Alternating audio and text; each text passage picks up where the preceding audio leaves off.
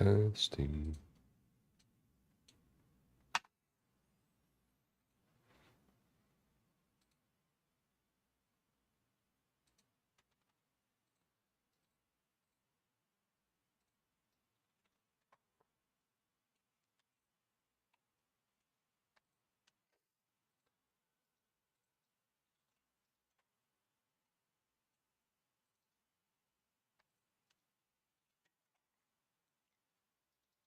Okay, let's go.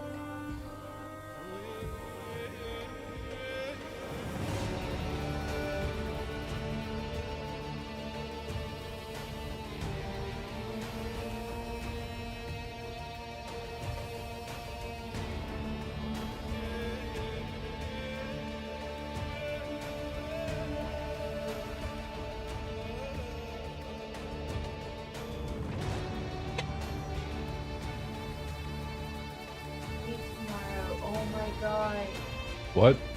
I almost forgot about Baldur's Gate tomorrow, which means Liz and I need to be done shopping early. What needs to be done early? Liz's dress shopping. I've taken her to go get a new dress for the next week, and I forgot about.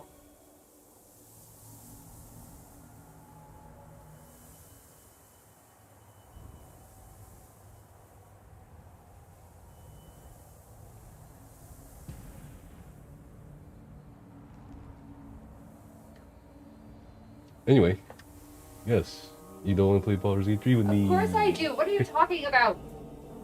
Okay. Wow. Wow. All right. Wow. All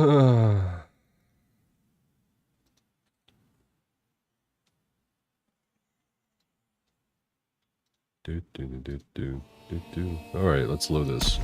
Yeah, what's up, Jedi? How are you? I want to wrap up the review of Total War Pharaoh so I can make a review video. Well. Well. Yes, that's right. Howdy, partner. I'm a new Texan around. So, you're proud of your Texan team? Yep. You ever... yeah, you know what team I mean? Cowboys? We are not. The Rangers. The Rangers won the World Series. Oh, baseball. Oh, all right. I was thinking American football, not baseball. My bad. Yeah, I'm doing well. Just settling in. So, the football season ends in March, February, I think, right? Mm-hmm. Yeah, that's about the time for the Super Bowl. Hello, Becca. Yeah. Hello, Becca. Hello. How do you like it with Casper all the time around? She hates Every day. adventure every day. Let's go. When I am Pharaoh, That means our good or lessons bad. will learn their place. Okay, I have no idea where I left off. Not gonna lie. With this save. Huh. Okay, I think I'm just trying to manage my resources right now. Yeehaw, Jedi. 2 Jedis in chat. Yeah, but I'm doing good. Thanks for asking, Backward. I'm just still trying to settle in, and I've been trying to get back in the swing of things, video editing, live streaming, and we'll be kicking the weekend off with hopefully my Swashbuckler Supreme at last. And yeah. Weren't you in the same team as Eddie? Eddie did the Swashbuckler last week, I thought. Yeah. I was moving. I was still unpacking. It was the same team or what? Same team. I I missed out. What the fuck? Yep. And I had to do the side achievement before the no death.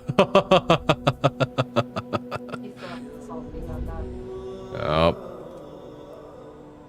What is the side achievement? It's like you have to kill the 3 mages on hard mode at the same time. Ah, so if Rather you have to than- hold them. Yeah, you have to You have hold to them. What the fuck, yeah. Yeah, it's pretty bad. So based. Can you even One through as, Egypt. What is the word? So you don't do split a bridge phase? No, not split. None can what's the word? withstand us.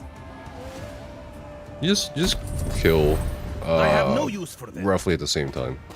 You don't have to be exact about it. Oh god, rebels. I am the I master remember of my what's own happening. destiny. I'm desperately trying to consolidate my holdings, stave off hunger, famine. Oh god.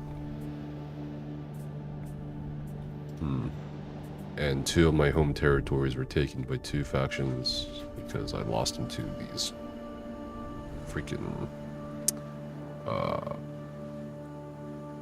nomads. What's up? Nothing? Nothing. How's work? Can you? So my question is, can you even skip a bridge phase on hard? No, you have. Well, the last bridge phase you can skip.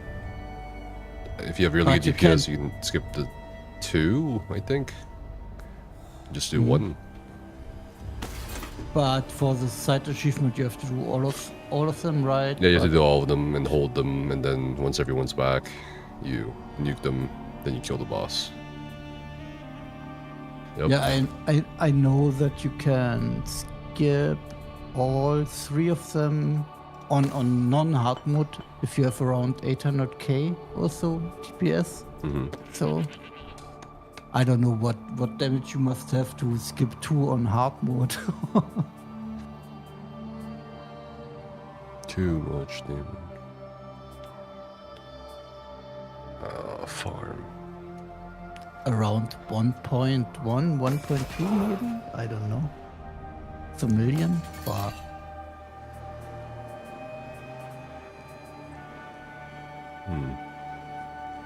A lot, I guess. Can't min. Yeah, I don't know how I should start my solidifying of this territory. I guess I'll just go with this. Resource shortage, expired barters. let me I extend switch the off, warmest Discord of for a invitations. second and see your stream.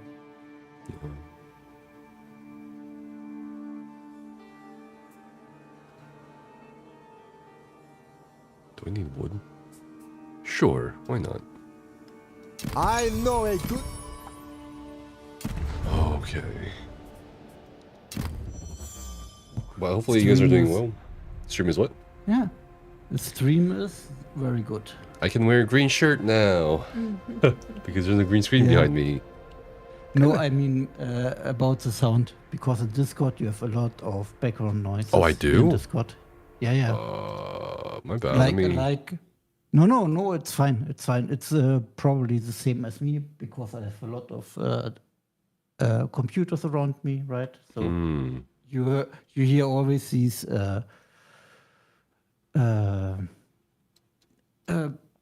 ventilator noises, right? So I think it's the same for me because you don't have the filters like on stream like you have in Discord. True. In Discord, you don't have the filters for that.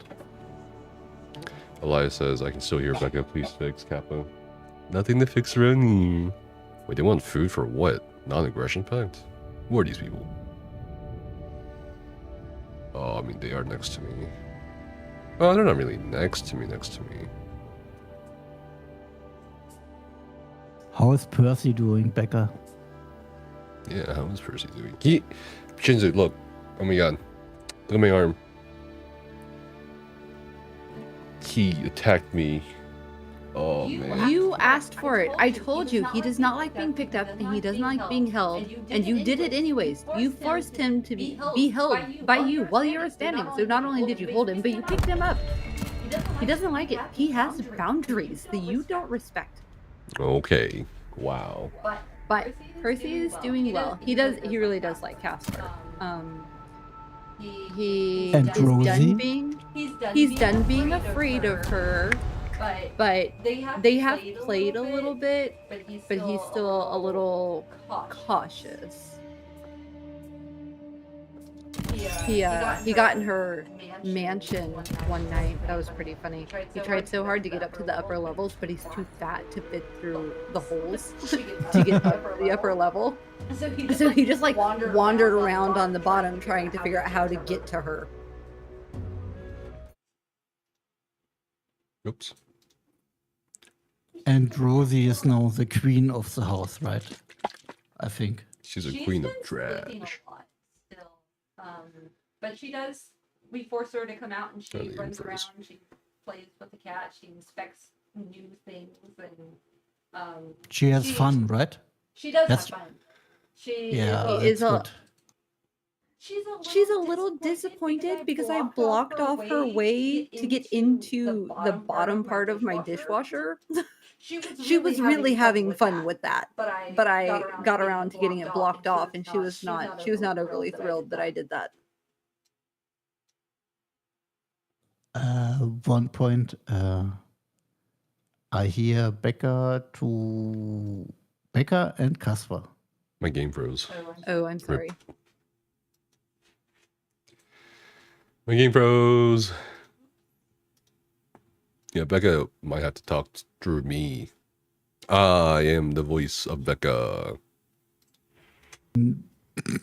I don't think so. I don't think so either.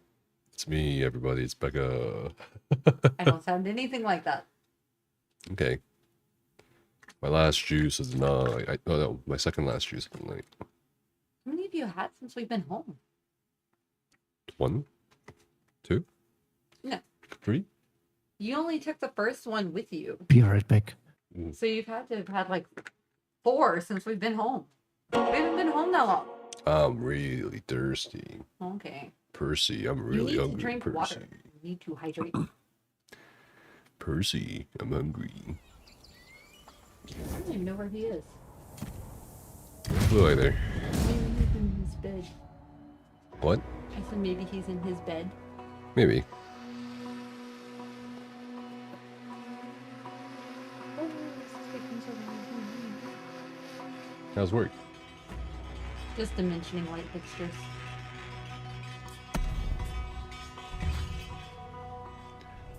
Armor gained. Okay, so I gotta do this over again real quick. I think. No? Weird. Yeah. Our friendship is fortuitous indeed.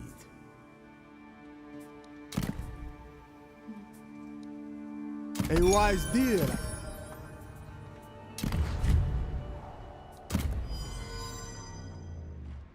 But yeah, hopefully everybody's doing well. I know it's been a while since I've actually streamed. But I'm hoping to get back into things. I'm probably gonna stream after the... I really do hope I get swashed tomorrow, man. And then I free up some evenings for other games and plans. Both on stream and real life. Yep. And back. Welcome back, Shinzu.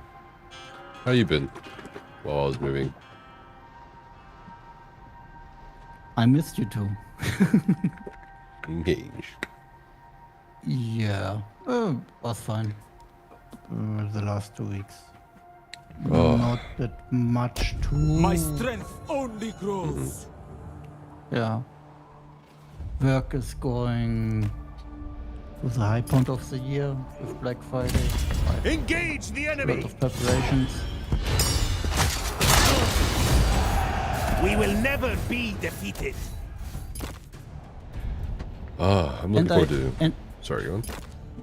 And I got a year older. Oh, it was your birthday? What did you mention? This week was my birthday, yes. Happy birthday. It's time to bust out the cake. The Marilyn Monroe birthday. The Marilyn Monroe birthday song? No, Birthday, Shinzu.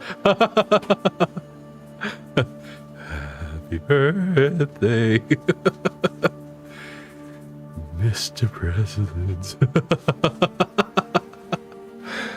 We have only a Mrs. President, yes? Oh, true. So, Oh, man. Well, what do you do? Just chill? yeah, chill. The one day of the year where I really chill. I still had to work, yeah, but I usually don't do anything on my birthday. Fair enough. Like I said, When me I neither. am Pharaoh, our lessers will learn their place.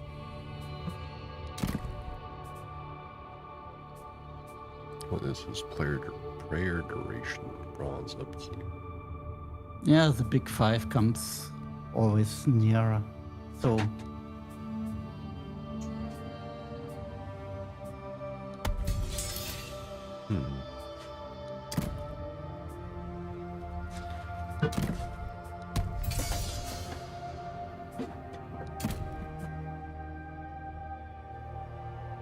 Okay.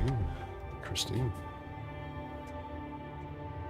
yeah, a friend of mine will be this year hitting the big 5.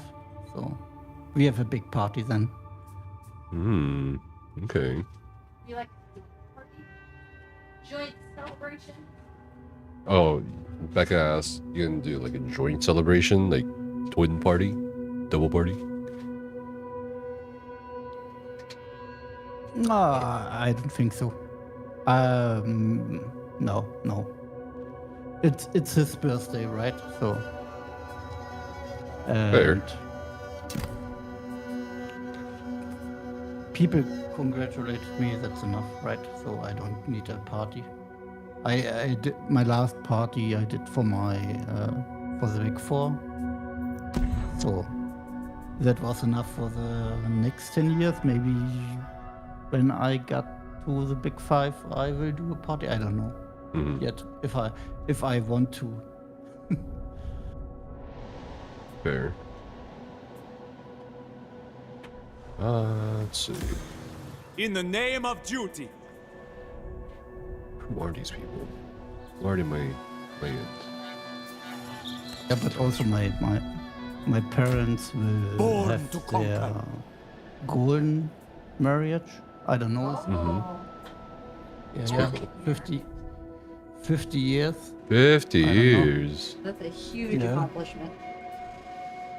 Why do you say it's an accomplishment? It is. Why? Making a marriage last 50 years, that's a huge accomplishment. True love, and it doesn't matter.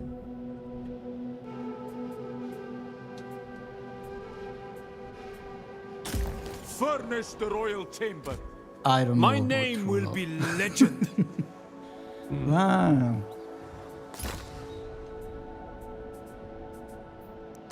50 years. Yeah, that's a long time. So I would also say it's a non-option to get divorced from my parents. So they had their ups and their downs during the time, right? So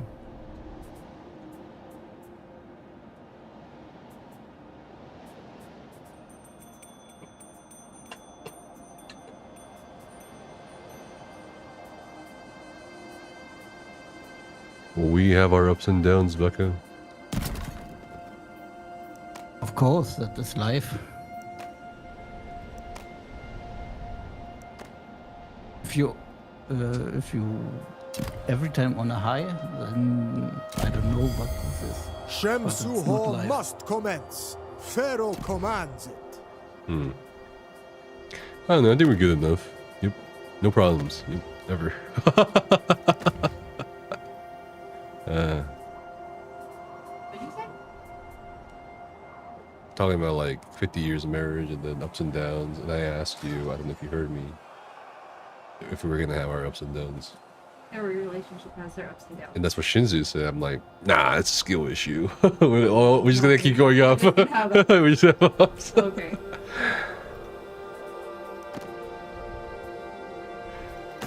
Yep. Just ups. Nothing else. Gonna go up so much that people want us to come down. That's what's gonna happen. First relationship in history that didn't have downs. Fear No, me. that's not true. Look at Julius Caesar and Cleopatra. Look how well that turned out. Easy. That's Look what at- you're setting as In the standard. Yeah. in the end, they also hooked up with Mark Anton or so, right? Okay, So- well that's if he had lived, probably not. But what was I saying? I mean, there's other couples in history. Let's see. Napoleon and Josephine. That's a weird one, though. I don't know.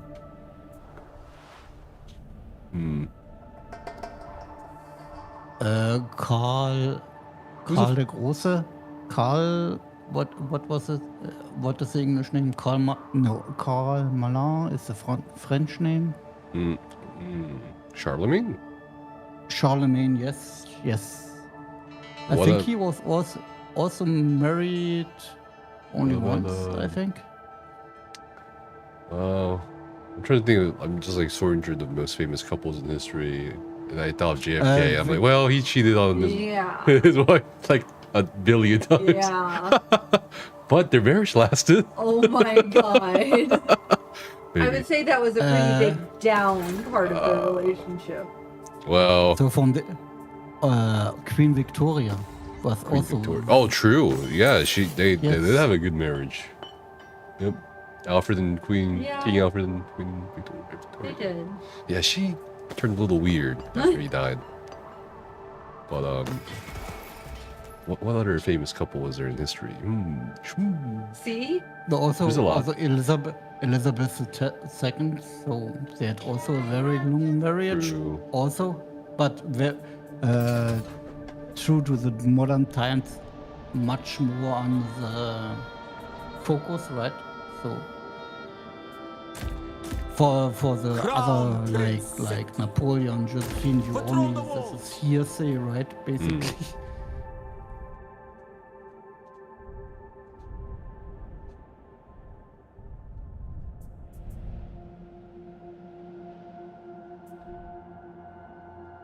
Let's see. Who else? I fight for Egypt.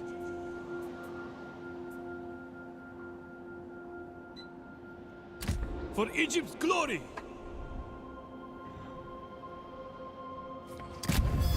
Court. It is time to survey What the was, mighty administration of King- Egypt. Edward the Eighth? Was it the Eighth? I don't know. Are we talking about the Edward that like had his wife killed? Yes. on the lower side of that.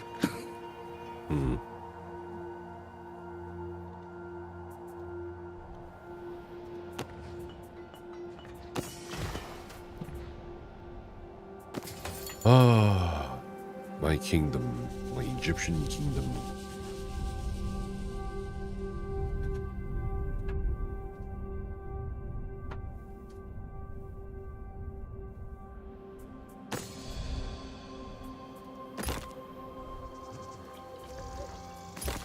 You should have started Ptolemy. Basically, it's Alexander. So. No. Ptolemaeus was a general in Alexander's army, right? Yes. So, yes. So it's Macedonia, basically, right? Yes. Yeah, and this period of the game is way before. This is like 1200 BC.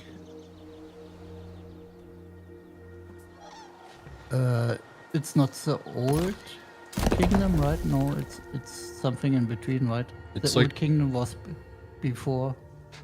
Do you think this is the 19th dynasty right now of Egypt? It's pretty old. I can get 1,000 gold for this one. Well, yeah, 1,000 bronze for the last one.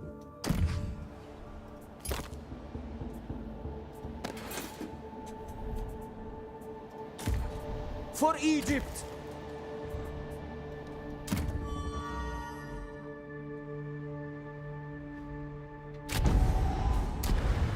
They want food, then they'll give us stone.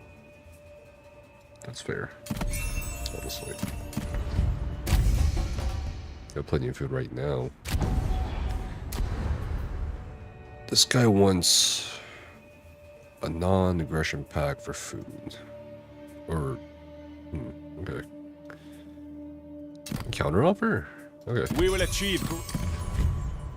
It's like 0.0 exactly. I watched last week a bit of Endless Archive, you and Elias. How do you like? How did you like it? It's... I think have the gods' faith. it's fun, for sure. Just not sure how long... Like, after you get all those power-ups permanently and you keep going, like, I think there's, like, probably a limit. Just not sure how much after that limit for you personally, like, in terms of time, because it's quite a bit of time investment, I think, once you dedicate to it. I saw Hyper and Luch doing the thing. I think they were on it for 12 hours or more. To our Arc 19 or so. Seems a lot of time.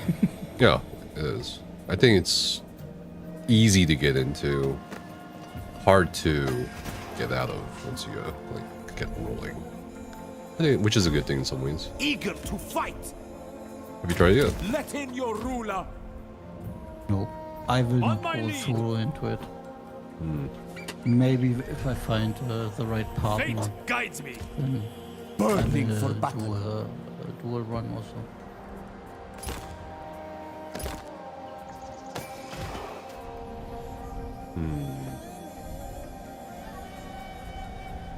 Let's say I don't play a multiplayer game to actually play solo. So Well, duo, easy.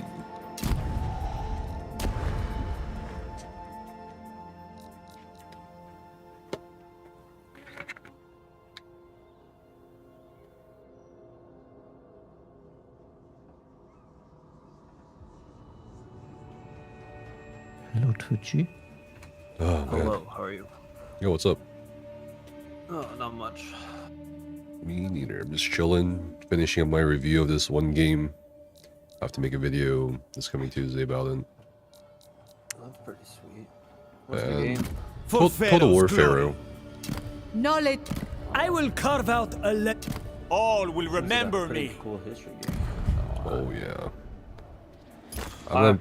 One of the ones that always got me for history was ancient Egypt. Like that, some of that stuff just blew my mind with what they were able to do and like and stuff like that, and, like the burials of the pharaohs and stuff. Yeah, a lot of people have fascination with Egypt. It's interesting. I mean, like even some of those things like they designed, like for example, like like with Tutankhamun or King Tut, I guess better known by, Right. like he had a solid gold coffin, which is ridiculous. Like when you try and say that, because like to make a coffin like out of solid gold, like, and then be able to like lift that and then move it into like place, Ready Pretty, to spill blood. No, pretty also, crazy. also the pyramids or King Ramses. What is the word? Grabmal. So, where is buried with Nefertiti. Yeah, wasn't they just recently have a discovery? Some pretty big one, whatever, wasn't it? No, this Ramses. I think the temple that the Egypt moved from a sea to a higher level. That was a modern achievement of Egypt, I would say. Okay. But Oh. the temple itself, it's also pretty impressive. Yeah, like there's a lot of pretty impressive things like about ancient Egypt in general. Like King Ramses, yeah, for sure. Like some of that stuff was pretty. Like the temple too that he built or had built, I guess. Was pretty good. Apparently, they found Egypt's first female pharaoh, and they found hundreds of jars still holding remnants of wine. Huh. That's pretty cool. Still drinkable? I don't think so. I don't know if it was drinkable, but yeah. But like, or like Tutankhamun or King Tut, like like his headpiece that he was buried with was also like solid gold, and like with like lapis inlays and glass inlays and stuff like that, and like that's pretty amazing for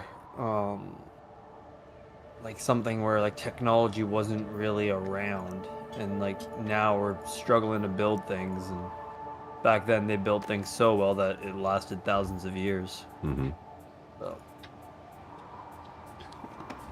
I would drink it. And you would drink that wine? Why not? You know, people are trying to reconstruct mammoth meat. Yeah. Well, no. What do you call it? They're trying to clone a mammoth right now. Yeah. Pretty sure they found viable like frozen DNA from a mammoth from I think it was Siberia, up there. That's what you there they want. found they found like a perfectly intact mammoth, and I'm like, you've y'all seen Jurassic Park, right? Carve out a legacy. It ain't right. Like we go do that, and then we're gonna end up with like Ever Jurassic beautiful. World, and we're gonna have T-Rexes. Hell yeah, knocking let's down go. doors. I'm down for Instead that. of like, it might like, call your boss to go to work. Yeah, I'm not gonna be at work of today Egypt. because I have a T-Rex that just crushed my vehicle. I need a vacation day. Yeah, like that's gonna end well.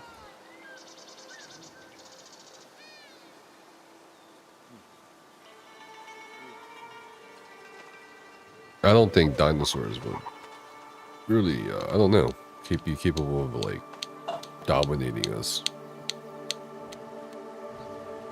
Yeah, I don't know. It depends on, I guess, what they mix with the dinosaur DNA kind of thing. But like, apparently they successfully like de-thawed. They found a worm that was apparently thousands of years old, and Always ready. just recently they successfully de-thawed it and brought it back to life. So apparently it was like frozen like in a cryogenic state or whatever. And it was so deeply frozen that they managed to bring it back to life now, and it's like living. And this thing's like 1,000 years old. It's pretty cool. Yeah, it just feels like we're playing a dangerous game.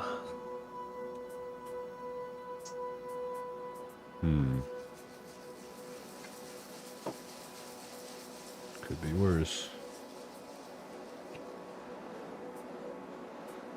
Yeah, 46,000-year-old worm.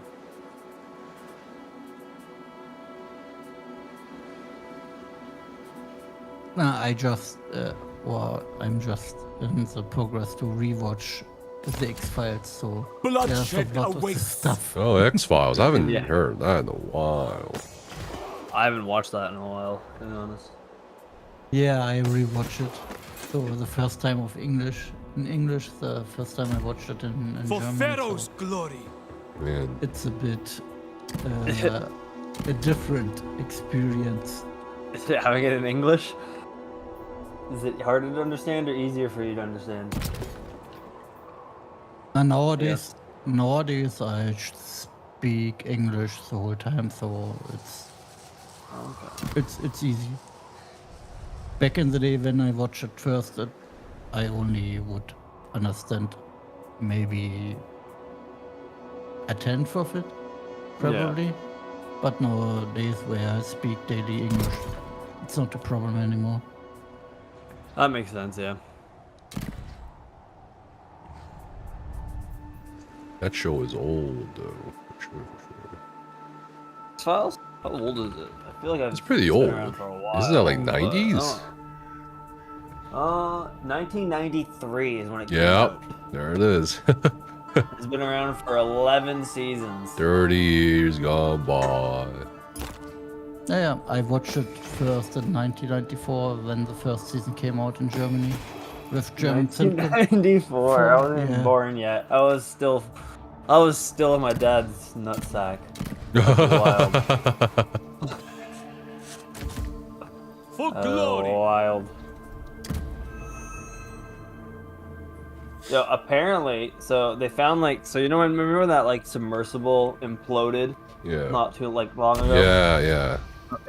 So apparently the old Nintendo controller that they used for it survived the implosion. Logitech? And they actually, like the Logitech controller, Yeah. But it was mimicked the old like Nintendo controller, basically. Howdy, from the Pod. GameCube. Hello, Zero. And that thing survived the implosion, which is pretty wild to think that. I lied. It was 1995. When was the first Son of Canaan. X-Files in Germany? My statement still stands as accurate, though. Yeah, it's still the 80s. Mightiest of princes.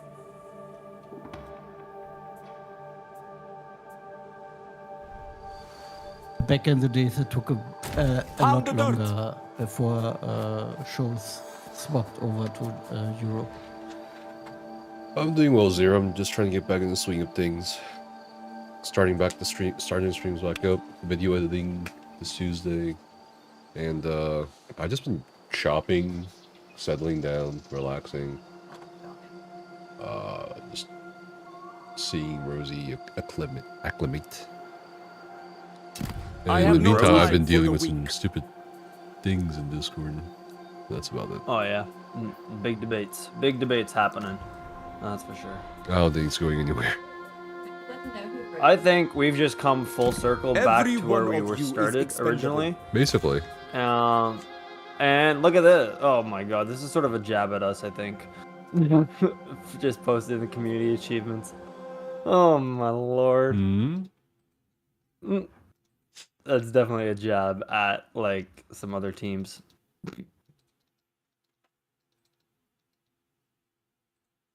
No.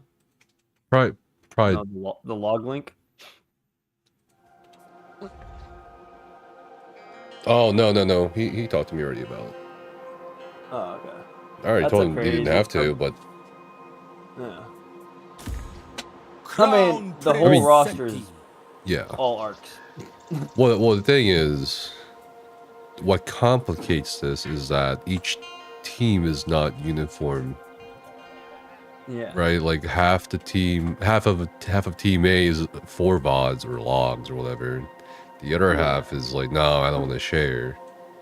It's just Yeah. there's like no It makes it organization. hard, yeah. I mean, and the hardest part, of course, everyone's opinion is valid. That's Yeah, everyone has a it's valid not opinion, too, and everyone has, objectively like, a valid wrong. argument. There's arguments to be made for either side, no matter what. That's the thing. Like, no matter what we have, there's Burning always gonna be for an argument for and against. And I think at least right now, with where we currently stand, Prince of Egypt. it's our hands are sort of tied, because like everyone has mentioned, right? If we do too much, people will go elsewhere. If we do too little, Ready people to are gonna spill go blood. elsewhere. Like it's a fine line we have to walk around, I guess, and figure it out with. We just need to take ourselves out of it again. Yeah. To say, but- okay, and I think- if there's bans, yeah, we'll take action. But that's it. And I think that's the best option. Like it's like the best option out of the solutions provided right now, just to get everyone on the same page at least, right? Even though it's technically, I don't know if it's the worst for the health of the game. I think for everyone's mental health involved in like dealing with the tracking of this stuff and like the sanity, it's good for us. But as for like the small community that comes out to be score pushing, I think in the long run it might be harmful until we get agreements on it. But I think as well, until we have action from either the developers to say what they want to do with it and what their plans are, and how they're going to approach these situations in the future, I think we have to just stay completely out of it. Yeah. Which Well, sort of sucks because I like the ideas that we had mentioned like throughout there. There were some pretty good ones, and then but yeah. unfortunately it's just hard. I think VODs would have been great for everybody. VODs, I think But VODs would have been great, but yeah, I don't know. I think some people are against it though.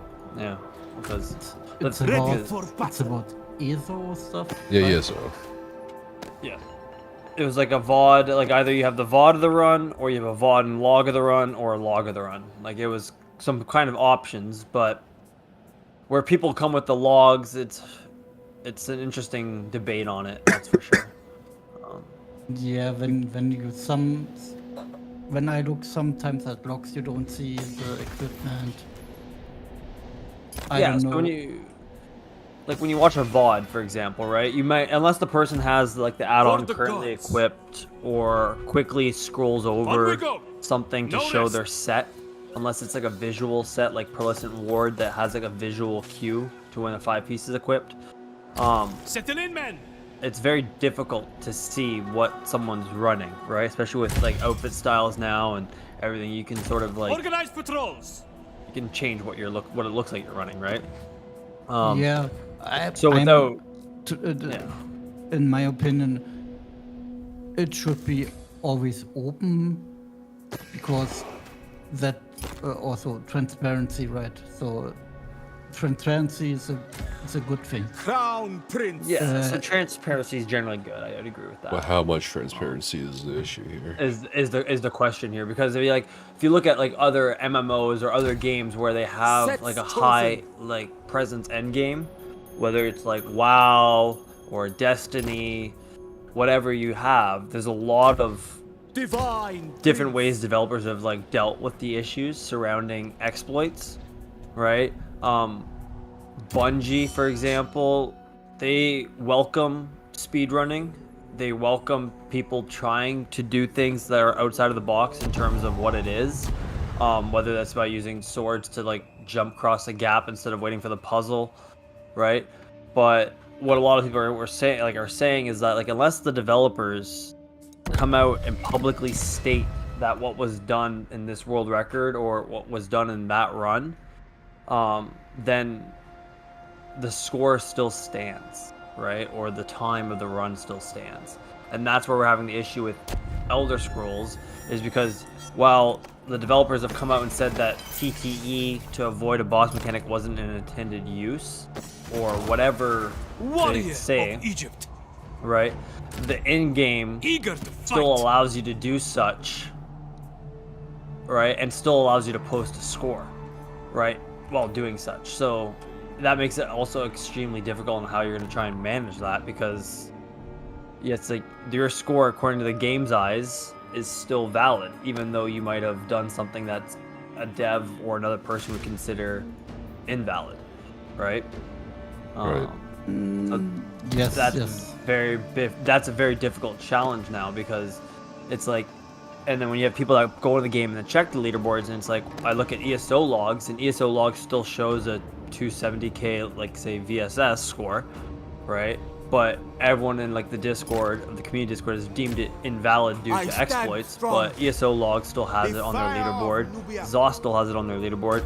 It's very hard to get Meneptas, like a footing to say that your opinion is the correct one, right? Because the devs haven't done anything, and that's where people are gonna lose the credibility with the Discord or I'll with work you whatever to it the is bone.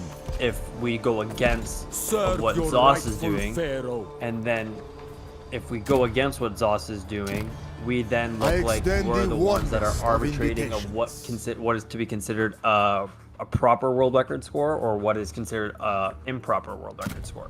Gatekeepers, right? So Yeah, and then it gets to the debate where if like the people that are reviewing these VODs or reviewing these logs are not impartial, meaning they have no ties to any of the current teams that are pushing scores, then you're gonna have other people from other teams might be throwing out accusations saying that you're favoring one server over the other, or you're favoring this team over the other team because of what XYZ reasons, right? And it's just an absolute headache to try and navigate this channel with like that discussion that we're having right now without any kind of guidelines from whether it's in-game guidelines or What makes whatever, a team not right? want to share log 0? Yeah. Death to my enemies. There's a few reasons. Because logs show more than VODs. And then there's the argument of, oh man, that's over. Yeah. Yeah. And logs So also it's- technically show a VOD as well. If you go like check on, if you go to ESO logs on any open log or whatever, and you go check the replay, you can basically see the positioning of the entire team in the room that they're currently fighting. Whether it's trash, whether it's a boss room, you can see their positioning, which is telling because then you can see where stacks are going. You can see the taunt order. You can see the gear swaps. You can see literally every single detail about it. Generally, there's some trials where I'd say trash gear can bug out. So, for example, in Swash and VDSR, when you're going to fight the mini bosses, if it pulls too quickly within the time frame from a trash cooldown to the boss, logs for whatever reason registers it as trash, and it will show your gear as trash gear, even though you might have swapped to a actual boss setup. Then another question is, does a third part, how much can a third party demand a team to give up its independence in determining how much information they should release?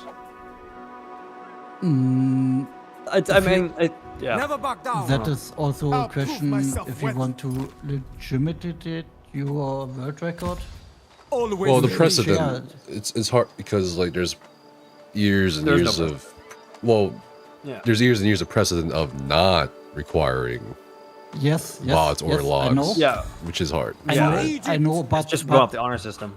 But now in the last year, I see more and more top teams sharing their logs actually, right? Also relatively near to their So where they did they the record. they share them and they share VODs. A lot of them do now. Yes, Some do VODs or so some do during score pushing, which was unheard of for my time.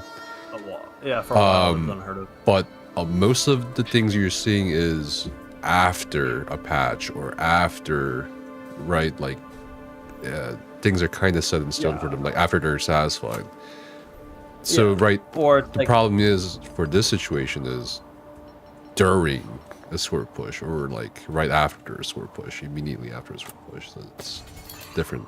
If that makes sense. And the thing is too, like, if you're like, there's no for ESO really, there's no precedent as to like a third party ever really being a validating of world records. Here, it's always generally been an honor system as to like, we're assuming that you're doing it legitimately, right? Or you're doing what's able to be used in game, right? Now, devs have come out and spoken, whether it's privately or publicly, they've come out and said certain things were considered to be exploits. However, they don't go back and like, I say retroactively change anything. It just, it stays there, right? And it makes it much of a challenge to try and like navigate that and like on how you're gonna do it. And like, I guess your best comparison would be if you're wanting to like compare world records here and like as to the submission process of getting a world record, is you basically would have to do something what Guinness World Records does. So you'd either have to have like the third party people sit there and watch the team, like whether it's via stream or watch the team do it, right? Which is like the same thing as a VOD, but just in real time versus after the fact. Or you have to like submit all the proper like paperwork that's required to prove that you are what you're claiming to be done legitimately is done.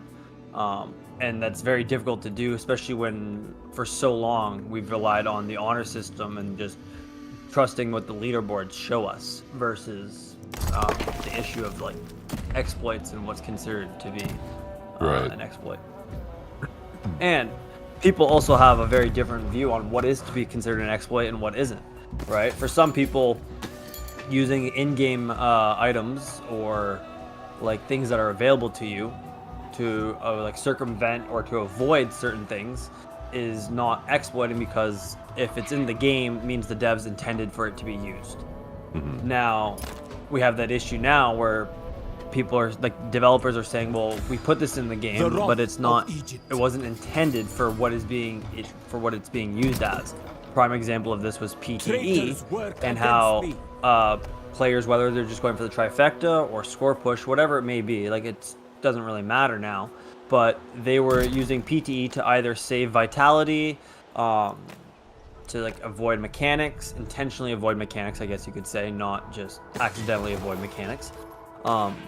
So, and now the developers have come out and said that this was not an intended function of it, hence why we've removed it.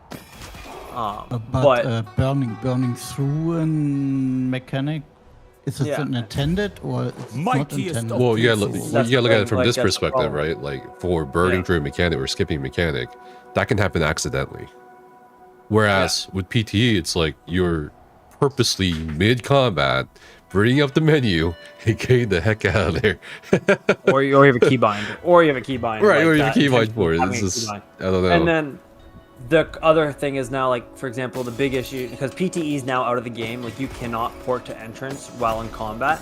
However, they have the PTXE now, where you drop root and then leave instance. Right. So it's like, people are, people circumventing. People have found a way around it, like around a way of potential fix. They found a way around it, and the thing is, it's like you knowingly and intentional, and this is where people are having the trouble of seeing. It's like to intentionally go into my menu, drop a group, leave the instance to avoid a mechanic.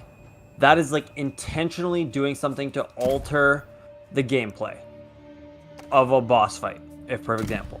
Right? So that's where developers are saying you're knowingly going against terms of service, because when you read, if you actually ever read the whole terms of service, it's a whole blurb as to, like, saying that you're not going to do anything that's going to circumvent the gameplay.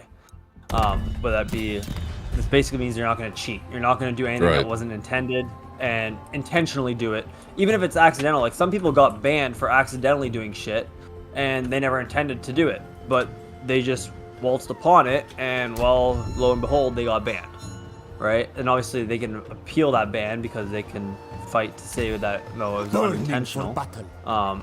Prime example would be when PT and Oaks minis was a thing. People would be pulled into instance, or would leave the instance because Mundus didn't happen or whatever, and as they were porting in to because the boss fight pulled them into their encounter, a mini would spawn on them, because that's the way the game was coded, and the mini actually would not spawn because of that.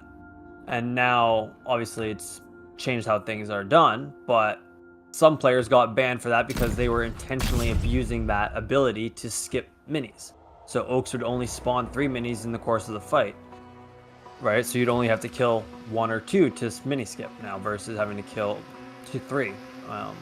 The mini skip. How would the community feel if Zoss took over the record keeping? I think that'd be fine. I think we'd be okay with that. I think that's what we'd want. Ideally, in a perfect situation, Zoss would be the ones to take over the record keeping, and they would be the ones that are validating and arbitrating these world records. Submit to your and then, if they were to do that, we would then just follow suit by just publicly, like, keeping up with what they do and acknowledge it, because they are the sole, like, arbitrators of the world records. But because Zoss doesn't really police the leaderboards or police scores or world records, we're in a tough spot, because we have to do it ourselves. And now we're getting to the issues where, people are throwing out accusations and people are whatever, and we're having this huge debate as to where we're going to go with it. Yeah, then you have to keep all the... In my opinion, in this instance, you have to then basically pull all these people together, right? All the teams. We did. Yeah. No one can agree on a single. No one can agree on a single thing. It's not that no one can agree. No. It's not that no one can agree on. There's just plenty of people that agree with one another on many things, but there's also other people that disagree with those people. And the problem with this, Shinzu, is let's say you're in Team A, right? and you want to put out VODs, but then 3 or 4 other people in your team don't want to. So what do you do? You know what I mean? It's kind of like... Yeah, because you have 12 people like on a team, paper, right? it makes sense to ask teams, but you're not asking teams. You're asking individuals still. Now, like, No, so okay, technically, then like, The wrath of I would put it Egypt. this way too. If the teams, let's say, were under, like, let's say your team was an organization Crown rather Prince than an Seki. actual, like, team. So, like, I let's have say your no team was an time for the esports weak. organization. This would be a lot actually easier because then you could have, like, rules around it. Surrounding, like, made if you us want to friends. join into, like, let's say the Elder earned. Scrolls Online Trial League, Right. you have to agree to follow these rules, and then you could police the records a lot easier because the team, when they sign up for this league or whatever it is, they would knowingly agree to the rules prior to signing up, right? If teams didn't agree to it, they just don't sign up. That's how it would work, right? It's the same, like, it's how, like, Call of Duty does it and how they all do these kinds of things when they have that, right? The teams generally agree to the rules Right. prior Yeah, to, and then have go from there. you have a league, right?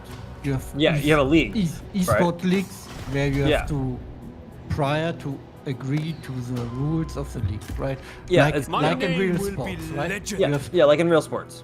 And then Right. obviously you can have punishments if you were to violate the rules. There's punishments. You can get suspension from the league, you can get whatever.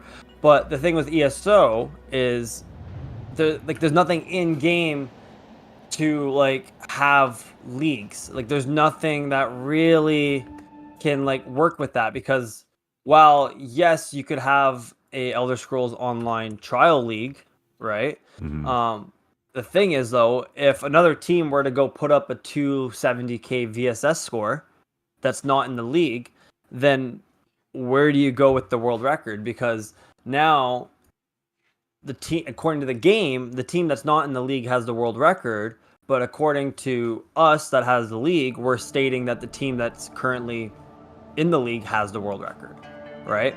So you almost need, like, something implemented in game to complement Warriors of externally, like Egypt. outside the game, to make this system work in tandem if we wanted to go down that route. But with the way that it is right now, it is just very difficult to try and find common ground on where we can get everyone to be like, Bloodshed yeah, awaits. I agree with this system, or I don't agree with this system. Right. And the And- problem with getting everyone right now is future people, because if we set a precedent now, that locks in future teams or people who might think differently.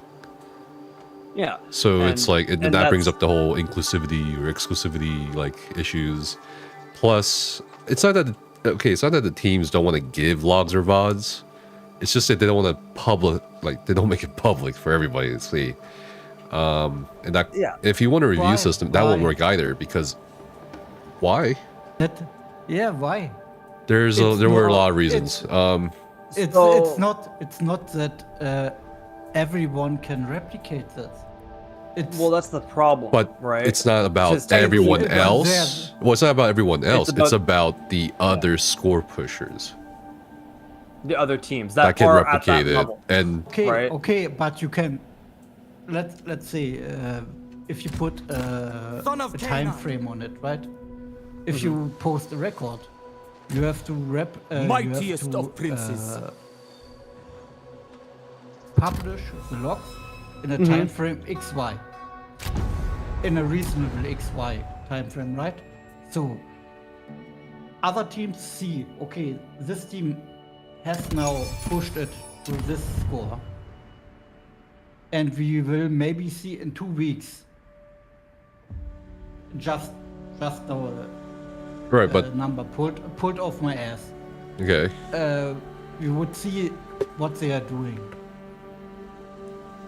So the thing is, the biggest concern for when they were talking about the law, like, so if you look, let's look at mini trials for example, because the thing is, when it comes to score pushing, it's all about margins, Ready to right, spill and time. And that's where you're coming down to it, because basically you have to play perfectly. Mini trials are obviously very different than large trials, like regular trials, right? So in mini trials, when you look at someone beating a world record, it's generally within a very small margin. What we see on time in terms of like the score and like the screenshot. It says like, oh, you finished VCR in a minute 52, for example, right? But you don't see the hundredths of a second, you don't see the thousandths of a second, but the game calculates it as if it was like using a thousandths and hundredths of a second, right? Because all that factors in. But in these mini trials, because teams are so close, because most of these like mini trials are already fairly optimized in terms of what you can push out in the time frame, it's very difficult to take a world record in a mini trial.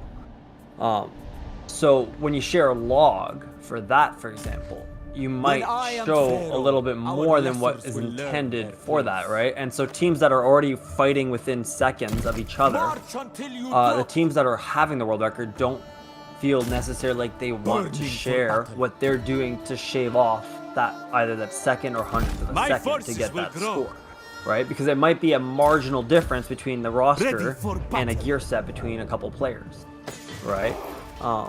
And this is all very important, but generally in the score pushing community, when you look at it, like all the strats for a lot of these trials, it's very much like known throughout the score pushing community as to what the general idea is for the strat.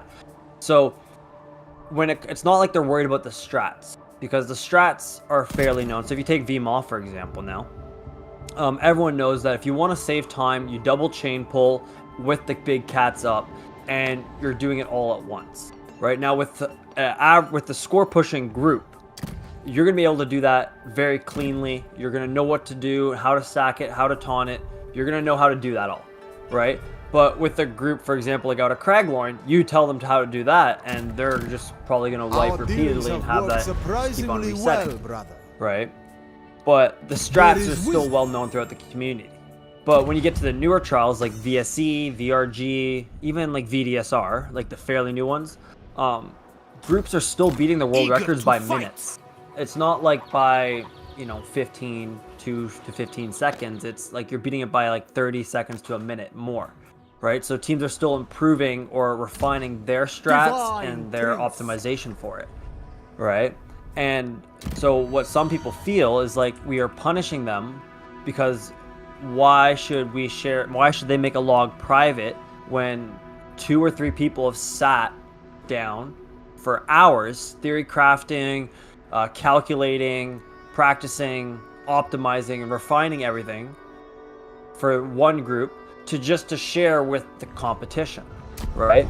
It's like another comparison you can draw to it is like Formula 1, right? If you ever look at Formula 1, the bottoms and the underneath of a race car, like of the Formula 1 cars, is very top. It's considered top secret. So when they had that giant fiasco where they're actually craning the Formula 1 cars and cameras were able to get videos underneath the Formula 1 car, that got a lot of race teams extremely upset.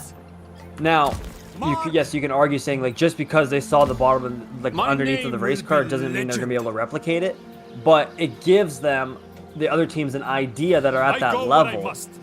The fact that they're giving away their competitive advantage, and now, even though they might be a year to 2 years, maybe a month, 3 months out from like catching up to that team, they're now making the margins that much tighter than what they already were. Sets chosen. So that is the arguments that a lot of these teams are trying to say, is that because we do all the work for the log, to make these logs basically perfect for us to do these world records, we shouldn't have to share them publicly. So that's where you get the question of like, do you need a third-party arbitrator that's like outside of the community that's not known to any of the score push people? Right. So they are someone that can. That's the problem, Zero. Right? Like independent source, but who's that independent source? If it's players, you need to have players who know what they're looking for, right? And those players who can read logs at that level, or just in general, there's 2 things. Like they probably know those people. Right, so it's like humans will always leak shit. And if we try to make an anonymous system, people outside the system will demand to know like who the reviewers are. So there's no point. And the only third party would be ZOS. And people will be fine with ZOS because ZOS, maker of the game. Who cares? Because whatever Zos says, Zos goes. That's Right, how it exactly. works. That's just how it works. And Zos is technically considered impartial because Zos owes none of us allegiance. They don't owe anyone anything, right? They don't owe us an explanation for anything. They can just, if they wanted to take score out of the trials, they could do that they could do it, and they don't owe us an explanation for it.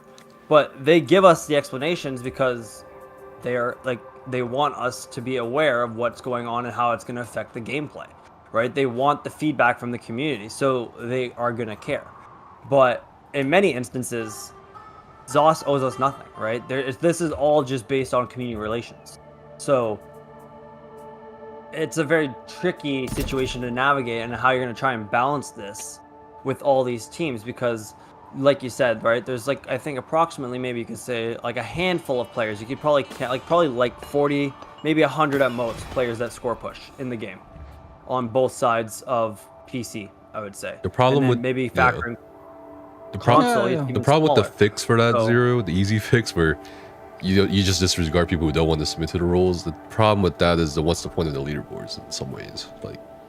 Yeah. Are you trying to Or be if you have accurate? leaderboards, and then, Yeah, exactly. Why do you even have leadboards? Has any of this like, been why have presented to leaderboards? ZOS? A couple of devs are actually reading along and following the conversations and debates. And Yes. then I'll be right this back real quick. gentleman agreement, let's say. The gentleman's It's hard. agreement only worked. Okay, so only- it's a shaky history, but it worked for the most part after one Tamriel.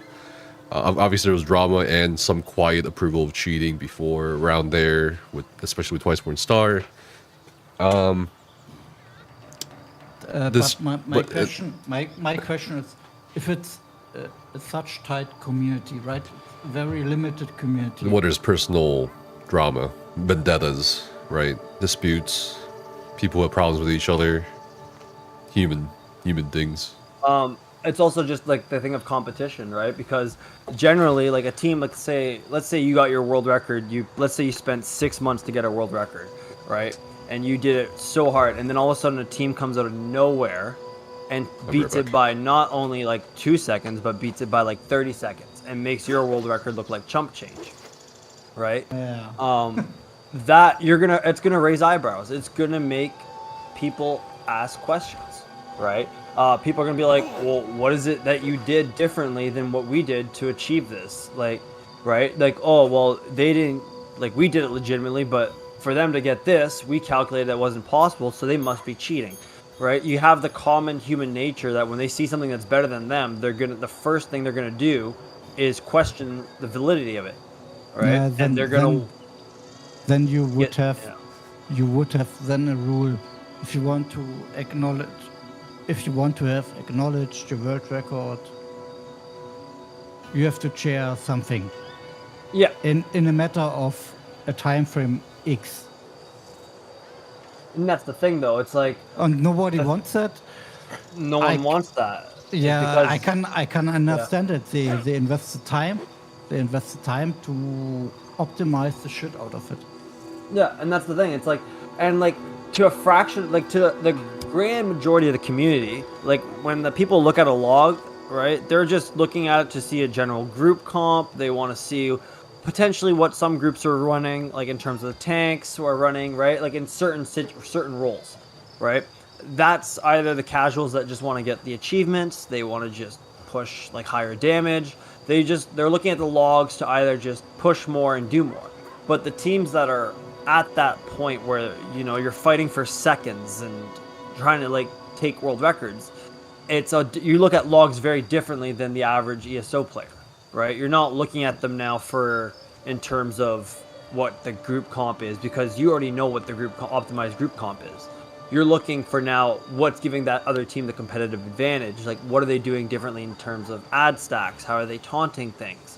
Because taunt order in some trash packs is very important because it dictates what moves where and when, right? So that's where people are starting to have the disagreement, is because they don't know. And VODs do show a lot, right? VODs can show from key perspectives what tanks are doing, what healers are doing, what the general group is doing, right? You can see things, but it doesn't show as much as logs do. And Naja, I know. I do this Yeah. only in a dungeon context, right? But we are seeing, when we are doing our trial group, we are seeing very big differences. If our tank does something different, we shaved off, I think, today 50 or no 3 minutes. We shaved off 3 minutes in a dungeon because our tank did something different. And Yeah. I in a trial context, I can see this. Yeah. Totally. For the past few days, I'm back, by the way, I've been talking to so many people, EU, NA, PC, console, and everyone can't. I don't know. It feels like No one can agree. ESOU and I am in the middle of this. What's that saying? Herding cats? It's not. I don't know, man. It's You're like hurting ants right now. It's next to impossible. It's not impossible. It's just that some people can't change their perspectives. Some people just want to be right. Some people do want to do things, but their teammates don't want to do it. And then I don't know. And then of course you have the more emotional people who are like, oh, if this goes through, we'll protest, or by not submitting scores.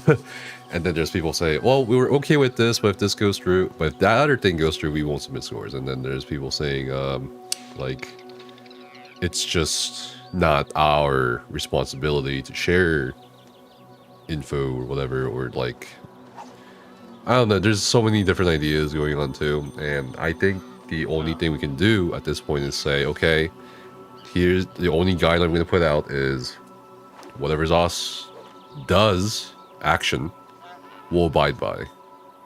And yeah, and that's what you have to do that's until really it. The only thing we're getting away from this is setting the precedent, or the like.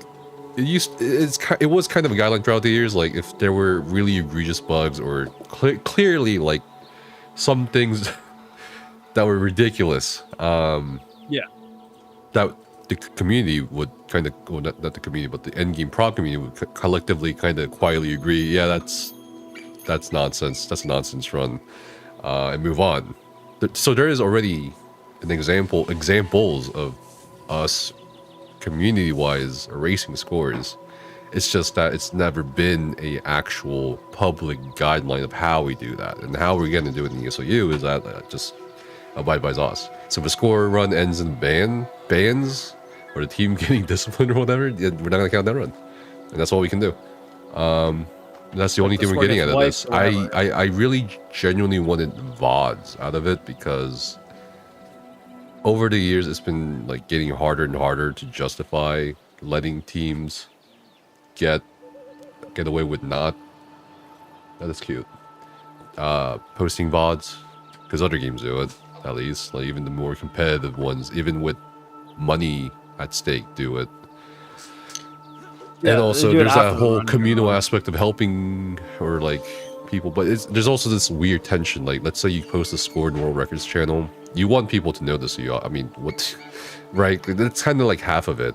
You know, I think one team told me, or a representative one team told me, that they only care about pushing a score. They don't really care about anything else.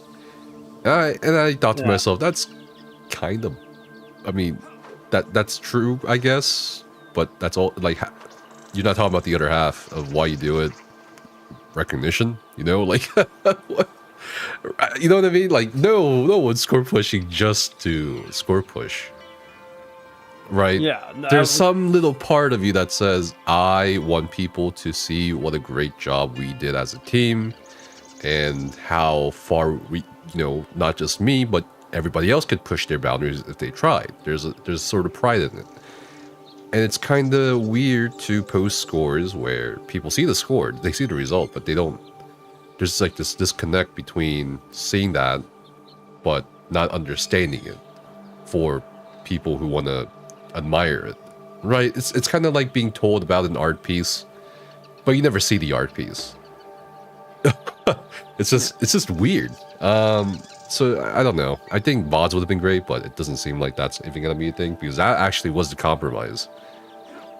The biggest It complaint. was until there's no biggest complaint. It's just people can't. Not everyone cannot agree on one single thing except the guideline of let Zos be the ultimate arbitrator. And that's simply because like it's like otherwise you lose credibility, and we would lose credibility as to what is a world record and what isn't. And then people are going to start questioning us as be like, well, if you guys didn't want to get involved, but now you guys are involved because you are determining what runs are considered valid and what's not.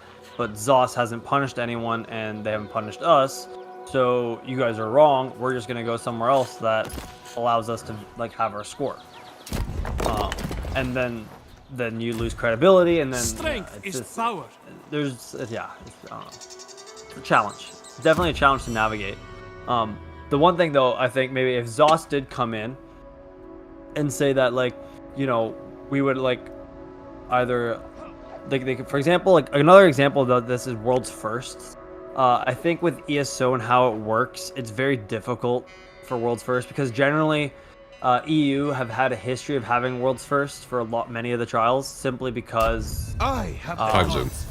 a time zone, right? Now, unlike other places, like now what Zos could do, and I probably would like to see them implement this in the future somehow, would be sort of like what Banchee does is they lock the content until it's available in all time zones. And then they open it up for the window, and then they have a challenge mode, or what they call a challenge mode. And it means that it doesn't matter what your power bonus level is in Destiny, what your gear level is, it all gets scaled down to the base level, and you have to do it, so everything is harder. So it makes it a challenge for them. And then the team that gets world's first is it's actual competition because it's open at the same time across the platform around the world. Doesn't matter where you are, it's all open on the same day at the same time. Whether that's like 1 a.m. Eastern, 6 p.m. UK, and 3 p.m. in the afternoon in Australia, it's the same time. And I would like to see Zos implement this somehow on live, potentially for new trials. Whether it's be for trifectas or whatever it is, they lock the trial until the expansion's available on like the two platforms, let's say PC, NA, and EU. It would be really nice to see if they could do it with console as well, where one day we get an expansion on all 3 days, like all 3 platforms get the expansion on the same day, and then they open the trial to everyone on the same time, so we could see if console can get world first, PC like NA or EU could get world first, and that would be something would be pretty cool. I think would be pretty cool to see if they could do that and implement that somehow in the future. But generally the problem with console is that you have to like submit your patch well before your intended patch date, and then it has to coincide with the console's like updates and all that kind of stuff. So there's a lot, so that's why generally patches on console are delayed, because they require a certain amount of time to verify stuff before it goes to launch. But that would be something that'd be pretty cool, and then that would add a bit more, I think, for at least world's first. I think that would add a little bit more prestige to it. For the like, if you say you got the world's first, but you don't have a PTS for consoles. Yeah, so you don't have a but a lot of console players that are like, let's say endgame on console, they're pushing like trifectas or hard modes. Like if I'm like Eternal, I think is like a good, well-known one from at least Xbox. Right, a lot of them also come onto PC to play PTS during the time, like the time frame. Right, they also will watch VODs of PCs, but console is always going to be sort of shunned when it comes to a world's first. Right. Because now instead of an actual world's first, it's just a world's platform first, right? And that's the same thing with technically, world's console first, right? But this is a publisher's problem, to be honest, because there are other publishers in the world, like the Big B, that are able to push an update to all platforms to the same time. Yeah, and I think that's what I was saying, like, I'm trying to, like, say is, like, I think Zos, if they can somehow figure out to line up the big updates to, like, line up, like, and coincide with all release dates on all platforms at the same time, I think that would be something that's really cool. But the reason generally why I think they also tend to wait for at least to update to consoles, because if PC has any bugs or things that are known, like pretty egregious bugs that come through sometimes, like we've all seen it happen, I think they can sort of try and fix them. But generally they just go through live anyways, like from PC to like if it's on PC when it first launches, it's going to come onto console when it first launches. And I think that's just because when they go to, and like I said before, the scheduling, the way they've had it scheduled, or way they've agreed to the terms with Microsoft or PlayStation or Sony, whatever it is, they've said that they're going to put an update out at this time, and then Xbox has to validate it, verify it, and go through this whole shenanigans, you know? In the name of duty. Welcome, I think friend. at the same time, This should To be honest, it's not a technical problem. it's not technical, it's developer. It's all developer. It No, comes no, down it's an organizational problem, or whatever you want to call it. Because technical, it would be possible to push the updates to all platforms at the same time. Yes, it is. Yeah, I definitely say it is possible, and I definitely would like. I would like to see ZOS, at least if they don't do it for all patches, that's fine, but do it for like the ones where, like, if you have like Endless Archive, or when you had like Sanity's Edge, like if you could at least push one of them to line up on all 3 platforms, so when you do a World's First, it has more meaning to it, more prestige. Because like for example, Destiny players, you get a cool jacket. I think you even get a belt, like a WWE belt, kind of thing. I was pretty sure, like I saw that was mentioned, Ready to spill or a blood. UFC belt, and it says World's First, and it has the raid's name on it and stuff. And then you also get like a cool little Prepare my souvenir. tent. Now that's obviously a big ask for a to ask ZOS to do that, but they went in the right direction with QuakeCon. That was something that I think is in the right direction, and they're working towards maybe some bigger updates in the future, potentially, with the success of how QuakeCon went. Obviously, maybe opening it up to more teams. But the thing is, QuakeCon is meant for one game only, and that's Quake. Like, it's not meant for Elder Scrolls, right? Well, it's Bethesda lineup. Or like ZeniMax Media lineup, rather. Yeah, it's a ZeniMax Media lineup, but it's not...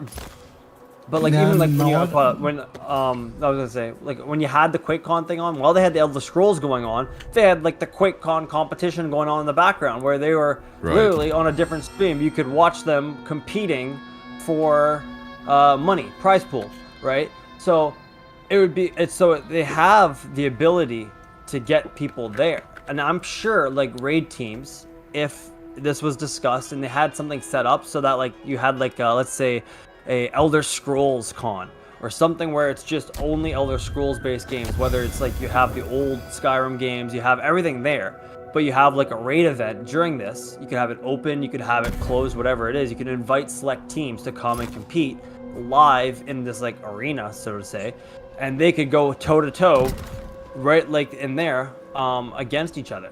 Right, and that's something I guarantee people would want to see too. It'd be like watching teams actually like duke it out at like real time at the same time, not one after another, right? Because like I know when I was watching Nephis' stream when that happened, right, and we're watching like the EU team go first, and it's like, oh, this is pretty sweet. But then you're like, oh well, NA just needs this amount of time to win, or with this much vitality, right? So you sort of knew what the outcome was going to be. However, if you had them like side by side in real time, both teams going at the same time, then that changes the whole dynamic of like the competition, because now it's no longer, you know, I know what this other team scored, like the other team got. It's now like we have to do our best, and we have one shot at it, kind of thing, you know, and that makes it even more competitive and more like interesting, I'd say. Oh, I agree. I think QuakeCon was a good thing. A side by side would have been better as for the format. Yeah. For the format, yeah, it's having both teams at the same time compete, whether it's 2 teams or 3 teams, whatever. And like they had people streaming to them, and that's how they did it, was because these players were at home, right, with their setups. So they were streaming from their setup through ZeniMax's like they gave them the application to stream it to them, and they were able to put it into their software to have it live stream and broadcasted. But if you're able to do this live, or even if like, you know, simultaneously at the same time, and then let's say you had 2 POVs of tanks, on pull, like trash pull, or like let's say they're both on Onsel, and you have like the 2 tank POVs going as groups are going on the last second for like kill time, and it comes down like, cause I'm pretty sure like the QuakeCon scores were pretty close to each other, right? It was in a couple seconds, Nephis? Whoops. Or like, It was about 1,000 points or so. I think it was like 1,000 points, which is like 30. I think it's like what? It was like 10, 15 seconds within each other. Like they weren't far off the score. It wasn't I far. don't think. Yeah. It was so like they both. I think the Europe team had 1 death. I'll and prove my the strength in US blood. team had 2 deaths in the end, but the US team was a bit faster. Yeah. I mean, either way, like it was still very like entertaining to watch in terms of what it was. Next time, I will find you. But I felt like I feel like if you had those perspectives like side by side, you know, as they're going down to the wire, where like, you know, like let's say the EU team had 18 minutes and 20 seconds and it was going up, but NA got to there at like 18 minutes and 10 seconds. Like you have a 10-second difference here, right? Like that kind of pressure buildup is huge. While when you have one team run first and then you watch the other team after, it's like you already know what you have to say. the outcome, and you know that if NA or EU plays really well and just beats the time with a little bit higher VIT or the same VIT, then they have it in the bag. Like it's sort of okay, then the then would be a 13th man, so basically a manager. Then would also come into play. That would say, okay, he watches the stream from the other team, and says, okay, you have to push it now. Meeting you here. What that would be very interesting to see, right? How a team reacts because they are going side by side. Right? Yeah, that's the thing. Like, it's very different kind of pressure, right? Because, like, yes, like if I'm like the NA team, for example, right? It's like, okay, I watch the EU team do it. I sit there and I'm like, oh, okay. Well, we just have to beat 18 minutes and 30 seconds. No problem. Like, we can do that, right? Like, you already know what time you have to beat, and you know what it is. It's not really like a race anymore, right? It's just, I just have to do better than them. But if you have them at the same time, it's no longer, I just have to be better than them. It's now, I don't know what time they're getting, and I don't know what time I'm getting, so we're just going to do our runs. And, like, you could have casters being like, oh, it's coming down to the wire. It's like 5 seconds left. Like, Onsel's at 10% health, like, you know, 1 million, 500k, 200k, whatever, and then, like, boom, like, it's dead. Oh, NA wins it, or EU wins it. Like, that would be something, like, I'm pretty sure you could make it, like, a pretty crazy thing, and, like, Puppies, like, who's a great caster for that kind of stuff, would be, like, absolutely going berserk during that, because, like, watching them, like, the previous esports streams that he does, what do you call it? Like what he does there, and like he has them like the streams side by side for the console. Like they'll do the console like iWaveoff TikTok thing. Right. They'll have 4 console teams go all at the same time, going for TikTok Tormentor within a 2-hour time limit. And it's like if all the teams get TikTok Tormentor, it's based off who has the higher score. Or if only one team gets TikTok Tormentor, then they win the event. So like there's so much going on because now the teams aren't worried about what time they have to beat. They're just worried about performing and hopefully either getting the achievement or whatever. So like, I think that would generate even more views for them, like especially in a game like this. And I think Elder Scrolls is one of those ones where you could maybe get some esports out of it in terms of like, you know, content. I think that'd be pretty cool if they had like a developer mode where they could join the group and follow the group as like a third-party view. That would be, I think that would be pretty cool if they could have that. That would be something that would be really, actually, I think, really interesting to have. You know, where you could sort of like see in real time, like they're in the instance, but you could also see like the other group that's in the instance as well and see how they're moving. Like, I think there's some pretty cool things they could work out with that, if they were able to do some of these things. But like anything, the game right now is, it's not to say it's dying, but the game's at a lull. Right, and that generally happens after a patch. Like everyone gets the hype around the new content. The new content comes out, everyone gets it done, and then it goes back to a lull. And then the score pushers sort of push the scores. They get a couple world records or not, and then they call it a day, and then they go hibernate and do whatever they do, and then they come back until the next patch. Right? Like there's no It's also for the general population. Yeah, it's also the general population follows that too, right? You farm your equipment from the new raids if you need it or not, just for competition. That you have your sticker book full, and that's it. Yeah, and then all the rest of your you want to do in the game something, right? Like factors that comes from you, not from the game itself. It's just from you. You want to do it, not that you have to compete for something. Aim for the hearts. Marksman, let fly. That's also in the score pusher, right? It's not that the game says here you have to achieve something. Because you have the two-factor, you are done, right? Kill them all. Yeah. And score pushing, then that comes from the people that play the game, not from the game itself. Without hesitation. And that's the thing too, is like the game itself, like yes, you have like let's say 2 million players across the globe that you know, that play the game, right? Like, and like yes, the population fluctuates. Like sometimes you'll have, you know, an average player base of 1 million players, right? But then you have patches and the player base goes up to 2 million. You got the free play events, it goes up more, and then after the free play event, it drops. Like it's general. Like most games generally have this history of ups and downs in terms of player retention and player base.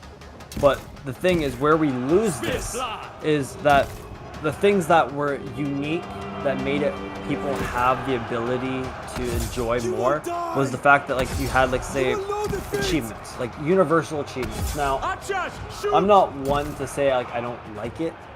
I enjoy it for some things because some of the achievements in this game are so tedious that like the fact that I had to do it on one character, let alone 20, was a bit annoying. However, there's like sometimes you had a thing where you had to like you had 400 Daedra killed on one character but 100 on another. Then with universal achievements, now magically I have the achievement. So for players that are casual or like the ones that love to really immerse themselves in the roleplay of the game, so that means like by creating characters that like are vampires or creating characters that are werewolf or a character that like hates Dunmer or whatever their idea in their head and their fantasy was, they were able to enact that in the game. But then with universal achievements, it sort of took that away because now your character that was once a vampire hater and a vampire hunter is no longer a vampire hunter because it technically has the achievement of being a vampire, right? And so for some people that sort of killed it. Even though the character wasn't a vampire, it still had the achievement as if it was. For other players in endgame, for example, like the biggest flex would be back when you could get 18 God Slayers and have it on 18 different characters. Now it's like, well, I have 20 God Slayers because my title's universal, but I only have logs to show for all my actual God Slayers. Like, it's not a flex anymore. It's not something that carries weight or value. Yes, it does make the title universal for players that like are more casual in the sense that they can't get Godslayer and they don't really want to get it again another like 19 times for all their characters to have it. But for the ones that really like, for endgame players at least, I guess you could say, like the only reason why I went to multiple open runs or different pug trial or trifecta runs was to get the trifecta on a different character or in a different role. Now I can just log on to my tank and I have Unchained. I can log on to my DPS, I have Unchained. Like there's no real benefit now, and now we're only left with score. And the score, some of it you can cheese, some of it you can't, and like it's sort of taking that away from players. So if you were to take away score from the game, well then anyone that wanted to push world records or that was pushing score will probably quit the game and only come on the game for world's first, because there's nothing to feed their need or what they want from it, right? And like for score pushers, it's chasing that, like that feeling of when you get a world record and all the work that you put in all the time. Like there's a lot of things behind the scenes that you don't see. Like when you see a world record pop, like that team is probably raiding like 4 to 5 days a week for 2 to 3 hours a day. Like they are putting in so much hours in those trials. They know those like the content on the back of their hand, right? Like they know exactly how it should be done and what should go where, right? And so when they see that score pop, it's like a culmination of everything they've worked hard for, and they've got it. The satisfaction, that like taste of victory, right? And so that's why you can't take away the score, because if you take away the score, then there's nothing left to do for trials anymore. It's like, I got the gear, I got the title, I have the mount, okay, now what left do I do? Like there's nothing left to do. And that's the thing, like sort of with PvP right now. It's like, once you have Grand Overlord, once you have Emperor, and you have all the other achievements, what is there left to do in PvP? Like, am I just gonna go gate camp some people? Sure. But yeah, this is the problem that since 2014. So. Yeah, this is the problem well before what it is now. But it's just like, what do? Right? Like, it's like, because sitting in PvP can only be so much fun till you're not having fun anymore. And that's the problem, is like, yes, putting out new content and making new content is good, but also it's very important that you keep the old content relevant, because the old content holds a dear heart in a lot of the older players' like mindset, right? Like for me, VMAW is still one of my favorite trials in the game, and that's patches old. Like, we're talking patches. Like, it's probably close to like, I think what, 6-7 years old. Maybe older. VMAW? That's It's pretty 7 old. years old. It's like 7 years old. So that's, yeah, like that's 7 years old. Now come on. Come on. In 2014, you had only Material Archive as raid, right? I don't hold it. It's okay to run it, but then the next raid was Hellra, right? In the next update where Crypto came out, I don't know exactly, but I hate Hellra. It was the second raid that was released. VMAW was the second raid that was released. No, After VMAW.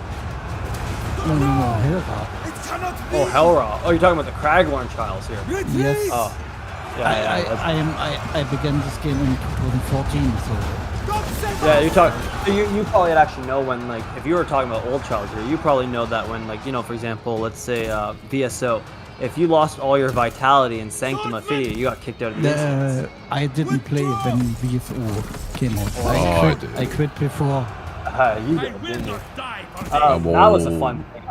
I actually enjoyed that when the trials used to kick you out if you lost all your vitality.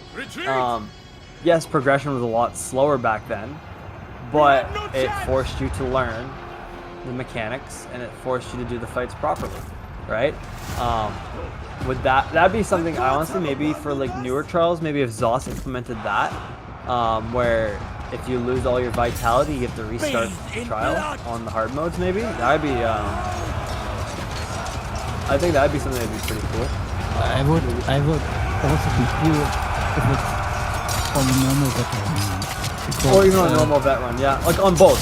I think maybe on hard mode it could be like let's say, like, you know, like hard mode you have 30, like on, and like the new trials now you have like 36 vitality, right? So if there was a way that they could, yeah, it's all about score multipliers, right? What people score better. They need to do something where you reduce the amount of vitality you have as bonus. So instead of like, let's say 36 vit, you have 12 vit on hard mode, right? Mm-hmm. Now, for teams that are flawless, you know, 12 vit doesn't really mean anything.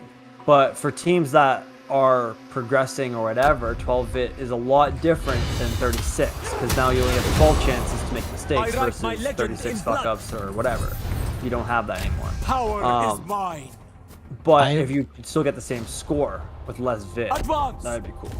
I would when also I am Pharaoh, our lessons will learn have a good time when they said, okay, you have a normal vet trial, after 36 deaths you get kicked out.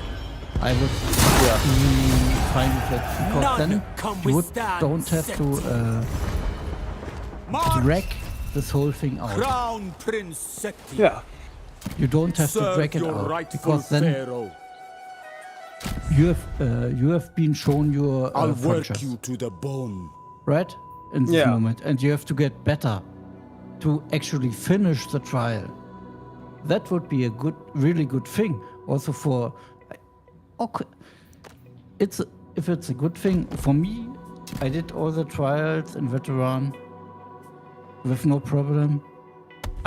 Your lives are mine to besides the spend. new since so Blackwood, so I did all of the HMs. Yeah. And I love HMs. I don't go for trifectas. That's not I my have thing. no time for the weak. I love the HMs, right? Yeah. To have a thing.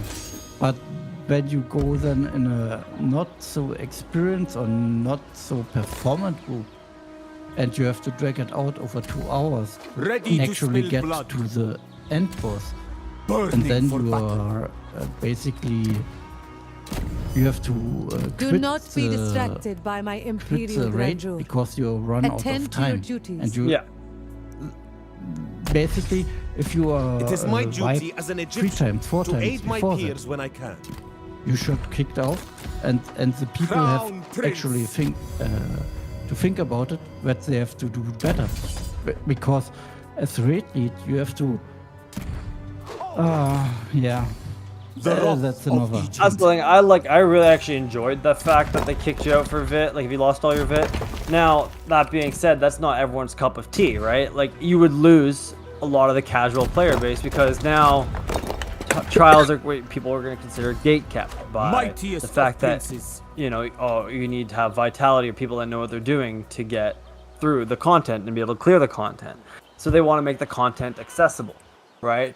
For the people that maybe play the game once a month or whatever, right? And that's fine. I understand that because majority, like at the end of the day, majority of this player base is always going to be the casual Every player one base. of you is And that's not a expendable. jab at casuals or whatever. It's just the reality of what this game is.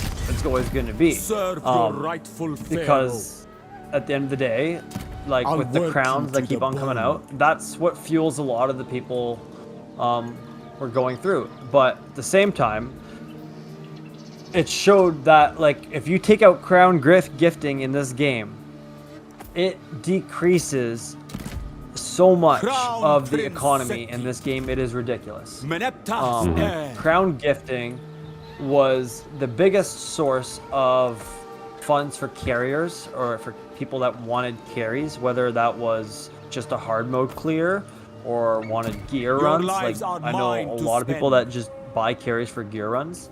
And when they got rid of Crown Crate gifting, carries for like Ready normal to spill dungeons, blood. for vet dungeons, for random normals, I have no time like for the weak. decreased so much that servers actually carry servers shut down and don't offer it anymore because the economy for it just Join died me out with or it because die. now the gold flow that the game had was drastically reduced. Prices of like in-game items went up. Like everything's gone up. And generally you'll see when they have like these big events, prices will drop and whatever.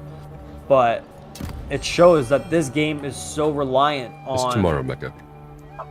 the crown market that you can't get rid of it, right? And the thing is to punish all the players for some of the bad apples in that was a necessary but not the correct way to go about it, I guess you could say. They could have maybe handled it differently, and that might have not killed the game as much, right? But by making it now so that crown sellers have to go through these hoops to try and sell Let crowns Shamsu legitimately, Hall commence. they now There have is to much deal to be with, done. you know, like the potential of like waiting for a ZOS to reply to a ticket, and that can take anywhere from 24 hours, less than 24 hours, to like a week, or even longer sometimes, depending on the volume of the tickets, right? So that also killed a lot of our base. And now, Endless Archive was good. We got a big launch, a lot of players back to the game, and But now it's like you do Endless Archive enough times, you get all the achievements out of there. If you have a full sticker book already, you're not really getting much else except for the new gear sets. And honestly, like the new gear sets aren't anything I'd say special. For a lot of the end game players, they're not very much usable. Some of them maybe in PvP. I think maybe some of them might have a niche in terms of PvE and like end game content for trials. That might be something teams are testing. I don't know for sure, but it's pretty repetitive. Like, and now the score for Endless Archive, the way it works instead of a trial score is just if I sit in there for 4 hours and I get to Arc 20, then I'll have the world record score. Like, it just depends on how long you want to sit at a computer for and play, right? And if you can not die for 3 threads or 4 threads. But even then, that has its limitations for people because some people don't find that kind of content, like of endless waves, entertaining. Some people don't, don't necessarily enjoy that kind of stuff. So even then, that is also a challenge to try and navigate because now how do you go about that? Because this patch for some of the new players, like for some players that don't enjoy that, it's sort of a useless patch. Yeah, what's up, Barry? How are you doing? It doesn't really benefit them, so it's hard because at the end of the day, you're never going to be able to please the entire community, like we've said before, right? You can't make everyone happy. You're going to have people that are going to be mad about some things, people are going to be mad about others.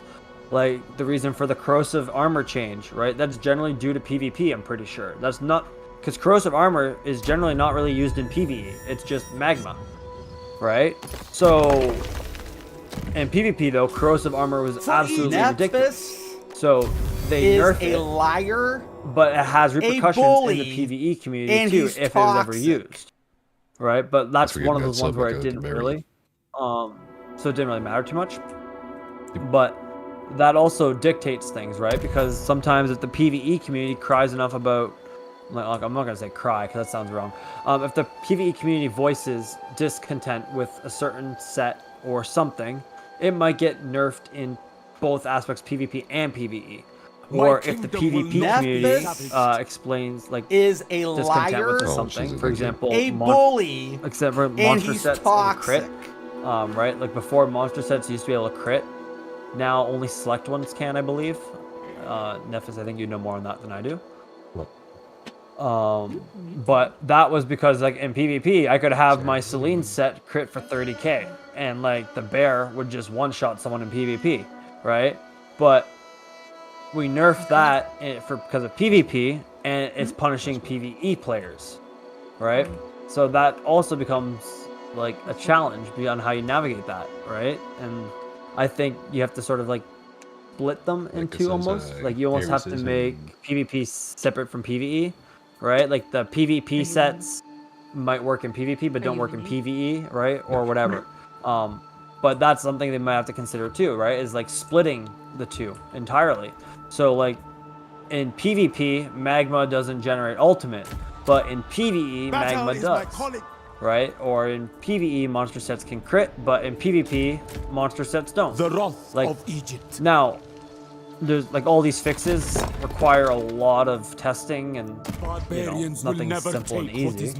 But with the way the state of the game is, they need to figure something out to keep players entertained and figure out what they can do with the content. Well, hello. Oh, it's all there. What? No, I'm talking in chat. And Becca. Oh. Hi, Shinzu. Hi, guys.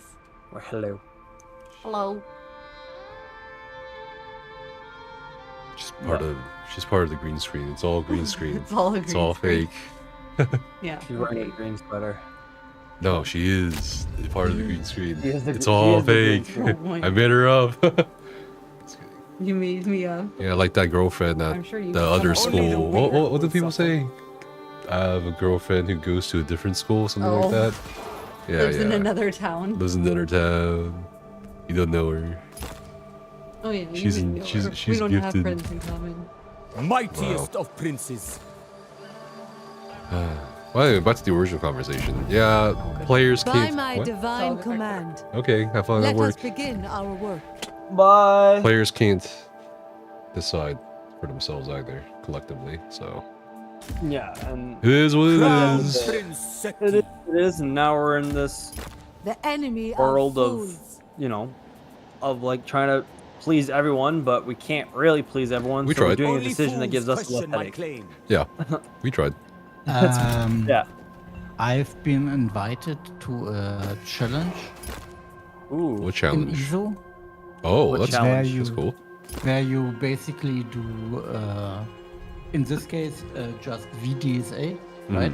Okay. But you can only use crafted sets, Oh. two crafted sets. See, that's right? that's what we want to do for patch records, like or some like do some affixes like conditions, like all Yeah, nightly and you- I mean, stuff and you like can, that. And you you can, know. and you can't even use bloodthirsty on your jewelry. Or only things you can use on the jewelry that were before the Somerset patch. I The think, frail will wither and and something die. like that. And then over the whole, there's Ready to spill much blood. broader. So they're doing basically the Crackdown trials, and then you can use the Crackdown trial set. But before that, you can only use, I don't know, as stamina, you can Hunting's Rage and something else. And as Magicka and as tank, you have Nephis limited sets, right? is a liar, Thanks for the sub. a bully, and Yeah, no he's problem. toxic. But yeah, Oh. like I think that'd be pretty cool. Like I honestly, maybe this would be something that we could test out at one point, maybe. But it would be like an ESO trial league.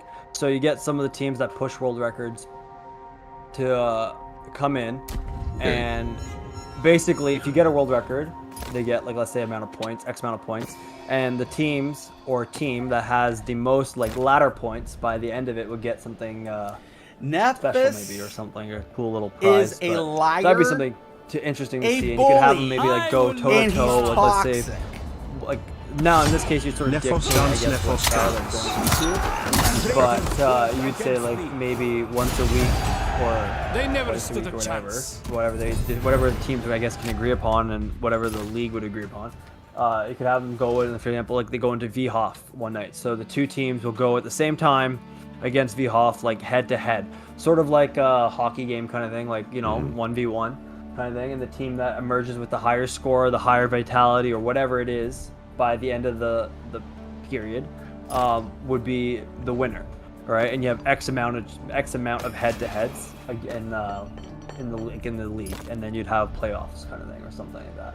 That would be pretty cool to see if we could try to implement that. Burning for battle. And that might also grow endgame community, because we could also do it in a way that it wasn't like just, let's say, high-end score push teams. Yeah, I don't could know if do we it need like to bring in casual those pushers. I think anyone. You don't could even get- have to. Yeah, exactly. Anyone Anyone can do do it. Anyone.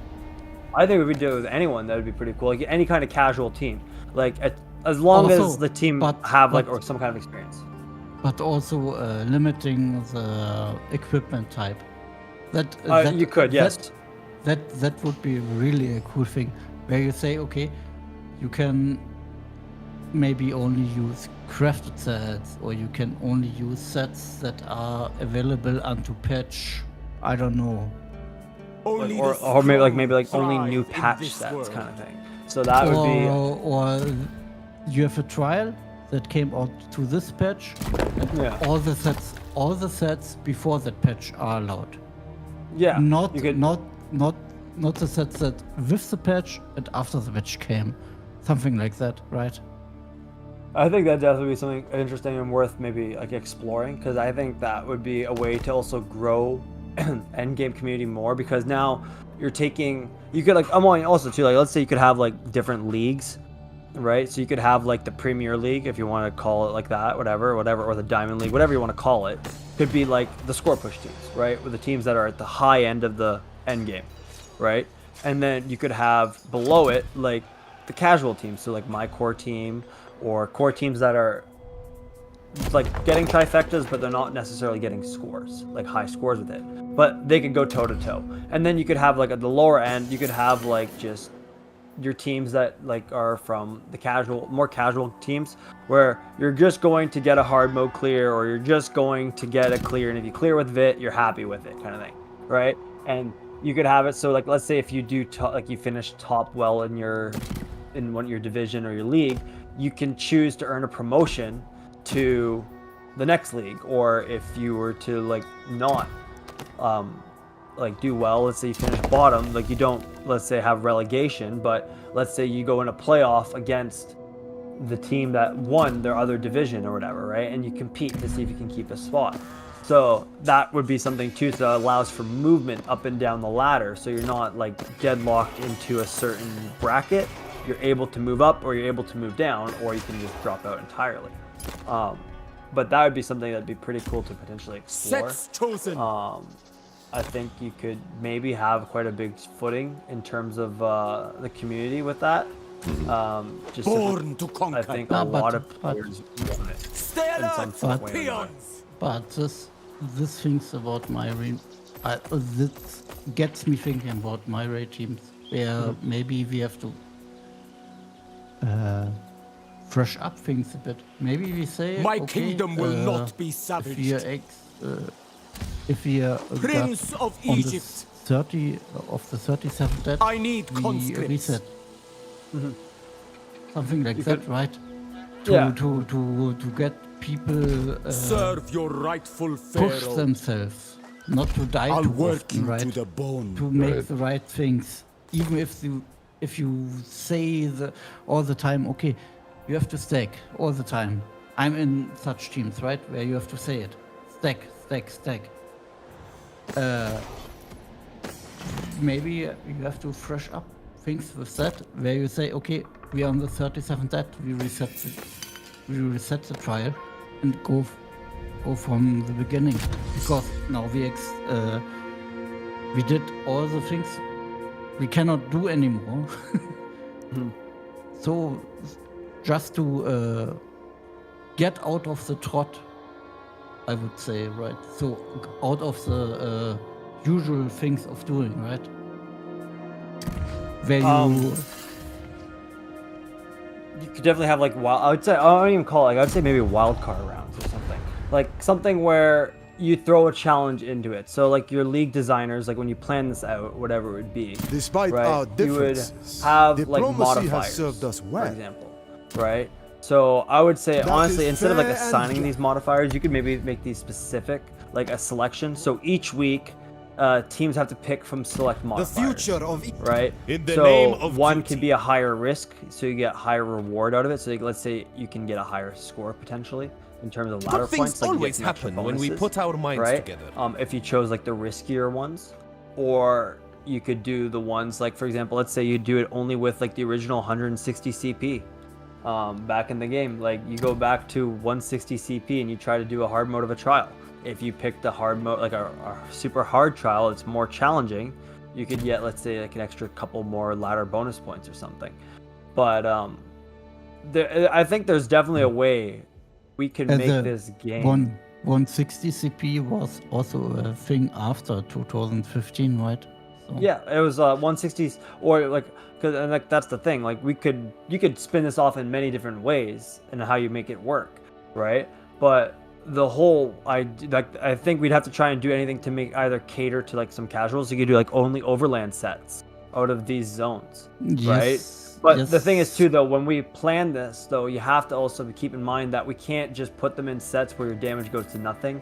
It's sort of we'll have to select sets prior to that work together, and that the damage doesn't just go down to like dog water, right? Because you still need the damage to be able to do these mechanics and to be able to do the content at least semi easily, right? Not gonna say like, but you could also have like where you have no mythics allowed, so your team cannot compete with any mythics. Your team can only like there's a lot of things we can spin off with that it. And I think that is one of the challenges in the thing I got invited. You don't have monster sets, you don't have mythics, you have Julianos and I don't know. Julianos. For Magicka DDs, Julianos and Zwielichtkuss. I think it's Dawn, something Dawn Kiss. No, I don't know the revert. And then and Stamina's Hunting's Rage and Egypt Night is Mother. in need of Yes. governance. Yeah, so they all pair together Let sort us of well. begin. Though they're not like completely dog water sets. Yeah, Right. yeah, It'd be like saying like, or for example, like the tanks, like you have to have Eben, but like you could also do like sets only from like you could have to say like, oh, if you're gonna be on a Magplar, you have to wear Moon Dancer, and go back to Moon Dancer swords. Like you can make it whatever we sort of want, but the thing is though, to get teams behind it, there have to be sort of a justification for it and like a rationale behind it that's gonna make sense to these teams. Whether it's the end game, high end game teams or low end game teams, you still need to be able to do it. And then and obviously, also only base game classes. No Warden, no Necro, no Arcanist. you could do that. You could do that. No Warden, no Necro, no Arcanist. And you could also do no Arc Druid, no new monster sets from these certain dungeons. You could go to the back old dungeons. Like there's so much and potential with this, like with that idea you could do. That I think would be something that'd be cool and very fun to try and implement. And I think honestly, this is also a way you could say like if a team were to get a world record during this kind of like event, or maybe not even an event, like during that kind of thing, then you don't have to worry about validation of world record scores because it's happening during a live stream while like two people are casting it or whatever, right? Like they're going to be watching it happen as it's happening, like it's kind of thing, because it's done head to head or 1v1, right? So you could have it, let's say you had teams sign up for this first ever, whatever you want to call it, right? So on the Monday, night 1, you'd have Team A versus Team B going head to head for ladder points. And then some nights you could call it like the triple header night, where you have like 3 time slots of teams going back to back to back competitions, right? And that can change it up and everything goes on. And then if you get into like the playoffs or whatever you want to call it, like the championship matchups, like rounds, you could have it like pretty comfortably like going. And so you could say that the team that with the highest amount of points at the end of the season, like the regular whatever season you want to call it, can dictate, instead of like you know, some teams have like home field advantage or have whatever, they can pick the trial that they want to go into for the elimination rounds, right? Within like a certain selection of trials, right? So they could technically get a little bit of an advantage over another team. Good things always happen but when we the put team our could come in minds with a giant upset and like blow them out of the water, right? So I think it'd be something pretty cool to try and navigate and potentially like come up with. I think we could definitely pull it off if we got enough of the creators behind it and wrap some heads around here and discuss with it. And also too, I'm sure like the score push teams, like yes, you have your own raid schedule and they have their own schedules that might always conflict with people's times, but I'm sure, you know, like the QuakeCon thing, the teams set aside time for it to do the event. So if this was something that players from those teams have like agreed to do, I'm sure that they would go out of their way to make sure it can work out if it means that they're, you know, getting like extra, like I will defend my home. Like they're getting something out of it, kind of thing, right? Yeah. Obviously. And like if the prize pool is pretty cool, like you could say like, let's say like if you can, I'm pretty sure you could probably get Zoss behind it as well, if they want to, because generally they want some things that are gonna get them more views, that's gonna get them more publicity in terms of content. I know when like other streamers did those like console like events, like I guess One More Clash is a really good example for PC. Like that averaged a lot of people, a lot of views on Twitch. Whether it was a low end streamer, like not low end, but a streamer that doesn't generally get high views, they were getting like 5 to 10 views on average more than they would get in the past, because during this event, the community was tuning in to the teams that were there competing to be able to watch this. So that could also be something too. You could implement a draft selection kind of thing. So where teams, instead of having teams that are like already pre-made, it's a team where you draft these players and then you have like some amount of points, you draft them, and then you go into this league like that. So you could also do something like that, which would be pretty cool. But there's definitely a way you could add an esport element to this game, and that would generate player base. It would also generate more viewership, and it would generate more engagement amongst the community, because you're getting more people from all levels of endgame involved, which would be pretty cool.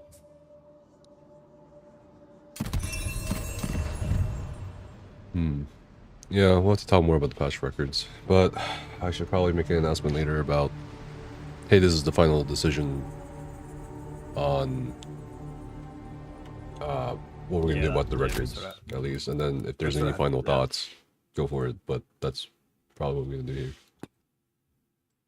Yeah, I think patch records are good too, because like anything, it allows for anyone to get that record at the initial start, for example. Because let's say a group out of Craglearn went up and did VAA and they got a 120k.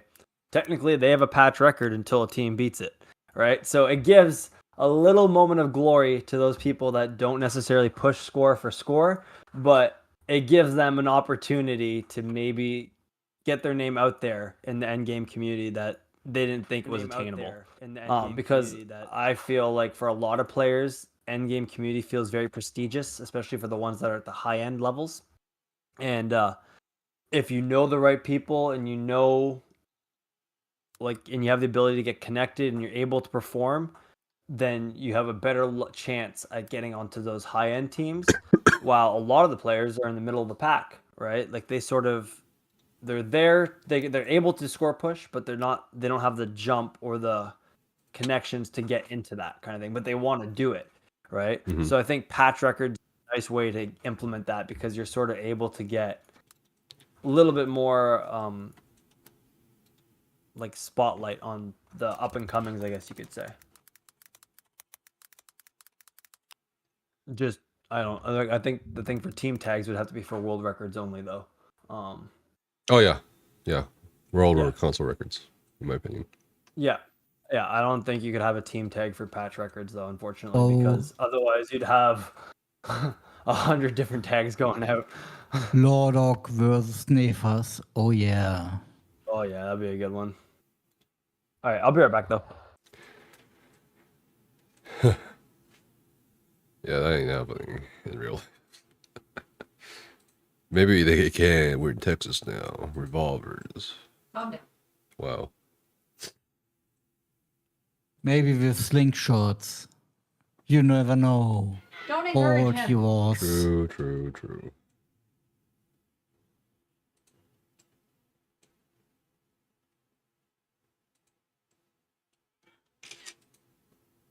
I gotta send some screenshots real quick.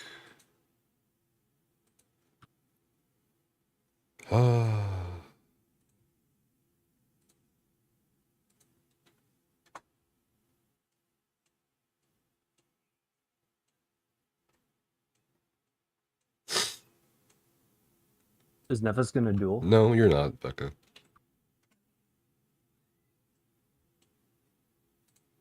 Duel in real life? Yeah, why not? Yeah. I'm curious, what is that behind you in front of the orange circular? That is a QuakeCon plushie. It's a Q. QuakeCon plushie. Yeah. Damn. Meanwhile, I have a Post Malone Funko Pop and all the plushies I win from the claw machines when I go to an arcade. That's pretty good.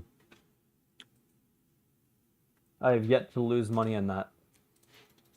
I'll be one of those guys who actually robs the Dave and Buster's. Yeah. Not like rob straight up, but win the games to the point that kick you out. Yeah. There's a YouTuber I think that does that, and they just kick him out of everywhere. What do you call it? So there's one claw machine Arcade near busting. my house or whatever. It's an arcade and it has a thing for rubber ducks. And I went there one time. I probably put I think $2 in there, in terms of tokens. And I walked out with 25 ducks. That's pretty cool. Ducks. And the person said they never saw someone win that much with the amount of tokens I had. And they said that in the future, if I am to come, I had to give them a warning so they could make sure the stock of the ducks remained like consistent, which was pretty cool. But now I have like 100 rubber ducks in my house that have no use. My serve kingdom no will purpose. not be savaged. Can you return them? No, I cannot. Sad. Santa Nephis. Maybe at Christmas time we can get that. Oh man. It's 2 more days. Oh yeah, Santa Nephis. 2 more days I can eat. I'll be right back. Swirls, my guy, how are you doing?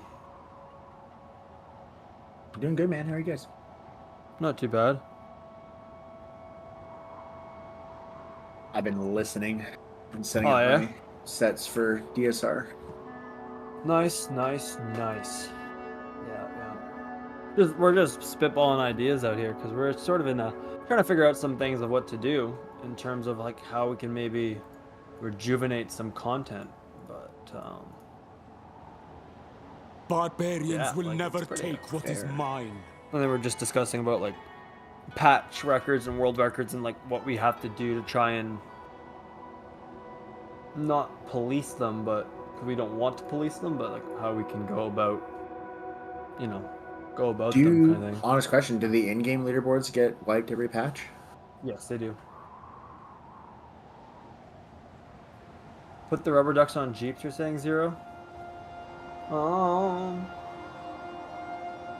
I definitely could, to be honest. But the only thing is I have to buy some tape, and I don't own a Jeep, and I don't really want to buy a Jeep because I feel like I'm going to blow a lot of money on a Jeep, and that's not what I cannot afford because currently I don't generate My enough birthright revenue off will of be anything related to recognized. video games for that.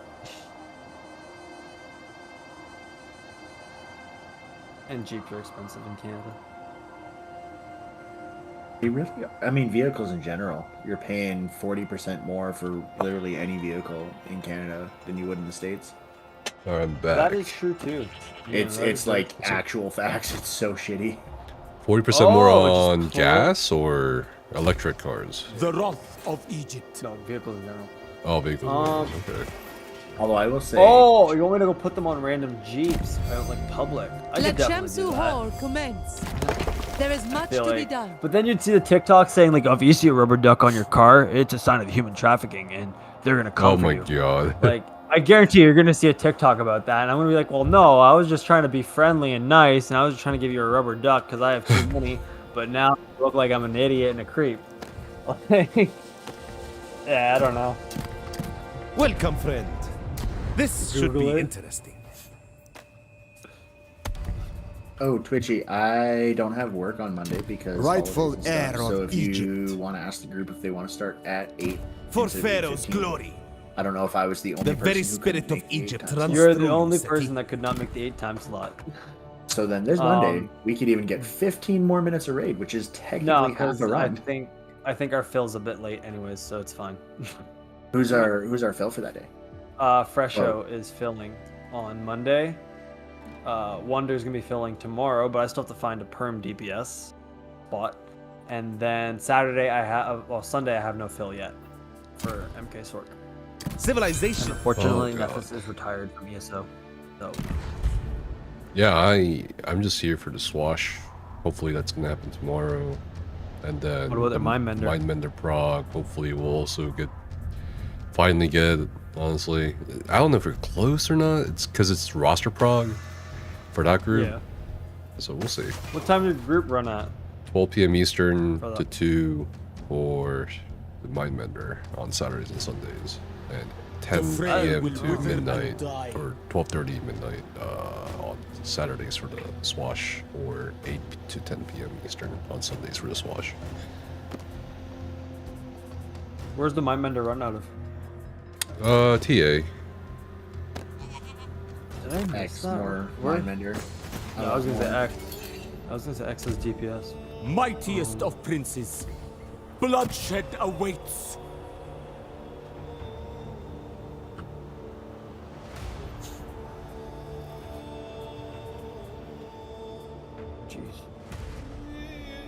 My girlfriend Which watches was- my was- TikTok.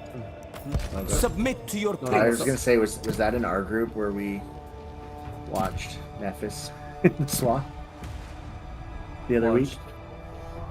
Only the Nephis. strong thrive I in don't know. this I was world. Nephis. I was in your stream recently, and I saw Bat throw the Vite at like 50% Oh, Delaria. yo, like 4 people drew on Delaria. I thought. Wait, doesn't Bat have Swash? I thought Bat had Swash. Okay, with so me what and happened was Infamous. I moved to Texas from Pennsylvania last week. It took me a while, and on Saturday when I was unpacking my computer, the group got swashed without me and another person. So No, but I'm pretty sure Bat Bat with got the it. GAT, right? yeah, Bat Yeah, got had- swashed but that day. No, he didn't. So he didn't have Swash with Infamous. I think I could have sworn he had Swash It is beforehand. time No, to he survey doesn't. my kingdom. Yeah, he did. Definitely did. What? He did. Before that group? He got it during this group. No, I'm talking about before this group. Oh, I'm He not did sure not about have it. that. Yeah. But I know that Are he you got sh- it 'cause again. I mean, let me see. No, here. he didn't have Let me Swash check. before the group. I know Because that he was, Twitchy, I gotta Really? go. he got Okay, it I'll talk about again, ourselves. like during y'all's prog with another group. no, he got PB with another group. Okay, then I'm thinking That's a it's different Coco. achievement. Coco. Yeah, Coco got Oh, Swash. okay. Not as Oh, a yeah. tank No, in I was. another group. Right. Yeah, yeah.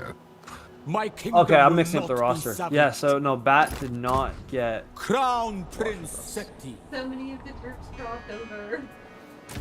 Yeah, that's the thing. Always That's ready. also a challenge too when it comes to policing records, is Shamsu because like Hor you're is at a upon point now us. where like one Our team work is has one like begun. let's say like Starbucks and Chill one day, and then the next day they just rebrand and form as Tim Hortons and Chill, or Dunkin' Donuts, and that's your new trial group. And 10 out of the 12 players are from the other team, but they're on the new team too, -2. And it's like, do you count that team as really the new team, or is the team the old team but with 2 new perms, right? And like, so how do you police those world records? Because like it's like, what team does really get it? Because it's sort of like the same team. Yeah. Which is also a challenge. I don't know, it's just a headache for everything.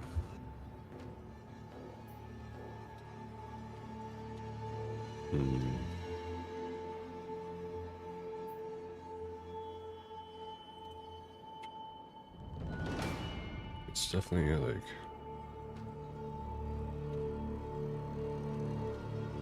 It'd be less of a headache if people could just agree to compromise, but they don't know. Yeah, that's the thing. Like, Or I like think long-term the only- outsider teams maybe, but Yeah, it's tough to say. Because like I feel like a lot of these players too, that once things change or whatever, they retire, and then yeah. like then you have new players coming in to take over. So that's why I think if ZOS had some form of league or whatever that you could like have teams register for, or kind of thing like that, that would be probably your best bet in terms of like what you can control as what teams produce or don't produce. But yeah, compromising next to impossible. Yes. But you know what? Like, consider this discussion like the governments that sit there and debate for hours on end. It's generally how it works.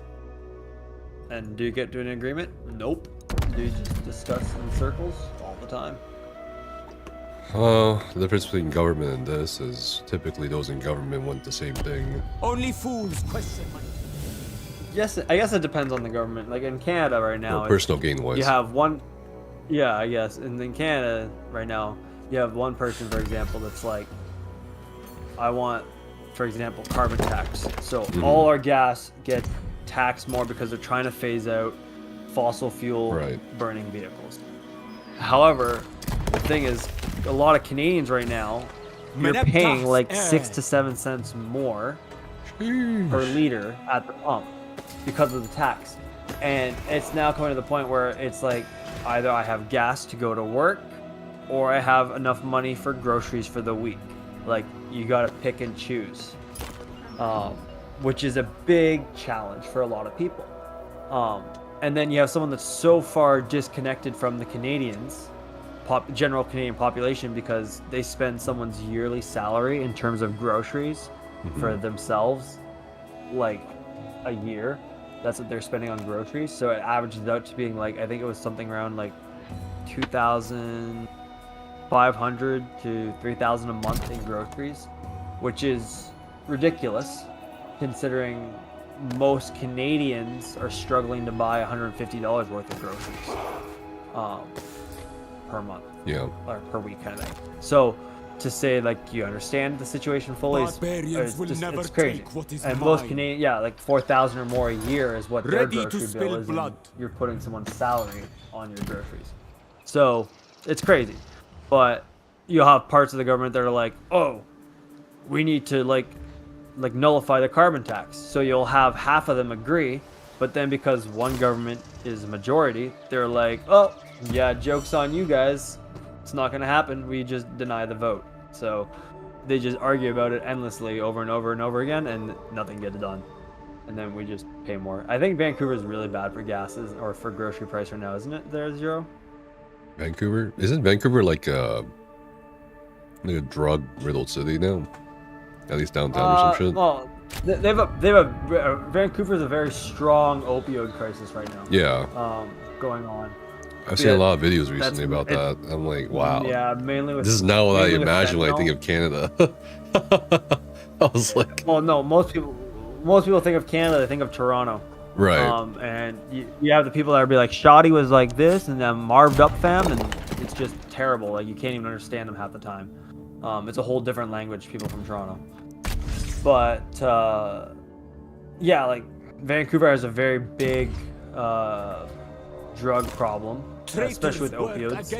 Fentanyl is a very big one right now because it's ridiculous, and that's a crisis in of itself. And I think they're trying to do safe injection sites over there right now, and they're also trying to do, I believe, a place where they're just allowing you to do. I think they're legalizing a lot of the hardcore drugs or whatever it was, to allow people to be able to use them safely. But all these places that were providing the drugs in terms of what you call, I guess, safe. I don't know how you could say heroin's safe, but like a safe sourced heroin, I guess you could say maybe. So it's coming from someone that's not laced. In it. Yeah. It's just not laced, I guess.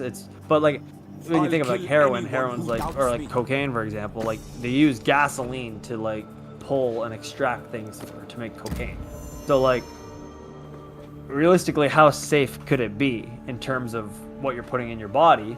But it's just not laced and cut with other things. So it's safe in the sense where you're not getting more than what you expected, I guess. I don't know. Well, but at least those places are all getting shut down by the police because the police are raiding them because they're providing illegal substances that aren't really legalized yet. Right. And so that's causing a problem too, because now these people are going there to do these drugs safely or with needles safely, and then you're there, like let's say you're hitting yourself up with whatever, and then all of a sudden the police are coming to kick down the door and put you in cuffs because, well, you got a pound of coke on you in a Vancouver safe injection site. Like, but the police won't arrest you. They're just going to confiscate your supply, and then now you're going to a dealer on the street and you're getting some sketch stuff. But there's a lot of problems in Canada, believe it or not, surprisingly. But a lot of it's just pushed under the rug and not really heard about. I'll prove my strength which in is blood. Concerning, considering a lot of it is pretty serious. Yeah. Like homelessness is pretty on the rise, pretty strong right now too. Like it's pretty high. I know in Toronto it's a pretty big problem overall, and then they just sort of like set up communities in like very public places, and it's like a problem because now like people are getting concerned about it. Burning like, for battle. Something you really want to see, but it's something people just like ignore, I guess, because like it's so blatant that it's just people are like, oh well, if I ignore them enough, then the problem goes away because it doesn't affect me. But it affects everyone in Canada, really. Yeah, tent cities. Yeah. Well, Wait, want to get a good high and 1% pure? Come to Vancouver. Becca, next road trip, Canada, Vancouver. Huh? We're going to Vancouver next We're year. not going to Vancouver for drugs. I'm listening. Where are we going for drugs? Oh my god. Why Well, I'm not? sure Zero. I'm sure Zero could provide some locations for you. Easy. Ah, He's from the Vancouver. Crown Prince calls on me once but more. I mean, I don't know. If that's the thing, like if you choose to consume whatever, like you know, at the end of the day, just don't bring it across the border, and then you'll have a good time. Because if you bring it across the border, well, you're not coming back. Just make it legal. Anyway. Yeah, just Spread make them. it legal. That's the problem I think with the government right now is they're trying to figure it out. Is like how do you tax it? So for example, like the Canadian government has made marijuana legal in Canada. In whole of Canada? Yes, in all of Canada, it is legal. Now, that being said, another question. Vancouver is on the west side where Seattle is, right? On the yes, south of the border. Yeah, it's just north of Seattle a bit. Yeah. So yeah, they made marijuana legal in Canada. Now the problem is when they first launched this project, they spent $500 million to make it, and yet they actually lost money on it, and they're still losing money on it right now currently, because they overtaxed it to the point where it was still cheaper to go to a dealer on the street than it was to go to a dispensary for a legal purchase, right? Which is crazy. But now they're sort of coming down with the prices because they're trying to compete with the dealers and take out the dealers, right? But yeah, it was pretty wild for a while for that. Fear me. To be honest, it should be really easy to outprice dealers. Bloodshed awaits. Because they can because there's a legal thingy as long as they don't have to hire taxes on it, like for tobacco or alcohol. So yeah. I don't think that should be a real problem. Yeah, no, so that's the thing though, like I don't know, like it's like the way that because like they taxed it so much is like because they sort of tried to follow suit with tobacco products because they don't really want the general Canadian population doing it, but at the same time they want their money from it, right? So if the government's spending $500 million to make it legal here, right, they have to recuperate that money somehow, and make right? more. And make more. They want profit off it, right? But the thing is, if you go too high on the tax, then you're still more expensive than a dealer, and I'm just gonna keep going to my dealer or the dealer, right? Isn't that just like based on how fast they want it back then? If we're talking about tax rate. Yeah, I think it's about how fast they want it back, but also too they're trying to like, because they launched it very quickly. Like they actually rushed the project. Like it was launched within a year of it passing law. Like it was done very, very, very quickly, and they didn't fully think it through. Because dispensaries just popped up. Like it flooded the market. Like you'd go to your local strip mall, and there was like 2 dispensaries in this strip mall, kind of thing. Like everywhere. Like they were just popping up left, right, and center. And now the problem is there's so many places selling it that the profit in it is actually going down now because it's like over flooding the market. Right. And there's no demand anymore. So, like, yeah, dispensaries are like Starbucks now in Canada. Like, you can literally anywhere you walk, you'll find one. Like, it is ridiculous. So now the government's trying to figure out like how to get money back, and like a big company, for example, is like I don't know if you guys know BioSteel or have heard of BioSteel. Maybe for the ones that do play a lot of sports or watch NHL kind of thing or that will know BioSteel. BioSteel was actually owned by a marijuana company, and they were losing money on it. So they ended up filing for bankruptcy and bankruptcy protection. Yeah, it's actually crazy. In Germany now we also want to legalize it. And it was 2 weeks ago, the law brought into our Bundestag to discussion.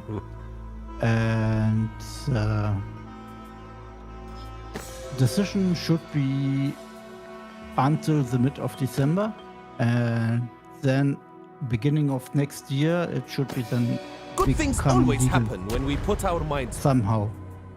So it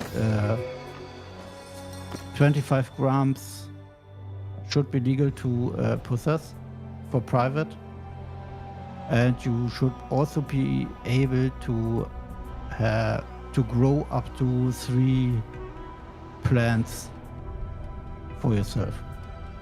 Yeah. That's the And that- current. And the thing is, too, the Canadian government, for example, also did For was they Egypt! said that like per person per household, you could have 4 plants per person. So if you had of legal age here, so if you had, let's say, in a house, let's say you had 3 people that lived there that are 18 years old, right? It was, like, It's legal always- age is 19. You could have up to 12 Always plants. 18. Yes. 19 in can. Well, it depends really, because some provinces is 18, other parts is 19. It just depends on which province you're in. But as That's long it. as you're the legal age, you can grow up to How 4 did they know though? per person. It's a How federal do they law. know? Well, how do they know? Like, let's say, okay, everyone can grow up to 4 plants, but how do they know? Like, who's gonna check if you have They 5 plates? Like, what? They don't know. That's the thing. Like, it's like that's the absurdity in the rule. It's like you can legally grow up to 4 plants, but anything over 4 plants, if it's just you in the house, then you'd have to get snitched on, or the police would have Snitched to on? raid you and know about it. Like, Okay. it. Over the Like, it 5th doesn't- plant. Like you don't have to Like, I got 5 register that plants, you're my- growing plants, and like people come No. regularly check No. to make sure you're following the rules. I suppose. No, so that's the thing. Like, it's not regulated. Like, you don't have to tell them you're growing it. You Zero, can just grow it in your Zero has backyard. 20 plants. Don't tell anyone.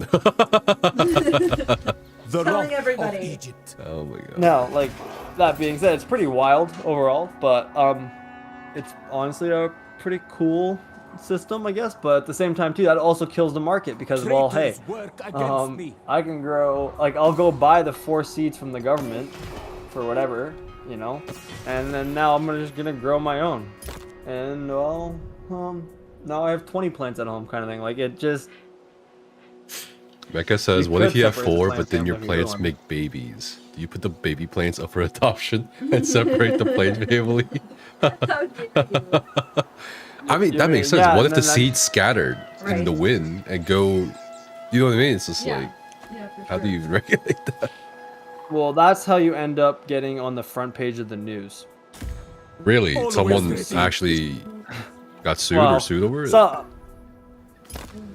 Someone, or I don't know what it was a while back, but someone, they were legally growing the marijuana, but what they were doing to legally grow it was they advertised like on Facebook or something, and was saying that they had rooms for rent, and then they were using the people that were renting the rooms as occupants, and then saying Okay. each person was growing 4 plants, right?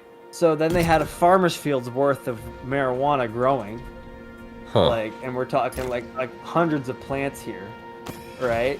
Because like the guy owned like a farm, but the police came by on were going by on a helicopter and saw this I'll kill entire anyone field of who doubts marijuana, me.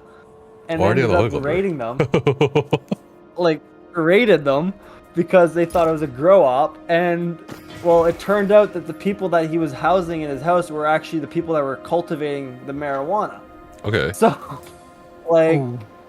so he was legally trying to find a loophole to the system, because technically, yes, you could have Oh, I 4 see. plants per person, Right. right? And they would each grow their own 4 plants, and then they would harvest it, right?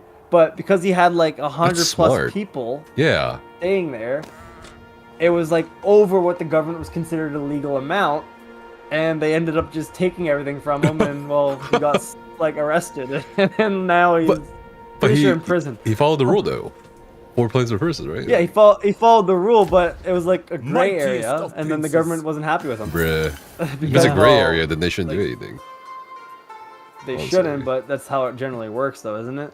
Just because Uh, the government's okay with it until you don't, until they're not, kind of thing, you know? And then, Suppose. well, that's what happened. Part of the new law will also be that there will be something like marijuana clubs, I don't know what's the right word is for English, but there you can basically grow marijuana in a communal way, right? Farm-like. And you can then exchange the stuff in between. Not for you don't trade, so not commercial. So you just Let Shamsu Hall And- commence. That's a cult. There is much to be done. yes, something like that, right? And you can exchange between the members. That's all legal, but not outside of this. Out of that commune, let's say it this way. Yeah, that's very interesting because I think in Canada you need a license, obviously, to be like considered a grow op, like a legal grow op. It is time That's to survey very my heavily kingdom. monitored by the government and like very Yeah, much yeah, yeah. like tracked, right? That will be also this way because you I have to think- also report every Yeah. year what your members have grown and what you exchanged and so what. Yeah, and so I think because the guy wasn't actually having like the legal license to be considered a grow op, that's why they seized everything and took it from him. Was because not because he wasn't really following the rules, but because he didn't have the valid, like I guess, permits and like all that kind of stuff. So that's probably why they ended up taking it. But like legally he War was is following always the rules, necessary. but because the amount of plants he had would technically classify him as like a grow op, that he needed actual documentation and paperwork, and the government like obviously wants that tax, they want the money off it, right? And in this case 4 plants per personal use, but you have 100 people staying on your farm. Well, you're gonna tell me you have 400 plants are for people's personal use? Like that's what the government's like. have Oh yeah, no, always feared kind of thing, probably. the nature of the deep. It's one of those ones where it's a very, it's all, that's also an interesting topic on how you're gonna like potentially debate it and like how you go about it, because like again, there's no easy solution to it. Like decriminalizing of marijuana Willful. takes away the criminal aspect from it, but now Ruthless. the government's not really getting money out of it anymore, as much as it was beforehand. Unstoppable. But you do take away a lot of the people that went to prison for like carrying I dread the marijuana. day the However, tide might bring them you still back. have like amount, like there's a regulation amount that you have to, The you're allowed to people carry, of the and sea. then anything over that amount is considered for trafficking. You get arrested. So, Prove my strength in blood. and the only way I guess you get caught though is if you're gonna get snitched on, or Yeah. you're just I blatantly ne- obvious with it. I never get arrested. Yeah, well, who knows? Also to the disinformation, or Crown at this Prince time, Seti. to be honest. It was all new to our police officers at the time. And we did carry a lot of I that look forward to our talks. during the time. All for personal uses, of course, right? And for personal distribution, because to our friends. So there, like a while back, I was doing a job for someone. I don't really remember exactly like who it was, but we were doing a job, and like we were doing some construction and renovating some aspects from it. And then the guy we ended up doing a job for was telling us what he used to do when he was younger, and he was talking about how he would rent helicopters Kingdoms are What? with forged his in buddies. battle. Okay. Yeah, he would rent a helicopter with his buddies, and then they would put on like those cheap police costumes you'd buy from like the Halloween store. And they would go to these grow ops, like fly over these grow ops, land the helicopter down, and act like the police, and completely steal the product from like the illegal growers. And then they make money. And then they'd make money. However, the one time they ended up doing it, they were there. They ended up getting in a standoff with the police because the police was already like scouting out this location, and they were waiting to execute the search warrant and like search and seizure.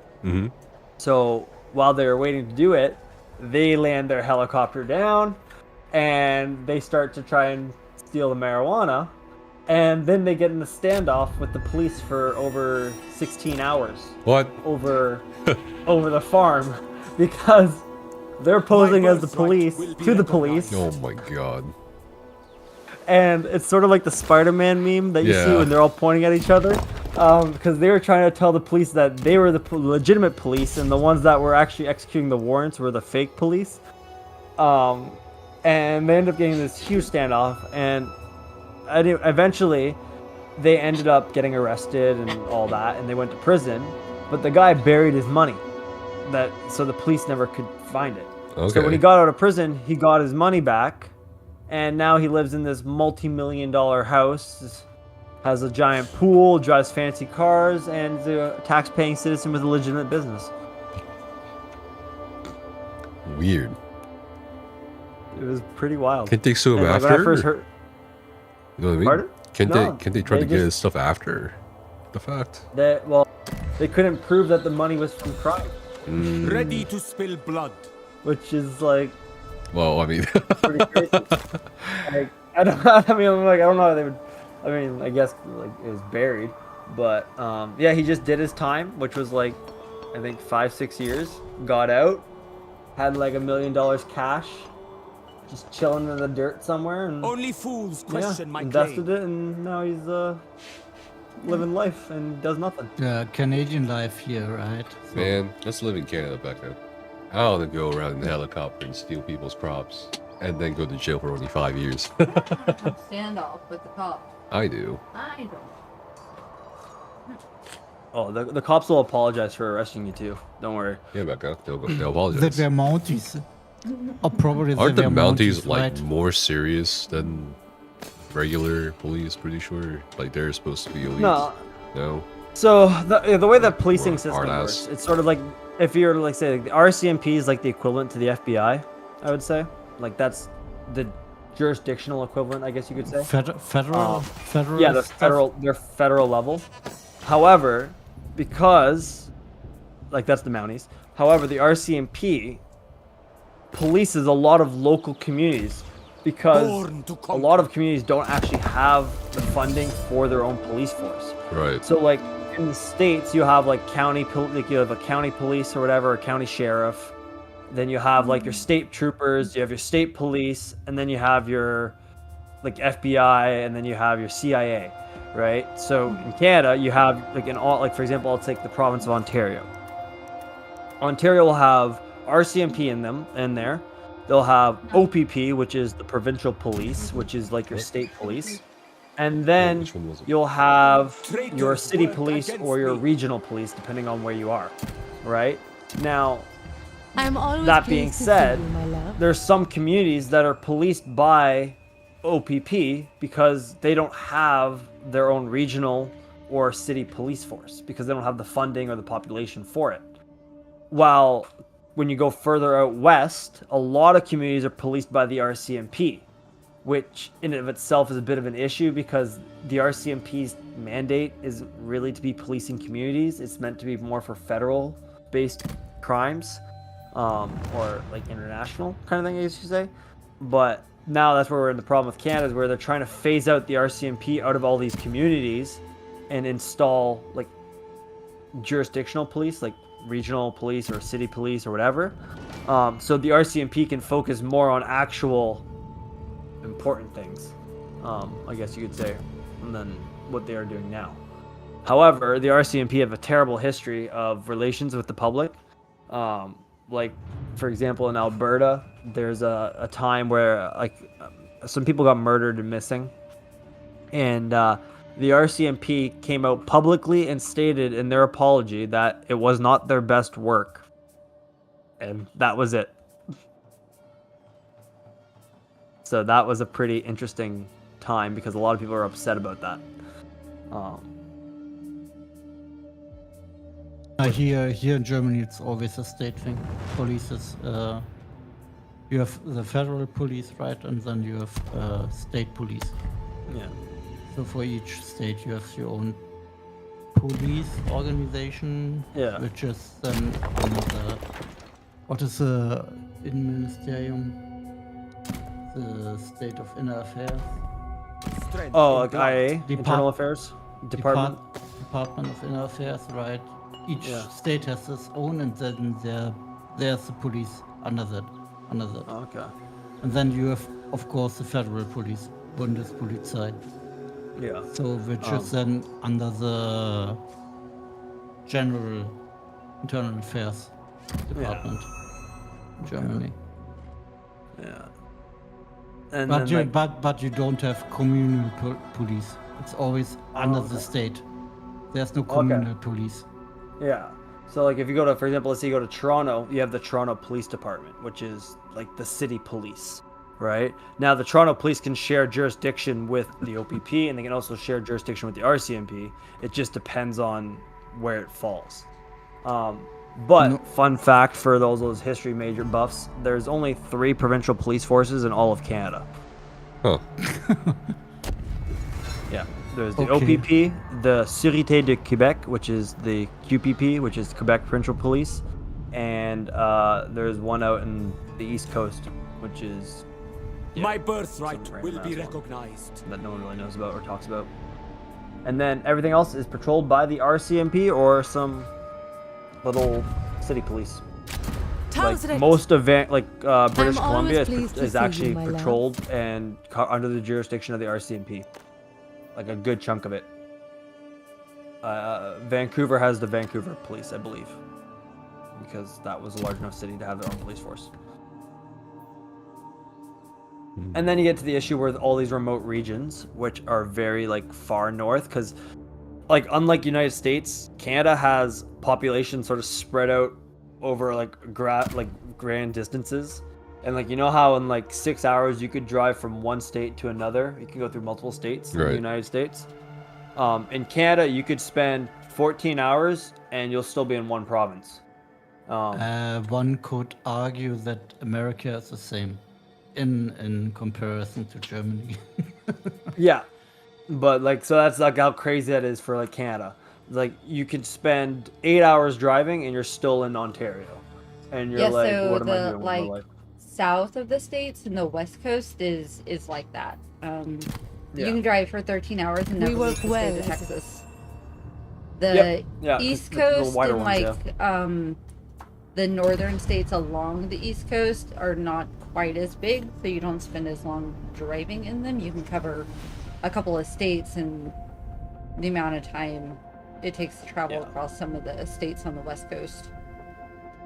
Yeah. in the south. I think generally in Canada though, like I think if they're saying that like to drive from one province to another, it's still longer than the average time it would take for most Americans to travel from state to state, which was pretty crazy to think one province will still take you like to drive out to the East Coast, for example, let's say from where I am, will take you about 2 days, day and a half to 2 days of driving, which is ridiculous because you're like, oh, only fools question my claim. I'm like, oh, I'll like to go drive out to the East Coast, maybe to go to like Prince at PEI, and then you're like looking at it, and then you try to calculate it out, and you're like, oh well, 24 hours driving, and then I got to stop for food, gas, hotels on the way. Like it's just you're easier to fly. It takes you 2 hours to fly. You still have the better healthcare system than I don't know about that. The thing is, the Canadian healthcare system, it's great in the sense that everyone seems to think it's free, but it's not really free. Like Canadians pay probably some of the highest taxes in the world. We also in Germany. And that goes mainly to healthcare. It's a communal system, so yeah, it's a communal system, right? But then you also have the people that are on welfare, for example, that don't pay taxes into the healthcare. So it's only the ones that are really working that are providing the money into the healthcare. But the thing is, I can go to the hospital for a broken nose or for whatever, and I can wait 15 to 16 hours to get it reset. Oh, I see. It's like the British problem. I see. Yeah, so that's the problem right now Canadians are having. Like, they had a study just recently, apparently, where over 13 million Canadians left the hospital after, like, going through triage. So, like, checking in, getting a wristband. Because they waited too long. They left. They were waiting too long. And then some of these people actually really needed medical treatment. But they did not want to go and wait for however long it was to get to them. And then in some provinces, like racism is really bad, and like that is worse for other things. So if you're considered like a minority in those provinces and you're trying to get healthcare, then your wait might be even longer always happen when than we put our those minds that together. are not considered to be. And so those people are more vulnerable, and they're leaving the healthcare system. So they're like the ones that need the help, and they're not getting it. So we're in this kind of a crisis right now because we also don't have the personnel for the like hospitals. Hospitals are being overrun because we don't have enough nurses. We don't have enough doctors, which is ridiculous because the amount of people that we keep bringing into the country that are doctors, but they're not getting jobs here. So apparently right now they're trying to relax the requirements for doctors from overseas doctors to like try and get more into the system because we're so low on it and there's a desperate need for it. That sounds familiar. But the thing with the United States is like if you have money, you can get the care, right? And If you don't have the money, you don't care. I think it depends too. I've known some pretty rich people that got knocked down like a couple classes because of hospital bills. That's what I'm saying. Like you're gonna cost you an arm and a leg. Like apparently, like I was googling like some prices of like some body parts because like I was curious. Like I ever listened to like a person that had to go to the States and like what part of myself I would sell for like And I think it was some, like, I don't know, it was something stupid. Like, I think I was also saw it on TikTok or whatever. It was saying it was like $700 per inch of your penis. You could sell, and like it was some stupid amount. It ended up being like over like 100,000 for it. Oh And yeah. I was like, oh my god, I could buy like 3 months of insulin supply, because insulin down in the United States is ridiculously expensive, and for some people that is like a life-saving medication that they need, but there's a shortage of it. And I heard some stories. Peace. This week there's a new insulin medication that is really helpful for insulin for people that have this insufficiency. Yeah. But it's also very helpful for losing weight. It's a really new medication, and the people that losing weight actually Ozempic? I think you're talking about. Are you talking about Ozempic? Yes, buying off the stock of this insulin insulin medication to losing weight, and the people that actually need it don't get it, because the people that are trying to lose weight or whatever. So that's the thing. So Ozempic right now is having a huge lawsuit in Canada, class action lawsuit in Canada right now, for apparently failing to disclose the serious side effects. Now, I don't know, like doctors are pushing this on people to lose weight with it, apparently, but I don't know how I feel with that. Like the thing is, medical for me is like a whole different market, and it's not something that's probably easy to discuss because there's no simple solution to the healthcare system or how you're going to improve it or how you're going to provide the need for things, because like anything, the people that manufacture these drugs want the money for it, and then the ones that manufacture these drugs also, I don't know if they necessarily care about the terms of like what happens to people when they take them, as long as because they're generally protected, I would say. I have no time. I guess you could for call the big pharma if you really want to be like putting a title on it, but like probably don't really care on average what side effects people receive. They just put a disclaimer on the packaging saying that this side effect might cause like kidney disease, cancer, testicular shrinkage, whatever, loss of consciousness, headaches, fatigue. They just list it all, and then they're sort of covered from any kind of lawsuit, right? But join me or die. It's sort of not really fair, because it comes to a point where it's like, if I need to put this in my body to survive, but like I'm also getting all these unnecessary things with it. Of Egypt. I have no doubt we will reach an agreement. I don't know. It's like the insulin thing is the biggest one I can think of right now in the States, and like the cost of it. apparently, like some family, it's like ridiculous. Like if you don't have either the It will health aid care my or the leg. insurance, and like even the health In the insurance name of duty. apparently still only pays for like a quarter of it or something like that, which is pretty ridiculous for some families. Like they're paying like I think it's like $8,000 for like 3 vials of this, and that's like a 2 month. We can do supply. great things together. I know it. Which is crazy. And then like same thing with the EpiPens, like an epinephrine. Like that is also apparently very expensive in the United States too. I don't know about in Canada though. No, yeah. Yeah, I'm happy about our system then, because I also Do you have to pay Zero? Do you have to pay for your medical in Vancouver? I know. In Germany, I have to pay 10 euros. Another success. That's crazy. It doesn't depend how expensive the medicine is.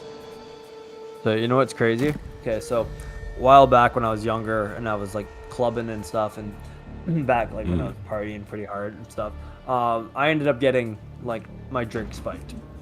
I don't really know how exactly. I don't exactly know how it happened, but it ended up happening. I got my drink spike.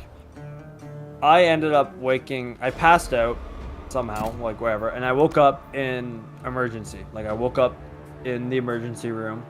I had a doctor reading a chart to me, and I'm like barely conscious, and he's reading me this chart. And he's like, "Yeah, we found like XYZ in your system. Like, where were you? What were you doing?"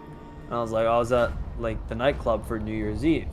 And literally from like 10 p.m. New Year's Eve night, which would be December 31st, till 4 in the morning New Year's Day, I had no recollection of what occurred. I had no idea how or where I was or how I got to the hospital. But 2 weeks go by, I get a bill in my mail for $400 for the ambulance ride. Okay. To the hospital. I had to pay for my ambulance to go to the hospital, but I'm like, I was like, collapsed. Apparently what happened was I ended up getting home trying to get home because I knew something was wrong. Damn. So instinctively I was trying to get home. I got to my apartment lobby where I ended up collapsing in like the lobby there. And so someone called 911. So it wasn't like, I didn't even call 911. Someone like bystander called 911. Paramedics showed up, police showed up, but you know, the paramedics showed up and took me to the hospital, and I ended up having to pay $400 for my ambulance ride to the hospital. But if it was declared a non-emergency, it would have been $800. And because I had my Ontario health card, it ended up being a bit cheaper, but it was still $400. And then so a couple days go by after that, and then I get a knock on my door. And I'm in my boxers, and I was just I think I was probably just pushing like EMP on console at the time, like for like 6 days straight, just not going to class and just no lifing PvP, like hardcore. I get a knock on my door, and I open it, and it's these two. Oh, ESO is involved in the story. Like, I don't know where. It's 2 city police officers, like in full uniform, standing at the door. And like I'm looking up at them because like I was pretty short at the time, and I'm looking up at them, and they looked at me and they're like, "We're glad to see you're alive." And I looked at them and I was like, "Wait a second, like, how bad was it?" And they're like, "Well, let's just say it could have ended way worse, but luckily someone called the paramedics." Proud son of Egypt. And I was like, "Oh," so I'm like, "So what happened?" And they're like, "Well, we're just here to tell you that you have a $90 taxi bill that you have yet to pay." There is strength in numbers. I'm like, "What do you mean?" They're like, "Well, apparently, for wherever you were leaving, of Egypt. I got into a taxi. Welcome, friend. The taxi was trying to drive me home. Should be interesting. But the taxi idled on the middle of a 400 series highway, and let me out, and was letting me stroll about on the highway. And so, magically, they got me back in the car somehow. I don't really know how, but they got me back in, and then they ended up delivering me back to my apartment building." And they were the ones that ended up calling 911. But when the police showed up, the taxi driver was the one that was trying to hold my phone, my wallet, my ID, my apartment keys, and everything of like value that was on me as collateral to pay him. Huh. And the police found that really suspicious, but they didn't really like. They didn't let him do it, but they're just gonna say like, you know what? We're just gonna go visit him and tell him that he has to pay. Like, we're gonna give him your cell phone number, and we're gonna tell him that he has to pay you the $90, and that's about it. But little did I know, I just blew all my money, like at the nightclub, and I blew my money on my ambulance bill. So I had nothing to pay this guy. So I had to call my parents and explain to them the situation. And the awkward thing about this whole thing was because the doctor had deemed it a, like, me being a victim of, like, violence and, like, in terms of what you want to call it. Like, I'm not trying to, like, trigger people here, but like, yeah, like they called it a sex crime, even though of princes. I was completely fine and I wasn't actually a victim of any kind. They deemed it as such, so they did not notify my parent. Huh. So no one ever because typically the date rape drug is so that people can sexually assault who they drug. That's why it gets deemed that way, because it's an intended sexual assault. Yeah, they intended I intended. What if it's like a serial killer? Yeah. I mean, that's always possible too. Who doesn't want to, like, they don't want to sexual assault you. No one. They just want to kill you. So, like, no one in my family, though, or anyone of importance knew where I was. So my roommates didn't know where I was. My parents didn't know where I was. Okay. I woke up at 4 in the morning in the hospital, right? And the first person I called was my friend in Australia. Like, I was like, hey, like, guess what happened? Yo. Like, you know. So I had to try to explain that to my parents. Yeah, so I had to try to explain to my parents what happened. My parents were like, what the hell? Why wouldn't you call us? Like, blah, blah, blah, blah, blah, like all this stuff. And I'm like, it's not my fault. Why would I call my parents in this situation? Sorry. I need them to pay my taxi bill because I had no money to pay for it. No, I mean, why would I at 4 a.m. at the morning? Pick me up from the hospital, maybe? Yes. So I didn't have to so I didn't have to Uber or walk home. Because I sort of just left without the doctors actually releasing me. I just sort of got up and took my needles out of me and just walked. Which probably wasn't like no intravenous and stuff. I just took, probably not a good thing. I just sort of walked out of there. And then walked home with one shoe and my sweater. Time to carve out. Yeah, it was great. And then my parents like, well, what are you doing now? And I was like, well, I'm just playing Elder Scrolls and recovering. That's me, for real. It's me. But so basically they ended up paying my taxi bill, and then they would just never, ever again, they were like, when you go out, no matter what happens, just make sure, like, if something happens, you get us called. And I was like, yeah, no problem. Ready for battle. I'll do that. And then, 3 years go by, and you'd think I would have learned my lesson from the first experience, but apparently I did not. And that's common to us, male. Yeah, apparently I did not. I was at another kind of club, but in this case, it turned out to be like an arcade. And magically, this arcade though happened to have a console, and so me being my console self was like, you know what? I'm gonna go play Elder Scrolls in this arcade. Yeah, he's me for real. So, I was playing Elder Scrolls in like this dive bar arcade. Where I ended up getting drugged again. What? While playing Elder Scrolls. Yeah. What's with the I ended up getting. How do you manage that? To be honest, hey, come on. Wait, how do you get drugged? You cover beer always. No, so it turns out this time it wasn't my drinks. I actually ordered bottle service this time. So like the bottle was opened in front of me. And I was drinking purely from the bottle. So there was no way, like in my mind, that like someone would have could have spiked my drink without spiking the bottle. However, apparently everyone else that I was with drank from that bottle too, and no one else was like getting a problem from it. So I'm like, this is really weird. And then I was like, wait a second, I ordered cheesecake while playing Elder Scrolls. Okay, the cheesecake was drugged? Someone spiked my goddamn cheesecake. Oh my god. And so what? I ended up, And so then while I was trying to leave again, I ended up breaking my nose this time, so that was great. And then I woke up in the hospital again, and once again, no one knew I was there. Family was not made aware. And I ended up having to explain to them the whole situation again. And believe it or not, they're like, was alcohol involved? And I was like, yep. But I'm like, it wasn't from the alcohol.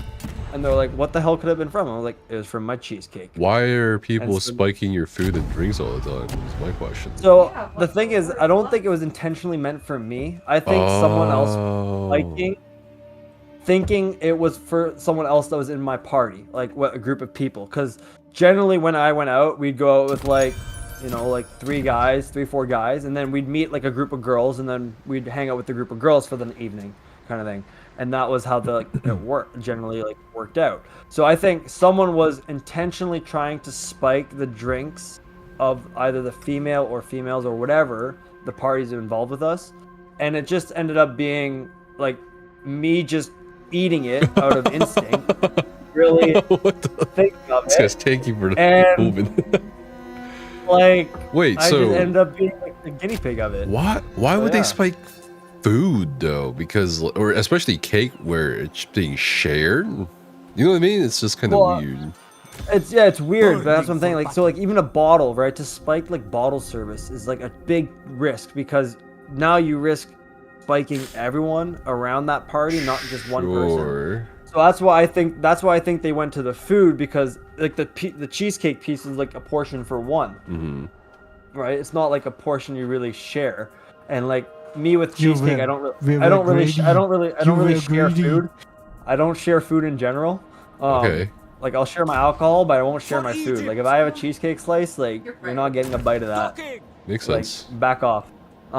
So I think they might have assumed that it was like one of the females at the table or someone else at the table's food, and I just inadvertently ate it. And then they're like, "Oh shit, that's not who I wanted to like spike," but oh well, so be it.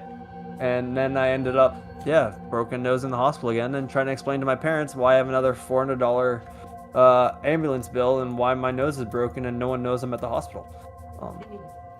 Which is wild, but at the same time, I don't go out anymore. I just stay at home now and play Elder Scrolls. I had some similar experiences, but we take care in our friend drinks were spiked and friends got really fucked up, but we were able to bring them home safe. There is much to be done. Yeah, and that's like, I've been to parties before too where I've had that happen to friends as well, and like generally like if I know that happens to a friend, I'm like, here's water, sit down, drink the water. How are you feeling? Okay, we're gonna take you home. Like we'll get them out of the situation as quickly as possible. Like because we don't want any risk of like that generally happening, kind of thing, because it's a pretty scary situation, because you're not in control really of what you're doing. Yes. Like apparently like the taxi driver, when I was talking to him, he's like, yeah, you were just roaming around the 400 series highway, like just walking up and down it. And I'm like, well, like, and you didn't think to keep me in the car and lock it? And he's like, well, you didn't pay me. He's like, well, I don't really want you to like, I don't really want you puking in my car. I'm like, well, okay. But like you literally hear stories though of people walking on the highway and getting hit by a car. So I'm like, you'd rather take the risk of idling on the side of the highway when you can tell that I'm visually like impaired to the point where I'm not in control of my motor like functions and my body, like I'm not like motor functions are completely gone, and you're willing to let me walk up and down the highway is like a pretty concerning sight. Like there should be like I think you should have either called 911 like the moment you had picked me up, or you like, you know what I mean? Like you call 911 in the moment you notice something different. Like I feel like someone should act a little bit more, because that's a huge risk. I feel like. When I see something, when I'm clapping and I see someone really fucked up, I try to help them, right? So, yeah. And that's the thing. So like now, generally, when I go out, I don't really tend to drink anymore, and I don't order cheesecake. Yes, I learned my lesson. I don't order cheesecake anymore. I can't. Like, I'll eat cheesecake if it's made at home, but whenever I go out in public, if what are the chances? If it's from a restaurant, though, I cannot eat it. If other people eat it, like order it at the table, I tend to just like hit it onto the floor and just tell them not to eat it. I don't know. I think that's just because of like the reflex from the trauma that happened, and I just don't want them to like go down it. But they always look at me and they're like, "Well, you owe me another slice of cheesecake," and I'm like, "Yeah, don't worry, I'll make one for you when I get home," kind of thing. Like, you know, but like it's just that ingrained into me now that I can't eat cheesecake out in public settings. I have to eat it at home privately. And like I love cheesecake, so now that like I'll just like watch Elder Scrolls videos and I'll be like, "Oh, you're a bad boy," and just shove myself with cheesecake kind of thing. But it's like, yeah, it was pretty wild. But like I can look back on it now and sort of joke about it because I've sort of like, I was lucky I was able to get out of the situations and like get into form of care, I guess you could say. But I know a lot of people, when that happens, it's a very scary situation, and if you don't have people around you, like that friend group I was with at the time was probably not the best friend group because they sort of just let me get into a taxi by myself, sort of just let me go, and they weren't really like checking on me, which is an issue. So I sort of like learned to just find better friends as well. But now I just have comfort in video games, and I just play Elder Scrolls basically, and other games on my computer. Divine Prince. But never. It's a wild, wild time. I don't know how Elder Scrolls always somehow times into my times, but I'm just getting into a lot of trouble. Crown Prince. Weird. Maybe Elder Scrolls is not good for me.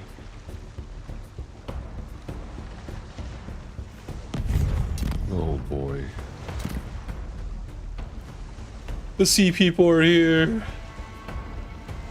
No, it's always good to have friends around when you're clubbing. Wait, so who do you think? So like, wait, this arcade outing. How many people were there? Like, who do you think did it? It's gotta be one of the people who was at the party. No way, right? There were 6 of us that went there. Okay. Right, but there was probably about 30 people in the arcade. Right, so like 24 people we didn't know. Now that's not including staff and whatever, right? But it's just a tough, like you can't even pinpoint because there's no instance as to when I could say it occurred or when it didn't, because like I'm literally playing Elder Scrolls, so I'm looking at a monitor, a waitress puts cheesecake down in front of me, and then I'm like stopping, like putting the controller down, playing with one hand, and like shoving my face full of cheesecake, and back to playing again. And then like it doesn't hit you right away, like it takes a little minute for it to get in your system, and then it hits you, and then all of a sudden you're like, I'm just like, I gotta go. And like I wasn't really given an explanation as to why I had to go. I just knew I had to get the hell out of there, kind of thing. Because once it happens once, you sort of can figure out the symptoms the second time. But it was pretty wild overall. But I mean, honestly, if anything, I learned a lot from that instance, and like of what I do now in public. So like when I go to the bathroom and I have a drink, I always take it with me no matter where I'm going, and I always keep it in my left hand, but I always keep my hand over the top of the drink. It's just like, because I know my hand's always on top of it, so nothing can get in it. But this, like, a lot of the times when you go out, a lot of people don't tend to think about that. And I think I know in Canada, like at least where I was, it had a big issue with that. And like to have, I don't know how common it is if you're actually say like males were to get like the date rape drug in their system. I don't know how common it actually is, but apparently I heard it was actually fairly common amongst men, like getting roofied on accident, mostly because they're not the intended target. Right. They're just the collateral because they're the ones that grabbing the drink. They're the ones grabbing the drink. Yeah, they're the ones grabbing the drinks, and then they drink it instead of giving it to their friend. Like they'll take 2 drinks, right, and they'll put both down, and then your friend will be like, "Oh, I don't want it anymore," so you'll just drink it, right? but you don't put 2 and 2 together, and then all of a sudden you're like, it's in your system, and you're like, oh shit. Blood guides me. I know it's more common in like the rave scene, like people that are go to raves and clubs and all that. What do you mean? What do you mean with rave scene? I'm coming from the techno scene right here in Berlin. So like Berlin scene. So have you ever been like Tomorrowland, like stuff like that? Like, have you ever heard Tomorrowland? I will not speak Never heard of that, but I'm fairly old, so. Okay, so like I'm talking like big music festivals, like where you're going, and it's like techno, dubstep, like. It's for Dr. Big music, like it's the big. You believe me or not, you can get drugged at home. Don't ask me how, but it is possible. Yeah, here in Berlin, we're going into clubs that you have still this program, so. Yeah, so you go to clubs, like they have the clubs, but like the rave scene's also technically clubs, like it could be underground nightclubs, I guess you could say. It just depends on the music, right? Where generally when people go to nightclubs, like they mix drugs and alcohol, whether it's like party drugs like ecstasy, special K, whatever you want to call it, like they tend to mix them. But people sometimes will spike other people's drinks or knowingly give them the drugs that they think they're taking, but it's very different, like EDM and MDMA, yeah. So some people like MDMA, it's like people take that, but sometimes it's MDMA laced with something else, right? And then they'll give it to their friend, and then, yeah, so it happens that way too. Like it's pretty common in that kind of instance. Also, too much MDMA can also act like a date rape drug as well. It's just a very that kind of scene is generally tied, like the scenes that are tied with like heavy partying and heavy drug use generally follows the date. Yes. Yeah. And like the thing is, you don't really hear about it. We're also in a scene where heavy drug use, so MDMA and so on, were going on. So a lot of my friends. I'm not into this chemical drugs. I wear more in the natural drugs like Sibyllis and marijuana and this stuff. They also cocaine, whatever, right? They liked it, I don't like it. So MDMA and so whatever. But so I go out with the people since the mid of the 90s, right? And we take care of each other. Yeah. That's you know the people. Okay, they tend to take drugs. Yeah. You know they take a bit. They like to take it over the frontier, right? So. And then you take care of them, right? So you get them home safely. And they get me home safely. So that's taking care of each other, right? What are you implying? Yeah. I'm just saying it's What are you saying? obviously So not Becca. women. That's if you think it doesn't, then you're a fucking idiot. But Times are hard. That's the thing. Like I think in general though, like there's a stigma, right, for a lot of guys. Absolutely. But like it being more common in certain scenes where it generally happens to everybody, as opposed everybody needing to be vigilant about watching after their own things versus women having to have that same diligence in everything, Well, it's like, so like I don't want to trigger people on stream here. Oh, I don't no. want to make anything worse, but like, I never in general, like anyone around me. I was just telling Casper, I find it fascinating, to hear about this, and then like the caution that women have to take is of course how my brain processes things. So like hearing it from that side of things, what men also deal with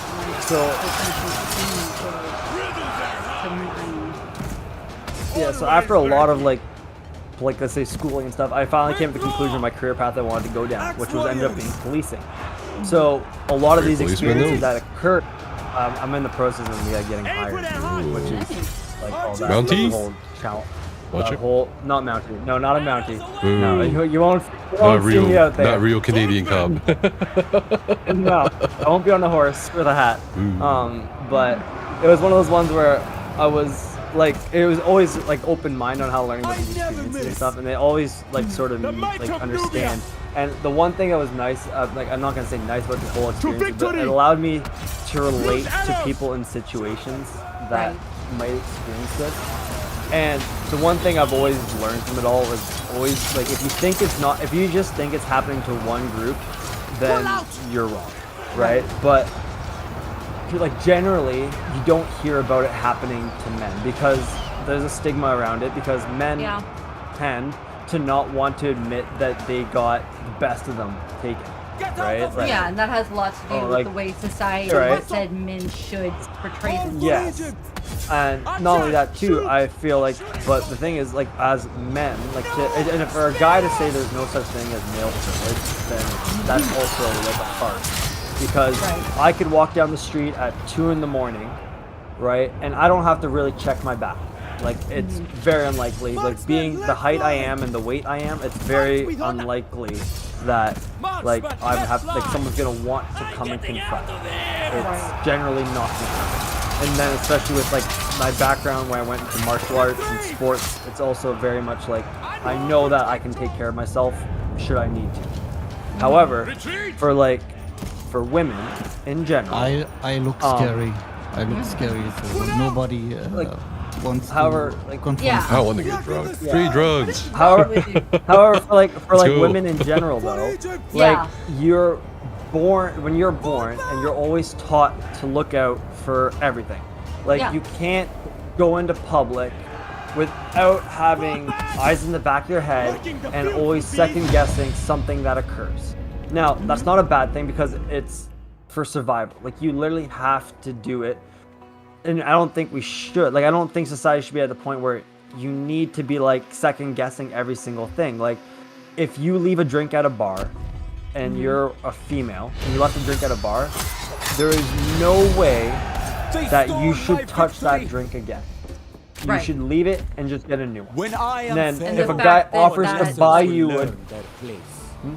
Like the fact that you even have to do that is like that's... It's ridiculous. Yeah. That's a problem in itself. But then like the fact that too is like if I'm at a bar and let's say I'm a female and a guy offers and brings me a drink. Like back in the day, a guy could bring a girl a drink and yeah, like you might question it because it's a risk you're taking already if you don't know the male, right? But generally, I'm not gonna say it because I don't want to say this like back then it didn't happen because it definitely did. But the biggest difference. More honorable, I guess you could say, a little bit. Like they had a little bit more respect, I guess, in terms of like if they gave you a drink, the chances of the drink being spiked are a lot lower than they are now.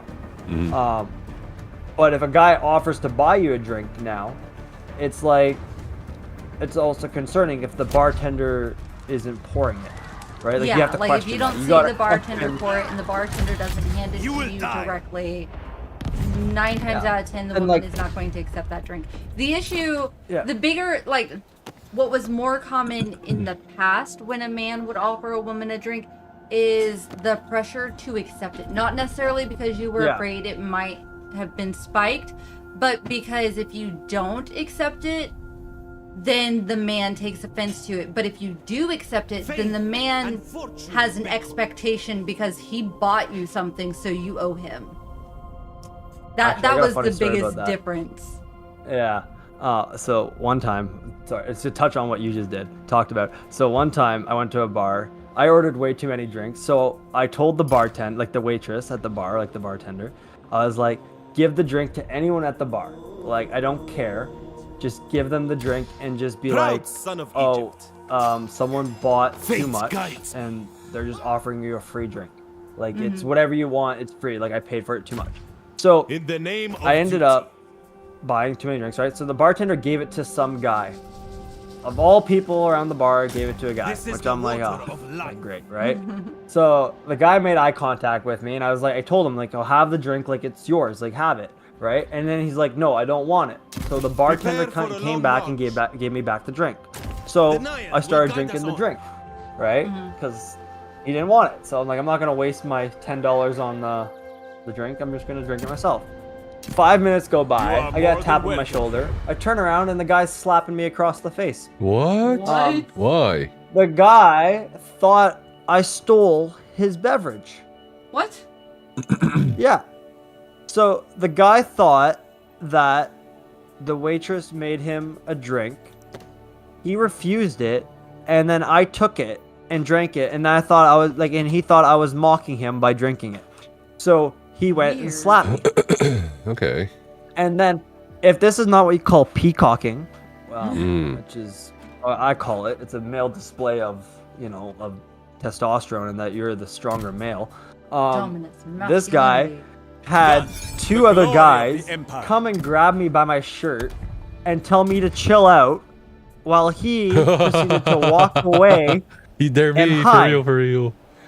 And I'm like, wait a second. I'm trying to tell these guys, I'm like, your buddy here slapped me in the face first. And then he ran away, and now you two are grabbing my collar of my shirt. So my rugby guys, like I was playing rugby with, were behind me, and they turned around, and they see me getting, like, grabbed and, like, all this stuff. And then they're like, what the hell's going on here? So then they start getting involved. So anyways, we're pushing and shoving, and then finally gets broken up. And then I see this guy, and I'm like, you know what? I told my buddies, I'm like, here, hold my keys, hold my wallet. Like, I'm just going to go defend my honor because I just got bitch slapped in a bar in front of, like, 50 plus people. Like, such a Canadian thing to say. My guys playing rugby with me. I'm like, I ain't gonna, like, put up with this shit. I'm like, I'm going outside to the parking lot, right? So I went out to the parking lot. I literally was like, walking out there, I was like full head of steam. I was like all my resting bitch face was on, and I was ready to throw down, and I was like so ready to just go. The guy comes up running to me, drops on his knees, and starts begging me not to fight him. What? And was apologizing because of the miscommunication that happened with the drink.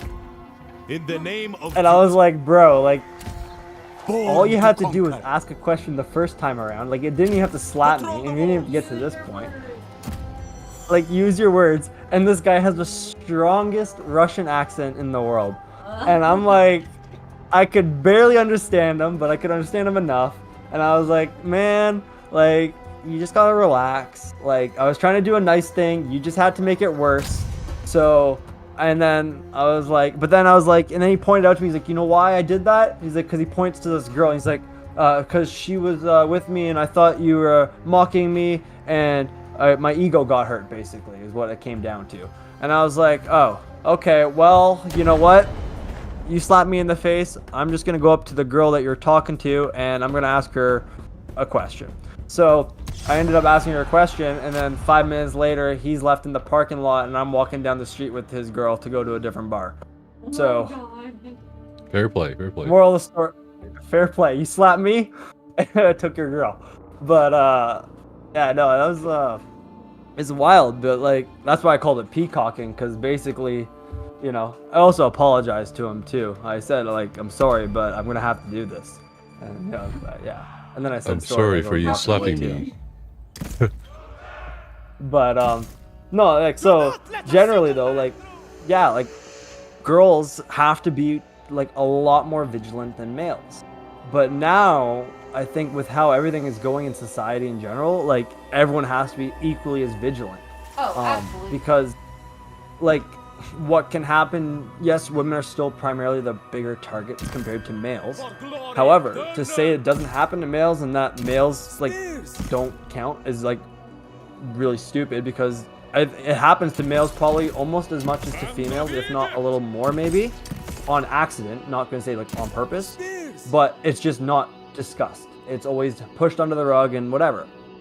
But the problem with the one with, like, surrounding societies and the way the issues are affecting females right now is that society's like, well, you know, maybe if you didn't, like, dressed that way, then they wouldn't have done it. It's What like the fuck? It's like, no, if I had dressed any way different, it wouldn't have mattered because that person had the intent to put something in my drink regardless of what I was wearing. Like, they went out there with that in their mindset to begin with, right? Like, it wasn't, oh, magically they wore a pink, like, Lulu short shorts and you know, Snoopy crop top and I'm going to decide to make my decision. No, that's just, you know what I mean? Like, they already had that idea in their head. So to put the blame onto people and not the ones that are doing it is wrong. And so, like, at the end of the day, like, to have all these perspectives and to be able to, like, talk about it and, like, be, like, on the lucky side of outcomes, while I know people that were not on the lucky side of outcomes, right, in terms of things like that, it's refreshing because you can understand and you can relate to people. Because in those situations where, you know, someone does get drugged, the biggest thing to do is stay calm and like tell someone and then help them, right? Now we have ways for bartenders to know if something is wrong with, like, for females, right? Like, there's a sign, I think, for in the States. I saw an advertisement. Angel It's a something? word. Yeah, an angel shot. No, it's not. Yeah, angel shot, but it's not even an angel shot. It's a non-verbal cue. I'm pretty sure it's like you put your hand up and you, like, make a fist or something. It's something weird. Not weird, but it's like you put your thumb in front of your hand and, like, make 4 or whatever. I forget what, like, it looks like. It's like a visual cue that you make. You can make it while, like, stretching and yawning, whatever. And it's to signify to, like, if there's surveillance, like, security camera on premises, that you need help.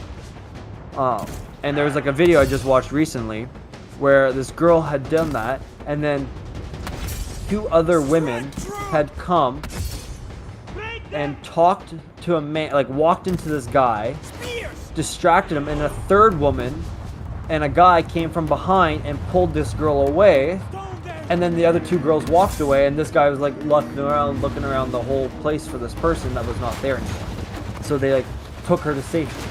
But the fact that we need that in society now for people to be safe or to get to safety is crazy.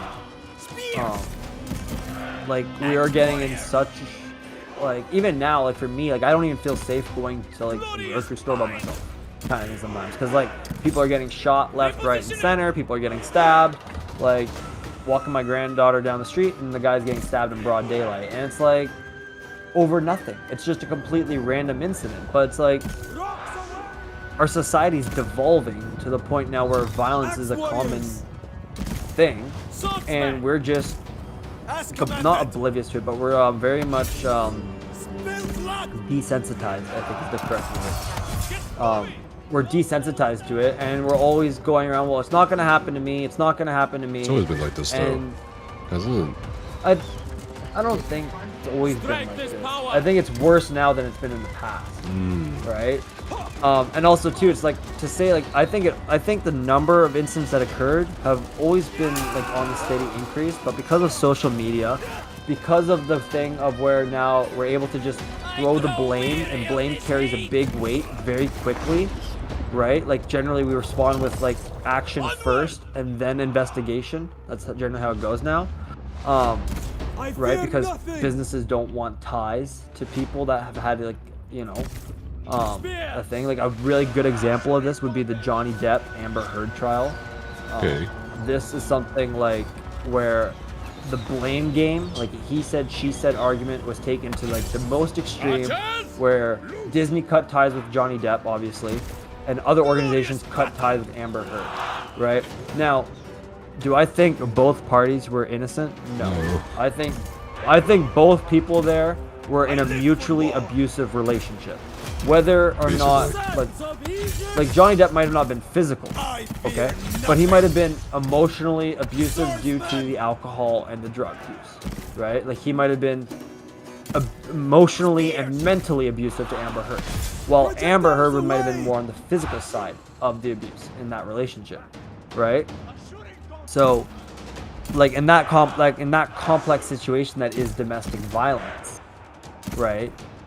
You can't just, like, you can't just blame one without the other, because both of them are equal to blame for everything in their, what happened following their, like, fallout, I guess you could say.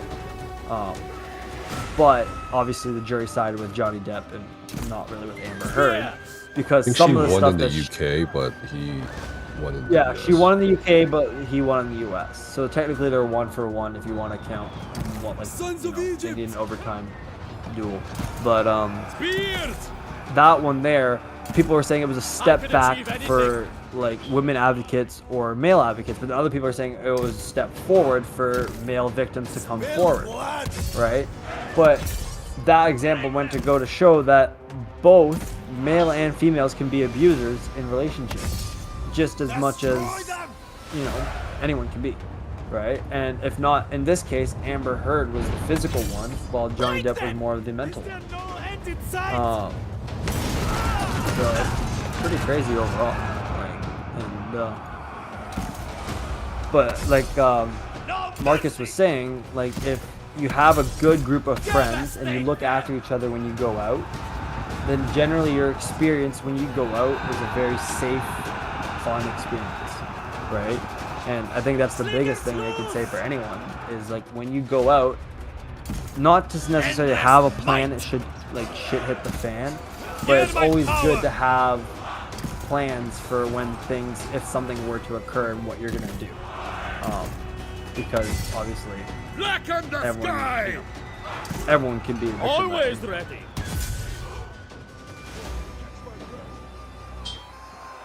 That is true. So it's a sad truth, but you have to be vigilant nowadays. So. Yeah, and you have to be vigilant going to the grocery store because you might just get mugged, right? Like you might cross the street and get hit by a car. Like literally anything can happen. Not here, but Pursuing greatness. In my experience in clubs, say it that way. Here in Germany, it's not really about going to a grocery store and getting robbed or something like that. It's not that.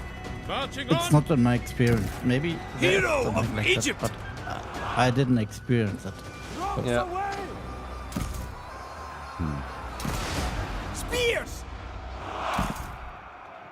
And like obviously too, like as like Spill you know blood. populations get bigger, I guess you could say, right? Like and populations get more dense, you're gonna have like things overlapping, like general areas that weren't really like crime rate will go up in higher population areas. It's statistically proven, right? Like you look at New York City, and New York City's crime rate is like that for all of Canada. But then again, put that in consideration, all of Canada's population basically lives in New York City. You know what I mean? So like it makes sense, right? And then with the financial pressure that you put people under with how like systems go and whatever, then people are going to resort to the most primitive things to survive, right? Because it goes to fight or flight. Strength is and power. you need to do what it is to ensure your survival, right? And like if you people, I'm not saying you have to go steal to, like there's obviously other means to do it, there's food banks, whatever you need to do. But if it got to a point where everyone just like society decayed, right, and there's like total chaos ensued, like to think that people are gonna be honorable and do what's like, you know, just not steal or whatever is a bit ridiculous too, like in a dystopian society.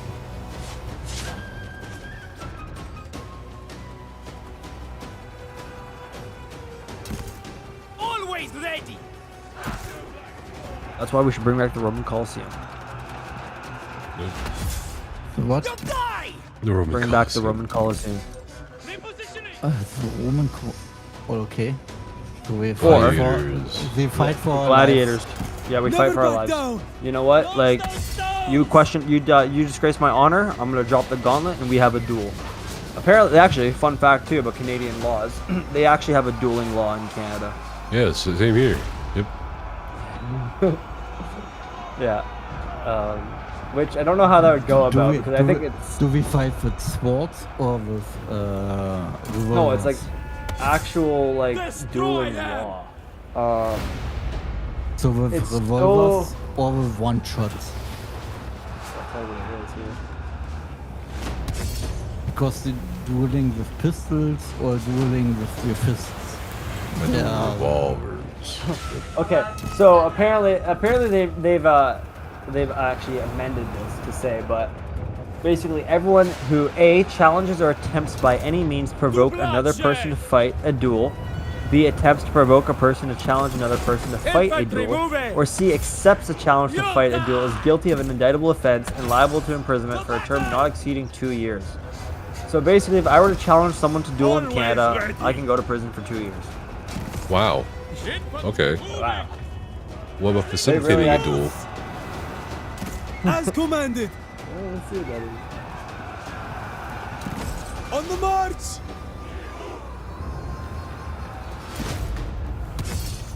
Strike through. To bloodshed. Oh, that's considered terrorism. So, Kaspar, Strength is power. I duel you to a checker For game. glory eternal. Yes. With pistols. Every turn we take. So- I said a checker game. I know. It's still illegal. You're going to jail. That's it. You're done. Spears. So apparently there was a law in the Criminal Code of Canada that would allow you to duel. However, they amended it to make it now it's illegal, and you're not allowed to do it. But the last duel that was fought in Canada was 10 minutes. Oh. Spill blood. The winner of the duel served 3 months in jail, though. But then he ended up marrying the woman that the duel was fought over. You're good. So I call that a win. It's a happy ending. Yeah. A prison romance, that's what that is. Yeah. That's one thing I never really could wrap my head around is the prison romance aspect. Oh, Becca and I were talking about that like the other week. Oh yeah? Yeah, what was it? Who was it with? Ted Bundy guy? Ted Bundy. Oh, right, Ted Bundy. Yeah, he has so many fans. Oh yeah. Something from the serial killer. And not like just Have you ever not seen? Okay, so fans, but women who would send them, would send him naked photos and Yeah. write him Yeah. letters. yeah, So, I the don't. Night Stalker was the same way. He got a lot of fan mail too after he For was our caught. glorious Gotta empire. stop So giving did serial Charles Manson. killers good names. I know. The I Night get Charles it. Manson got what was I gonna say? Even Have Jeffrey you ever Dahmer seen, got or famous. Becca can maybe answer this too, or and knows. Have you guys ever watched the show called Mindhunter? Yes, I I watched don't some know. of it, but I haven't Yes. finished it. Spears. It's about serial What do killers. you So think of Yes. Mindhunter Yes, I have. is like the Destroy them. prequel, in a sense, to Criminal Minds. It's like how Yes. the BAU started. Yes, exactly. Which I find Yeah. the BAU department very fascinating. I find that very fascinating. The psychology behind like Yeah. why people do things, whether it's for good Spill or for blood. bad. Yeah. I fear I find that nothing. like psychology is so fascinating because the way that everyone's brain, no matter how much you try to say like everyone is like inside, like internally organ-wise, you're the same, yes, but everyone is wired differently in terms of like, you know, how your veins are organized, like generally, like how your veins run in your body, Right. Like while the veins are still the same veins as if they were in another person, but the pattern your veins do in your body might be different than in a person B, right? Your brain is the same kind of concept, like it's wired differently from person to person. So like Mindhunter, I thought they did a really well. It's based off a real book, which is the nice thing about it. But I thought they did a really good job at explaining and like I guess like visually demonstrating like the psychology of like what some of these people go through, like or what they're thinking in these situations when they do this stuff.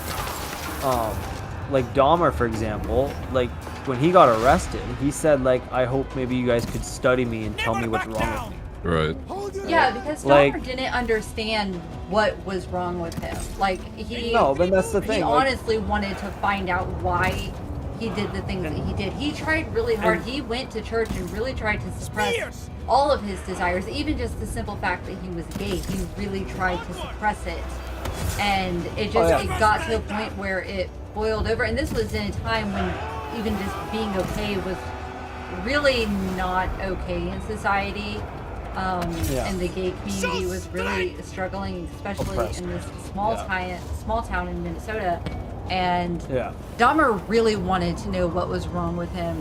The fascinating and yet disturbing thing about Dahmer was it was an extreme manifestation of abandonment issues.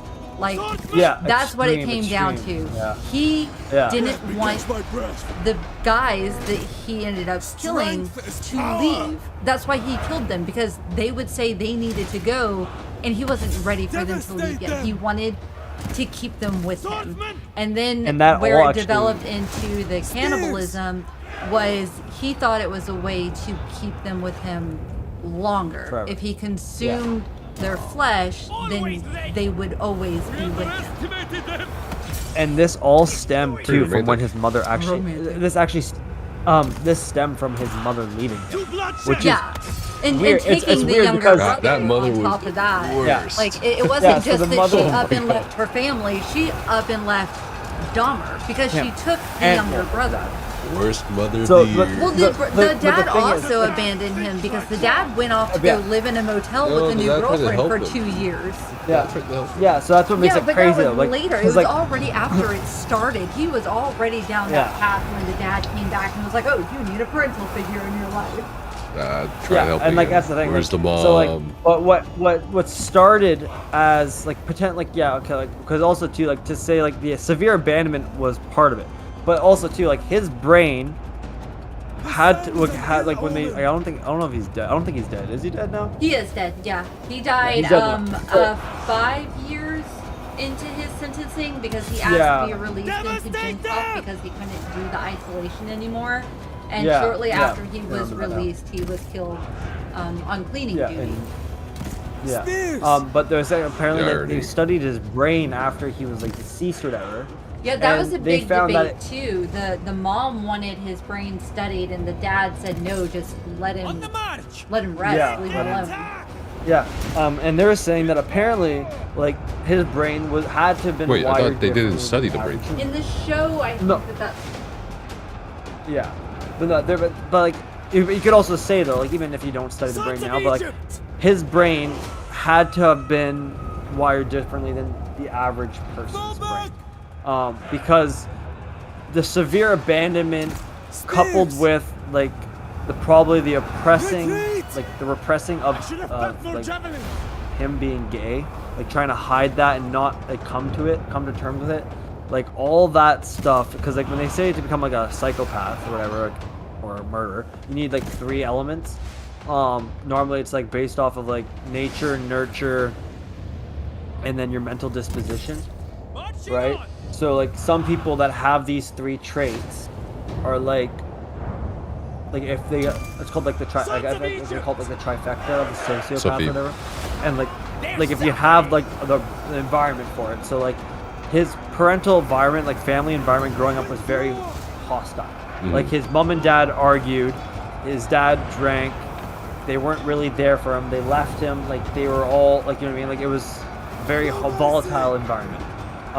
His dad would actually get him like roadkill and give him the roadkill, and then he would go to like this shack that his dad built where he'd do science experiments to look on the insides of these roadkill. Like he would dissolve them in acid and clean the bones and stuff like that, which for many kids that's not considered normal.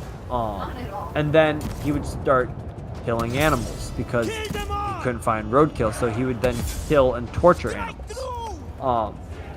And like they said, it was like out of curiosity kind of thing, but I don't necessarily know if it was out of curiosity. Our quivers are empty. But he started killing and torture animals to do his science experiments. And then after his dad left him and his mom left him and he was sort of left at the house by himself, he sort of went down this big spiral, like pretty hefty spiral, where he ended up kidnapping and killing other people. Spill blood. Then he ended up where he is. But like his brain was most likely wired differently, whether it's with like his cerebral cortex or frontal cortex, whatever you want to call it. Like there's parts of it that was different. And they've done brain scans on other like people of like serial killers and stuff like that. And there's like a part of the brain that generally comes out, like, I don't know if it's darker or has less activity. I forget what it's called, but I think it's like less activity.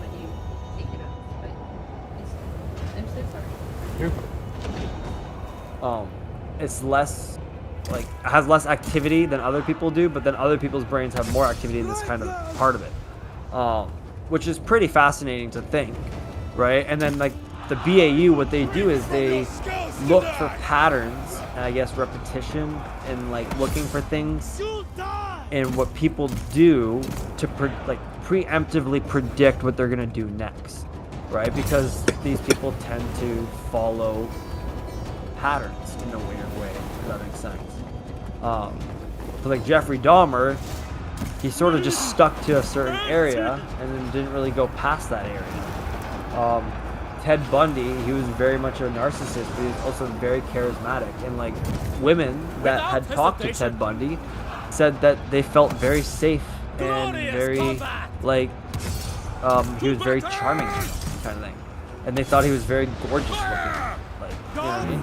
And you're like, for someone that's a serial killer that's gonna just like drown you in a bathtub kind of thing, like tell us that he looked gorgeous and he was really calming is a bit like, it's weird, right? Yeah. But is it though? I mean, yeah. some predators in nature have camouflage or. Yeah, that's the thing. Like, so that's why they called Ted Bundy a chameleon, because he was able to blend and adapt so well that people didn't feel like when they talked to him, they didn't think he was a threat. Like women's threat, like the senses did not flare up, because like women and men, like you all have like a pretty good intuition when you're talking to someone. If someone's a creep, you're like, oh yeah, this guy's a creep. Like you can sort of tell, right? You might have like a weird tingling in your stomach. You might have butterflies. You might have a bad feeling. You can't explain it, right? But for whatever reason, when women talk to Ted Bundy, that never happened. It was just feedback. Not sure. What's the tapestry called, Becca? Becca? Huh? What's the tapestry called? The tree thing. Oh, my tapestry. Someone wants to know what's called. Oh, it's just the Good night. tapestry. Good night, Shinzu. See you soon. See you tomorrow. Yes. So I don't remember exactly like what it's called, but we got it off Amazon, and it's got like the sun and moon cycles with the tree of life. It's kind of hidden by the Q, but it's a tapestry. You can probably search like tree of life tapestry on Amazon and it would probably come up. oh, that's pretty sweet. But yeah, Mindhunter. Mindhunter. Really recommend that show. Overall, really Proud son of Egypt. Criminal Minds is good too, but I find Criminal Minds is more like they made it more for TV. Like while some of it's very accurate, some of it's also very On your guard. inaccurate, I guess you could say. It's definitely Work those legs. Yeah, but the fun fact, they actually I don't know if you ever watched the one episode. I will carve out a legacy. Have you ever watched Bones? Yes, I love those Join me, so warriors. All right, I watch Bones like on repeat. That's a pretty standard show. So for me do to I. watch. When I am Pharaoh, our lessons will learn. In Criminal Minds and in Bones, they both reference a pig farm. Pig farm. Yeah. Now, yeah. yes. So this is actually about a Canadian serial killer, which he wasn't too far from where like we live now, like where it took place. Mm-hmm. But that pig farm is actually like a real life thing. And this guy was killing people on that Proud farm. son of Egypt. Yeah, the one I just watched was- that episode not too long ago on Criminal Minds, and so the Yeah, one Robert in Criminal Picton. Minds, Yeah. We was must keep he was picking up focus. transients on the American side of No the rest. border and then taking them I need back babes to to my Canada. cause. And Yeah. the police were kind of overlooking this because it was transients and people from the homeless population, and so they figured, oh, you know, they just, you know, moved on. They went somewhere else. They went back home, you know, whatever. So they didn't put a lot of attention into it. Yeah. Yeah. And then it turned out that this guy, it was like over 100 people. Like they only were able to identify the body count by the shoes that they found in like this storage bin because he was feeding them to the pigs. Okay, interesting. So, That's pretty smart, actually. Yeah. Okay, so this guy here, his name was Robert Picton. He was actually charged with 6 counts of second-degree. He was convicted for 6 counts of second-degree murder. Believe it or not, like they actually couldn't even prove that he committed these murders like intentionally within first degree. Yeah. So he was only convicted of 6 counts, but he spent life in prison, obviously. Okay. However, he was convicted of 6 crimes. He was charged with 26 originally, but he confessed to 49 murders. Wow. He started in 1983, and then he was caught in Canada in 2002, which is mind-blowing that he was killing for over 19 years. There's probably hundreds of serial killers they don't know about yet. They can't get in here. Probably. Statistically speaking. I mean, yeah. But he wasn't actually convicted until like 2010 or 2007. 2007. Which is crazy. So 5 years after he got arrested, he was convicted. Spears. And yeah, so he's one of Canada's most prolific serial killers. And he dropped out of school. He became a butcher's apprentice. And then quit that to become a full-time pig farmer. And he started murdering after he inherited the farm. We can hold these fools off. He's me, for real. No. Why are you so fast with that no, Becca? I really don't feel like I have to explain that one. Okay, I mean, I think beating the bodies to pigs is really smart. That's why I did in Red Dead Redemption 2. Yep. Because the pigs would actually eat the bones. They'll consume everything. They will consume the entire I feel exhausted. God, they're so cool. Now, obviously, the police know to test the poop out of the pigs to be able to find that. Like, that's not. Never back down. People know how to like look around that now, but it's like that one was pretty cool. Like, so I find Criminal Minds is very dramatized, but it's still a very good, interesting show to watch because a lot of these like episodes are based on real life serial killers. Yeah. And whether they sometimes they're not always named the same name, they're alluded to. And then they also reference like Ted Bundy and Marilyn they reference a Charles lot Manson. of the like high profile John Wayne. The high profile I see ones, the yeah. wolves. Just rubble. Yeah, and then like Ed Kemp, which is one that's not really well known, but he's also well known, which is weird. But yeah, I find those shows like really, really interesting overall. I do too. Of course, I really like true crime, anything Dateline. Yeah, Forensic Files. I watched that yeah, one. Forensic Files, the first 48. Yeah, first 48 I find a bit boring though. Yeah, I mean it's a bit slow. It's definitely one of those that, like I'll watch late at night to just kind of like get into that sleep mode. Yeah, and fall asleep too. Yeah. I also listen to a lot of true crime podcasts. Yeah. That's the like thing. Like I feel like a lot of these. So what's funny is like so apparently in Canada, you're not allowed TikTok on like a government device anymore, or a government assigned device, right? So if I have like a government cell phone or a cell phone issued by the police force, I cannot have TikTok on it. Makes sense. Right? But then I'll be scrolling through my TikTok, right? And then I'll go see like the traffic service of a police force. So for example, I'll say Toronto Traffic Police Service, right? The traffic division of the Toronto Police Service. And it's a police officer sitting there on a TikTok Twitch stream talking about and answering questions about traffic violations. Yeah. Maybe it's his personal phone. No, and then what's even funnier is like you also see like I'll link some in 7E later, in like Gen Chat or whatever. But it'll be like edits, like I mean actual edits of like the police force impounding vehicles from like street racing, or for things where people will post like videos on like social media of them like going 160 down the highway, like kilometers per hour. So that's probably roughly maybe 100, like just over 100 miles per hour, like roughly maybe 100. 1.6 kilometers per mile. Yeah, so 100 miles per hour is like 160 kilometers per hour, right? So it's pretty fast. And they'll post videos of that like on their social media, and they're like, oh, and they'll have like blacked out license plates and all this stuff to try and not get caught.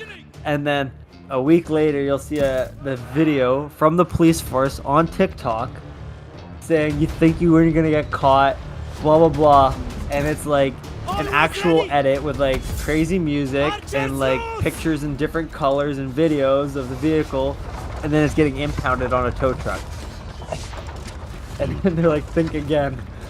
Like, we are under fire! It's crazy, but I mean, the police are using social media to their advantage, right, to get their message across. But it's pretty funny to see, considering it's supposed to be banned, and yet police services are using it. Rocks away! Never back down! Infantry moving! There was one when they said there was Sons of Egypt! I forget what it was. On the march! We must hold the line! I'll post this in the 7E Discord so you guys can see this one. This one's pretty funny. Overall. Never back down! I guess so, but it's funny how like, the police are using social media to their advantage, and like people are just, and like the music that they're posting, like so the amount that they're paying for like a police officer to edit these videos to make them, like, is pretty, it's pretty crazy. And then they put a warning on it saying participating in this activity could get result in you getting or others getting hurt. I fear nothing. Onwards! Spears! Destroy them! That must sting! Mend the woes! Yeah, I posted it in the memes chat. You can watch that one out when you get a chance. It's pretty funny. Munching on the and pile the music leaves, they picked. that's our life's good. What blood leaves. Marching on! The music? Yeah, the music's pretty wild. Like, they did not hold back on the music. That's for sure. No mercy! Black in the Did you ever watch the show How to Make a Murderer? Yes. Oh, wow. Becca's just seen everything murder related. We're like living with one. Marksman, let's fly! And then, actually, just recently, I think it was, I don't know if it was in Canada or US. Just recently, there was an author. She published a book on how to get away with murder, and then she just got recently charged with murder. huh. I cannot be stopped! I was like, I'm definitely not buying her book. Swordsman! Well, where she messed up was writing a book about it.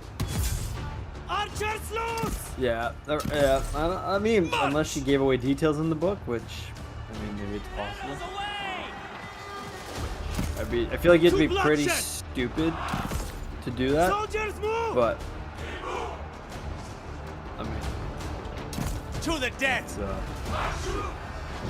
It's pretty wild overall. To bloodshed! Did you ever see, okay, there's one Netflix documentary called, I think it's called The Staircase. Strength is power! Staircase. Swordsman!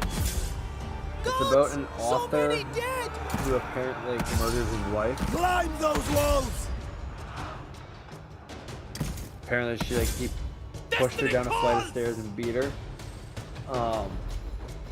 If you haven't watched it, I highly recommend watching it, and then tell me who you think did it. Endless might! And then later on, once you what? Oh, I was Do I know? Oh, new show. Yeah, we're looking for a new show while we wait for it. I think There's a new episode. Yeah. Swordsman! To bloodshed! I definitely recommend that one.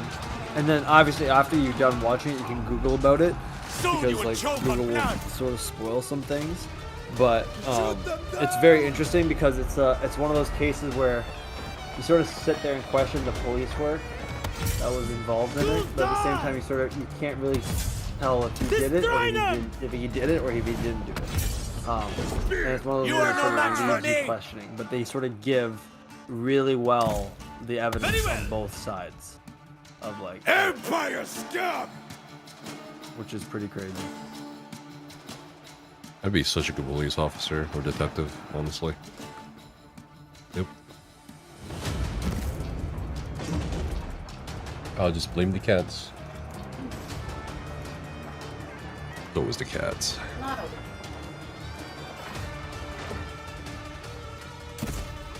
understood. What are you doing right now in this Pharaoh game? It looks like you're trying to invade a kingdom. I'm just defending from these invading sea peoples. Oh god. One of the theories that caused the Bronze Age collapse is that one of the factors was not just famine or instability, but an invading group of people from the Mediterranean along the Egyptian coastline. Okay. Oh, that's exciting. Okay, so you're a history buff here. I'm a Which historian. U.S. state in 1907 was the last to declare Christmas a legal holiday? A legal holiday? I don't know. I'm not concerned with that. I'm guessing Oklahoma. Oh, I got it right! There was no shot. Oklahoma. In 1907, Oklahoma was the last state to declare Christmas illegal.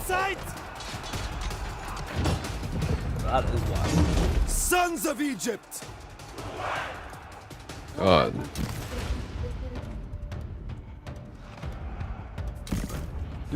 Does ESO have a podcast? Yeah. Multiple. Easy. Strength is power!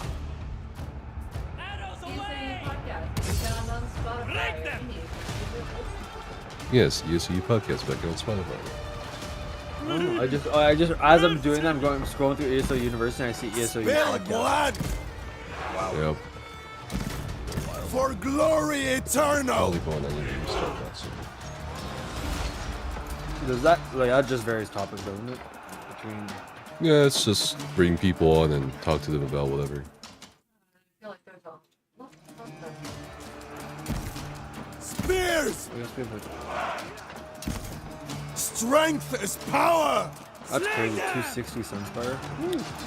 I'm gonna have to give this game like a 5 or 6. Hold on, I'll be right back.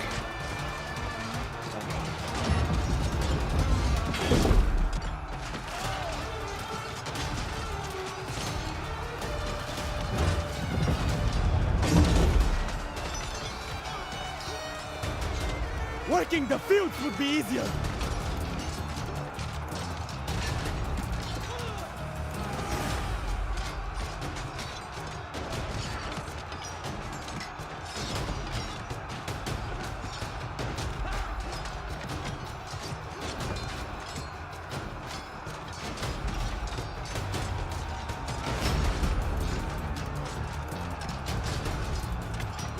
Keep them off the walls!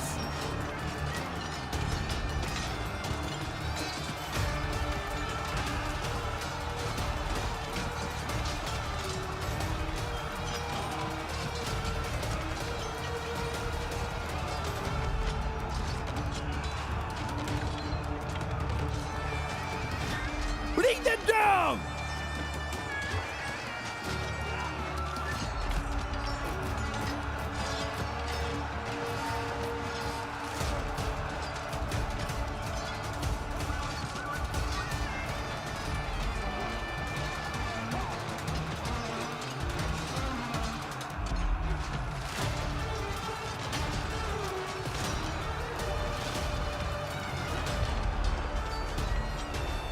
sweating through my armor.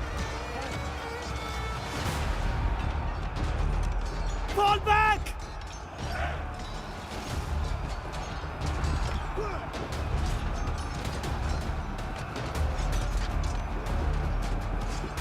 The walls will hold!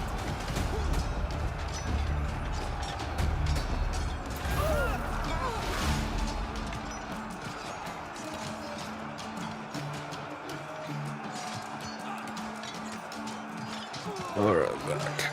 Oh god, the battle's still not over. Yeah, I think Sons of Egypt!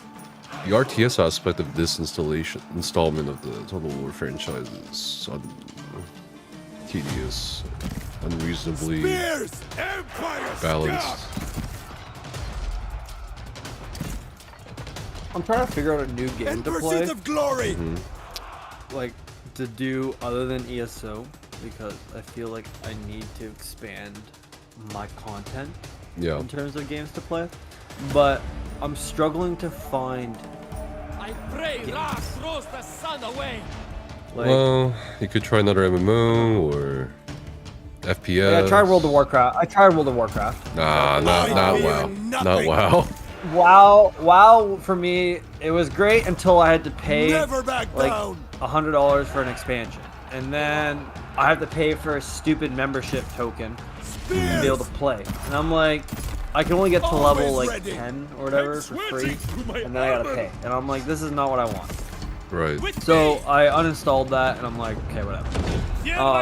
Generally, the games that I used to play like pretty heavily were like Assassin's Creed games. Yeah. I used to love them. I still do, but I don't generally know if Assassin's Creed like gets viewership because it's one of those ones where it's not like I don't know if it's like fully interactive in a sense, but I guess maybe it is. Borderlands, I played that from time to time. I didn't mind it. Far Cry, I used to love. But they're all like single-player role-playing games per se, right? They're not like many multiplayer games. The only multiplayer game that I used to play like extremely competitively back when I was really young was like Call of Duty, where I would have gone onto like the MLG Pro Circuit, but my parents smashed my Xbox, so I could never go. Yeah. Then I got But it's just like looking at like new games to come out now, and it's like I don't know. Like there's like maybe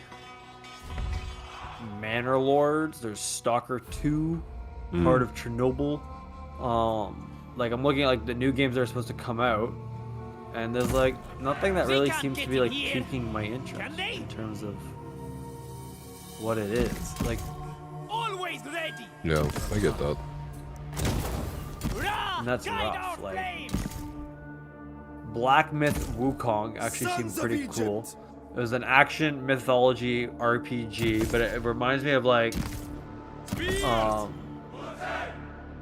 reminds me of like Elden Ring, and Elden Ring for me, I didn't really enjoy the movement. I feel exhausted just standing here. It was just seemed more like it seemed more like clunky kind of like all that kind of stuff. Baldur's Gate was something I was told was really good, but I've never played Dungeons and Dragons. Same. So I didn't know if it'd be something I would enjoy, kind of thing. But I do enjoy Lord of the Rings. Like I love that. So I don't know if Baldur's Gate sort of falls into that kind of category. I have never done Dungeons & Dragons really either, but I immensely enjoy it for sure. I would say I don't know if I would enjoy Baldur's Gate 3 as much without a group. Like I don't, for me personally, I don't think I would enjoy it quite as much solo. Chasing glory.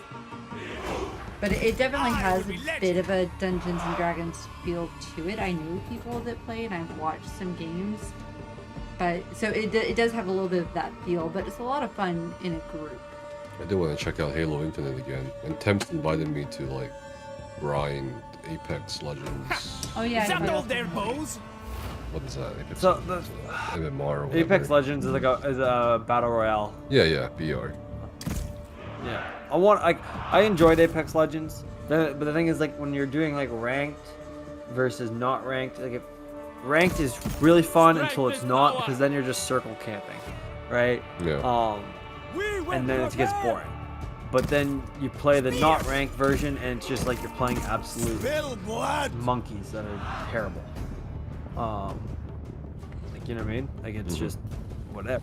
And then if I really want to play battle royale, like, I know one that tends to get a lot of views is Warzone. But the thing is, like, sometimes when you get into Warzone and you start doing well there, you get stream snipers, and then you get all that problem, and that's just annoying. So it's like I'm trying to find a game where I can sort of just mix and match over it, but it's a challenge. That's for sure. And I don't think they have really, like, I personally don't think they have had that many good games coming out recently. Like it's just sort of died down a bit overall. But Borderlands, like Watch Dogs was good. Borderlands 3. I enjoyed Borderlands overall. I love the Borderlands series. Borderlands is apparently, it's actually currently on sale right now on Steam. 85% off. So you Have you tried Tiny Tina's Wonderland? No. It's definitely tabletop style, D&D style. It's really interesting. It has Tiny Tina narrates everything that you do. It's really funny. Very much keeping in her eccentric style. It's pretty fun. Tiny Tina's Wonderland. Yeah, like Tiny Tina from Borderlands. Tiny Tina. Let me see. Tiny Tina and Butt Stallion. Butt Stallion hoops diamonds and loot. Is that?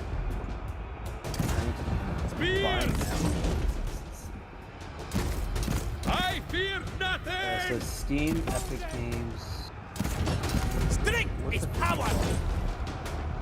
Oh, you can't buy a physical box. To bloodshed. You can buy a Steam. Dragon Lord Captain, Season Pass, Butt Stallion, full game with new. In pursuit of glory. Oh, it's 75% off right now.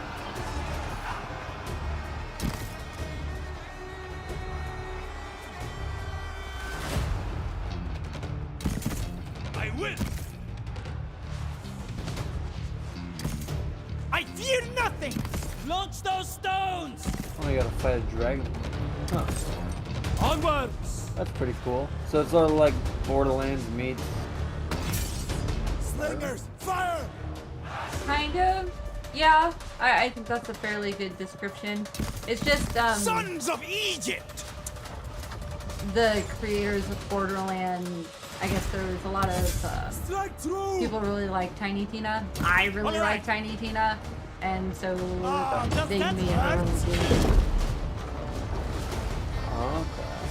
That's pretty cool. Like, that's definitely something I think I would consider. Yeah. Glory eternal. It's considering it's also on sale right now, which is mildly a good, like, To bloodshed. Yeah, it's I will. showcased 2 years ago at PAX East. Archers, loose! Rocks away! Last year, I want to say. So the sale is not surprising. It has been out for a little while. Apparently, it's been currently popular.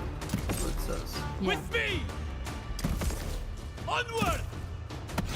You will die. Party up with friends and cross-platform multiplayer and part on an epic adventure full of whimsy, wonder, and high-powered weapons. Spill blood. Bullets, magic, and This broadswords heat will collide serve across us this well. chaotic fantasy world brought to life by the unpredictable Tiny Tina. Spears. Sons of Egypt! With the RAM. Devastate them! Give me a 1060. Sons of Egypt! I have all that. Attack! What does Strength is power! Slingers loose! Never back Yeah, down! so Tiny's Tina Wonderland, like Chaotic Grade Edition, is like regularly $100. And I can get it for $25, which is crazy. That's a damn good deal. Purchase for myself. Yep. Should. So that's crazy. Sons of Egypt! Okay, I'll buy that. Devastate them! I'm not gonna install it, right? Maybe I will install it. Spears! Rocks away! Strength is power! Also, I enjoyed Star Wars Jedi Fallen Order. Always that is something ready. I really enjoyed as well. Projectiles away! But the only problem is I find that this game, when you have the game, I feel like you need to have Sons of Egypt! a what do you even call it? You need a control for some of these games. Slay them! Swordsmen! To battle! Marching on!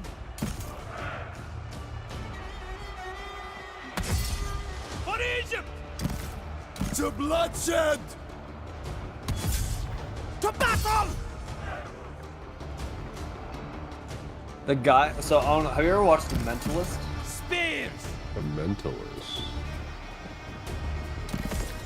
Marching on! No. No. With Becca?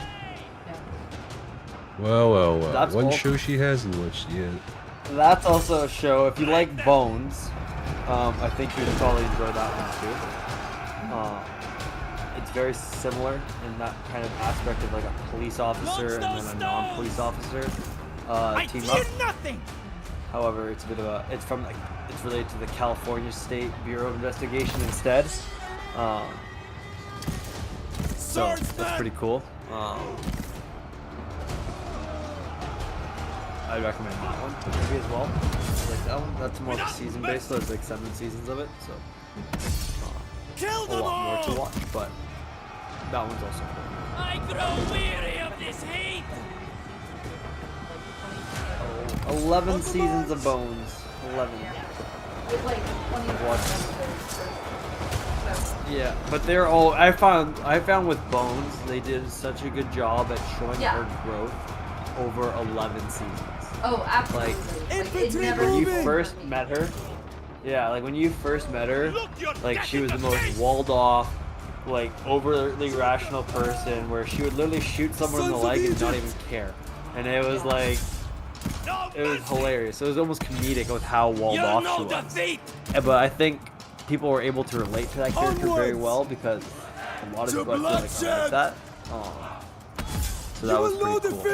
I feel What's Bones about? just standing here. Bones is about a forensic anthropologist that's an FBI agent called Break them! Murderous. Based on actual I fear author nothing. known as Kathy Reich. It's based on a book, but the author is actually a forensic anthropologist. I'm pretty sure. Kathy Reich was a real forensic anthropologist, and Consider it done. she actually worked with the FBI. So, like, she's 75 years old. Yeah. Swordsman! The Bone Hacker. Spill blood! How much? Oh, pre-order now. She got a new book coming out. March! $30 hardcover. For glory eternal! Now, I don't know as to like exactly how accurate the TV show portrays a lot of it, because I'm not into forensic. Understood. That kind of forensic, I guess you could say. But some of it is, I feel like it's fairly accurate, but some of it also too, I feel like it's not accurate as well. I'm sure a lot of it is dramatized. Yeah. Spill blood. I feel like it would have to be, but overall, I found that Bones was one of the better shows for like tying in story and drama to like actual people. This is not going as planned. Strength is power. You guys have you guys played? You guys have Among Us at all or no? I do. Play when it came out. Still play or no? I am interested in trying out the VR Among Us. Saw this guy scaring kids on there.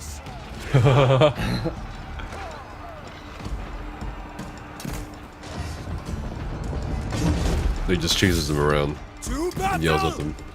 Sounds like my kind of life. Oh, so fun fact. So a little not too long ago. Sons of Egypt. My core team and I and we're talking to Noodle about this. Because we found some discrepancies with taunt in the game. Now, I don't know exactly like necessarily what taunt we read over the ESOU article, right? And we asked Wonder Nuts as well about taunt, right? Because there was instances of us taunt swapping, right? And bosses were still becoming immune and getting taunt immunity, and this was like on Soul, Chimera, and like it didn't really make sense, right? So we're diving into logs to figure this out, and we found out that the game registers. So for example, if I'm like right, if I hold taunt the boss. And I can spam taunt as many times on this boss as I want, but my taunt stack will always stay at 1. Right? But then if I have a second tank, so like let's say the OT in this case, is trying to taunt the ad or the boss, right? They can apply stacks of taunt to my taunt counter so it can get taunt immunity, right?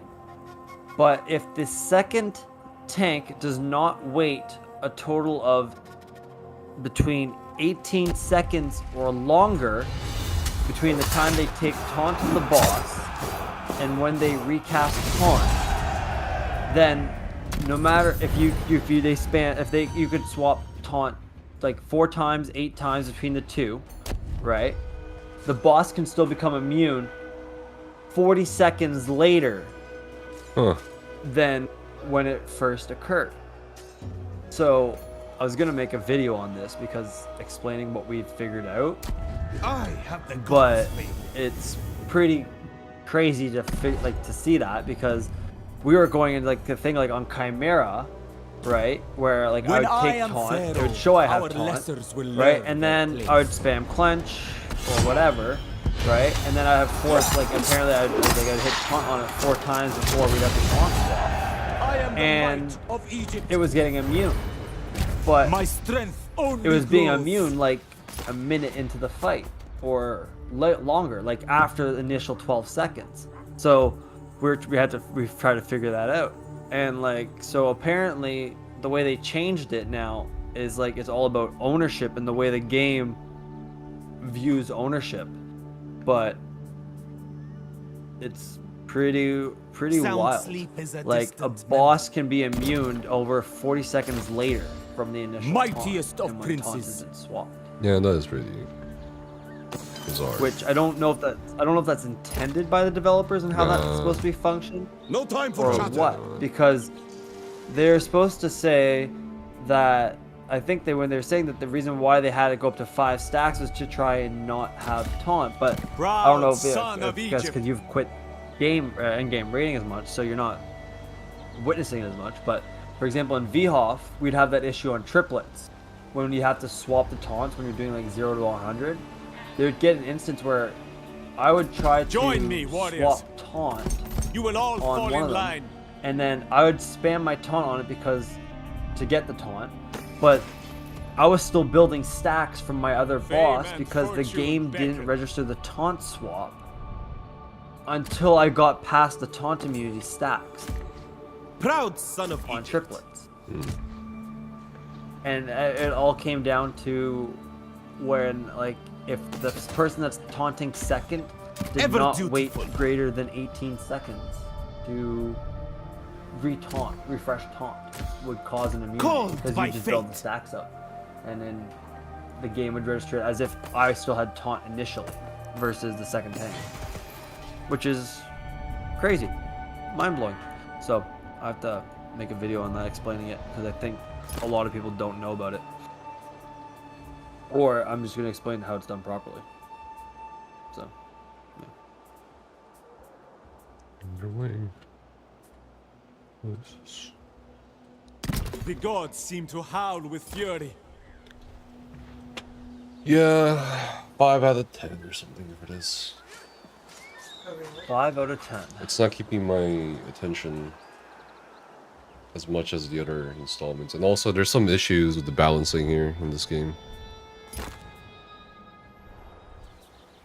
Is this a review through, like, the company Total War, or is this a personal, like, Personal. try it, review it? Personal? Yeah.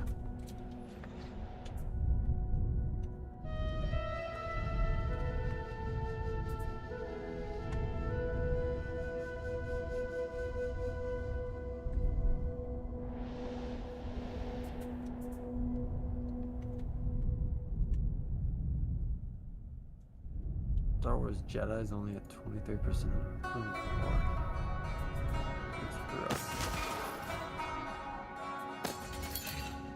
Time is it? 10:15. You're an hour ahead behind me? That's wild. Central time now. Yeah, Central Time. I'm Eastern. I was Eastern back in the day. It was literally a week Yeah. Calm down. Literally a week ago, yeah. Oh, well, the game crashed. That kind of decided for me. They need to, like, revisit this. Not revisit, but, like, keep working on this. Yeah. Okay.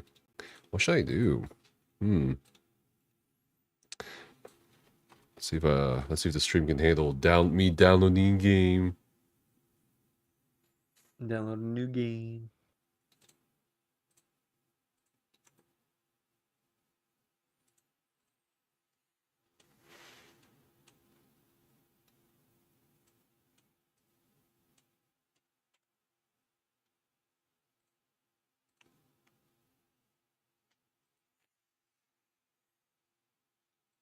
God.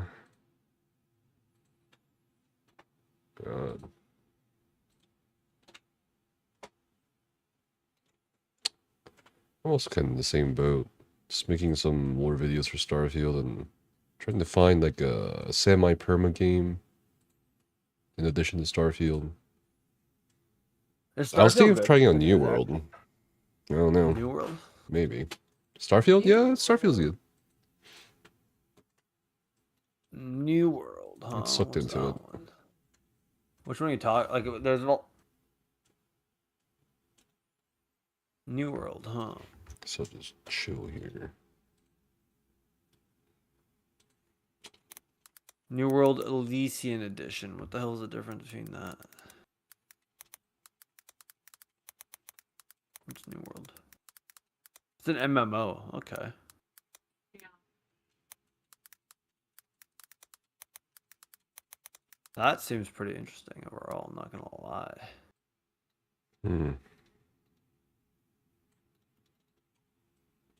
I wish they told you what the collector's editions included, but it doesn't.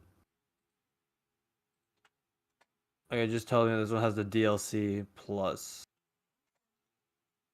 whatever, but like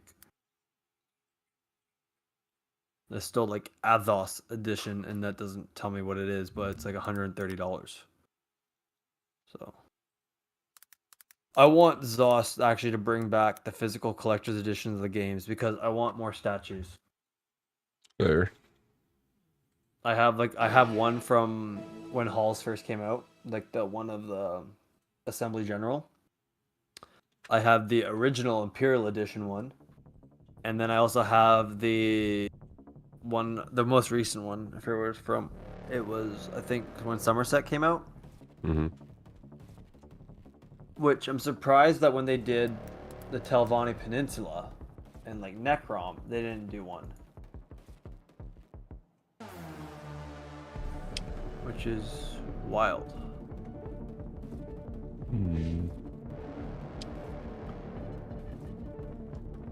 Damn, maybe I just download Apex Legends. Just Post Malone, Apex Legends, what? Yeah. Oh, they're doing collab, Post Malone and Apex Legends, what? It's a Post Malone event thing, and you can buy like some packs. So I think you get like drumsticks or something for one of the people. 2 weeks of beautiful mayhem. Huh.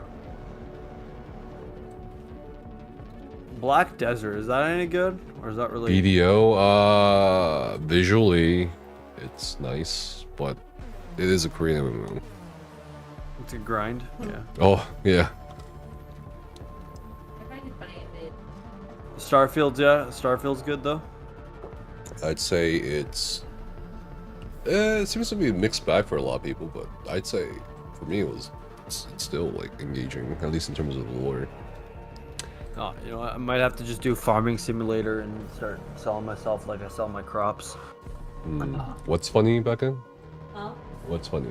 Oh, the fact that you don't really care for Korean MMOs and you don't typically recommend them to other people either. Yeah, well, I know what Korean MMOs like, unfortunately. Halo Infinite, it's free to play. Yeah, that's what where's my Halo Infinite? Where did I download that from? I got it when it came out. Should I add that to the my Master campaign? Chief. Oh, the Master Chief Collection. I used to own the Master Chief Collection. I might want to buy that again. I mean, the thing is, like, I have a lot of my games from Xbox, but I sold my Xbox. So it's like, don't really want to repurchase for everything. But Fair. I know I'm going to have to.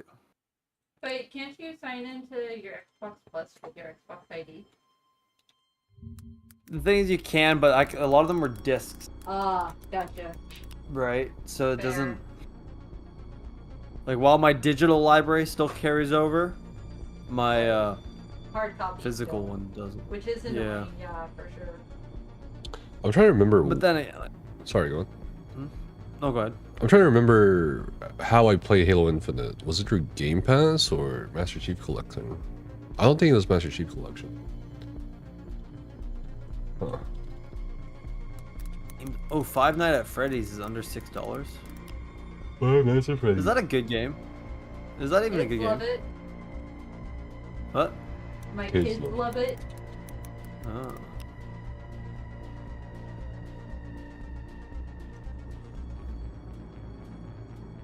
Is it like a puzzle game almost? Kind of, with a bunch of jump scares. Oh, okay. Oh, I must have gone through Game Pass. There's no, I don't have a history of it. Yeah, I still have Game Pass. So. I heard Call of Duty Modern Warfare 3 campaign is really bad. I heard mixed reviews about Call of Duty Modern Warfare 3. Yeah. I mean, it's all about the Warzone anyway. Yeah, that's all people care about. But,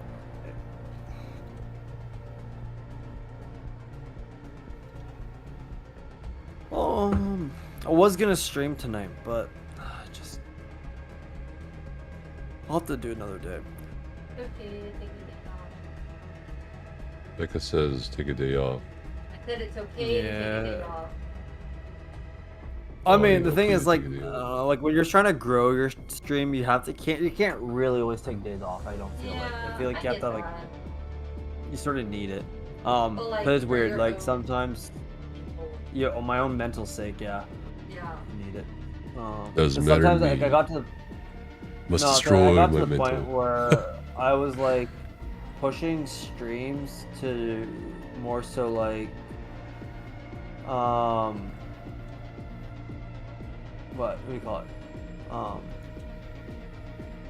I was doing it so it was like, well, more felt like I had to rather than I wanted to. Yeah, I get that. And it didn't really feel like it just sort of lost the fun of it. And that's when I was back on console. So then I took a huge break after I was sort of already growing. And then now I'm at the point where like I'm still trying to grow again, but like it's just low. So it's just getting there. But and that's also true, like not everyone wants to watch Elder Scrolls Online. So that's why I'm trying to branch content out. And like generally when I stream Elder Scrolls, it's mainly like me doing VSC hard mode or like a pug trifecta or something like that. Like it's not necessarily like, you know. So now it's like I feel like if I do Star Wars Jedi Fallen Order, you might get a good amount of viewers there, but then you'll lose them for Elder Scrolls, and it's just trying to find something that's interactive with, like you could do with stream as well, right? Whether it's a puzzle game, which I feel like would be pretty cool. We could find one of those ones. I must have just gotten like it. It's also free on Steam.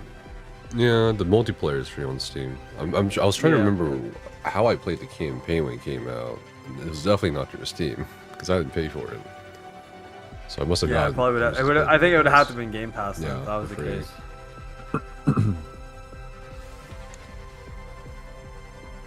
Games under $12 Canadian. Let's look. Deep Rock Galactic, Borderlands 3. That one, like, I'm just gonna buy it just to have it because it's like $11.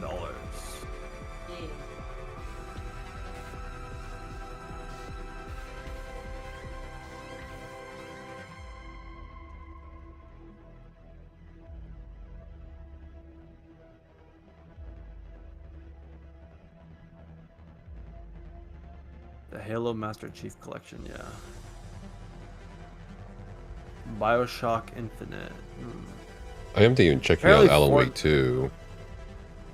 Which one? Alan Wake 2. The new Alan Wake. 2? I'm gonna play the first one and then the second one. It's been a while. Assassin's Creed Odyssey, I really enjoyed. Odyssey? Yeah, Odyssey is okay. Just got a little repetitive. It got repetitive. Yeah. I enjoyed that one. Black Flag was also one I really enjoyed. Black Flag is definitely one of the greats.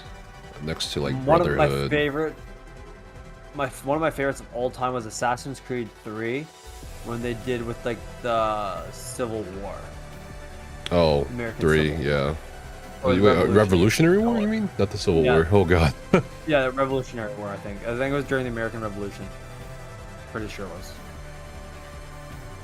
I'm pretty sure it was set during the American Revolution, wasn't it?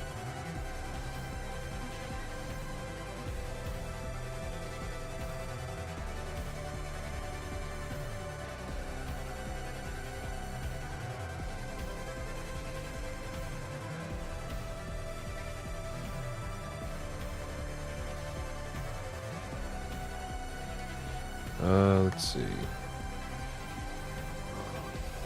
18th century colonial America.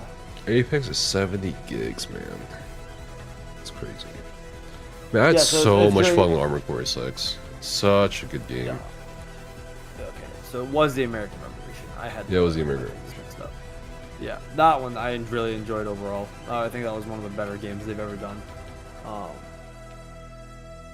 I absolutely loved that game. I would play that game to the days cows come home.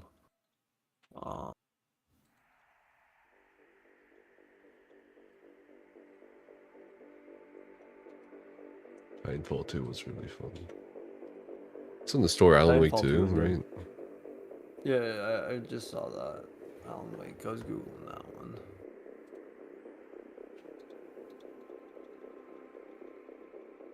Maple Story. Why is this on Steam? What? Oh god. I remember Maple Story. Jesus. Looks like a Super Mario mix of like. It's. I don't know. I don't know if you call it MMO. I guess it is MMO. Yeah, I mean, it's one of the early MMOs I played. Man, this brings back memories. Oh my god. What? They don't have Assassin. Oh, they do have Assassin's Creed 3 remastered on here. I was gonna say. How do you not have Assassin's Creed 3? So if I want to buy the entire Assassin's Creed bundle, it is $500. Not worth it. Jesus. Not worth it. Oh, Tiny Tina. That's 10% off. On sale. That's 10% off. Titanfall. Titanfall was really good. I enjoyed it. I enjoyed Titanfall too. I really want to get back into the multiplayer a bit, but I have no one to play with. Titanfall? Yeah. I was used to I was dropping like 40 plus kills a game in that game. I don't know why. I was just a goon. Mostly most. Let's see. Upcoming releases. Let's see what's coming. What's new. Realms of Ruin. Oh, it's Warhammer. Oh.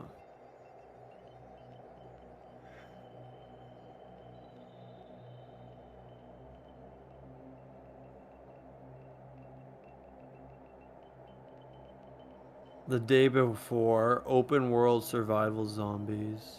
Hades 2. Arc 2. Nightingale, Pale World. Space Marine, Blight. You ever played Dune at all? Dune? Spice Wars? Yeah. No, just Dune. Because there's like Dune Awakening, which is like, I guess the second one. No, I have not.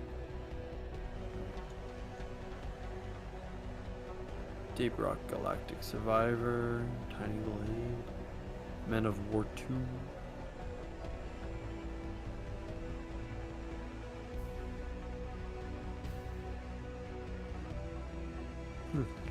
Little Kitty, Big City. Might as well download it just to have it for now. Halo Infinite. You know, I really wish they would add more campaign to Halo Infinite, because I thought that was the whole point of Infinite, to keep adding to it until like it's not possible to add to it, but they just you know, play a game. Add to library. When's Ashes of Creation coming out full time? Never. Oh my lord.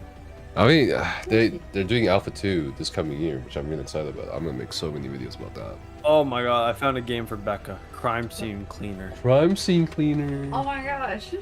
It's like the Power Wash simulator. I'm assuming. Yeah, it's coming soon. It says release date 2024. I'm gonna have to find it and get it in my library. You can apparently request access for a playtest from the developer. An audiobook. But after his initial 4-year deployment, he felt drawn back into the... Ooh, lore, Halo lore. It's funny, the guy's using soap and hot water to clean blood. Oh my god. Guess we'll see if the stream tanks when this downloads. Oh my god, this is crazy. I'm gonna add that to my wish list. Too funny. So, how's work? Just running dimension strings on light fixtures. I'm assuming we have an hour and a half left. 30 minutes. Oh, you'll be done in 30 minutes. Okay. I'm done with all of my work, basically just running off the clock at this point. Drew says grind Dungeon Defenders 2. I've heard okay things about that one.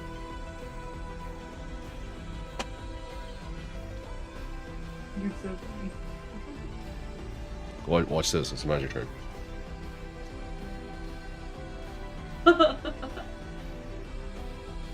Apparently they're supposed to have a new Lord of the Rings game coming out. Yeah. It's supposed to be an MMO, right? Lord of the Rings Online. That's like far in the future. That is... No, apparently this was Lord of the Rings Online apparently was released June 6, 2012 on Steam. Oh yeah, that's the old one. They were like remastering it. Oh, okay. Should I play on controller for Halo or mouse and keyboard? Ooh, Probably controller. probably. All the shooters have aim assist on controller. It's kind of. So That's let's something see. more challenging. I mean, you could try it out on mouse and keyboard to start with. Lord of the Rings: The Journey to Middle Earth. Lord of the Rings: Gollum came out apparently May 25th, 2023. $70 though. It has a really negative review. Oh my lord. I wonder if that's someone sacred sent me. What?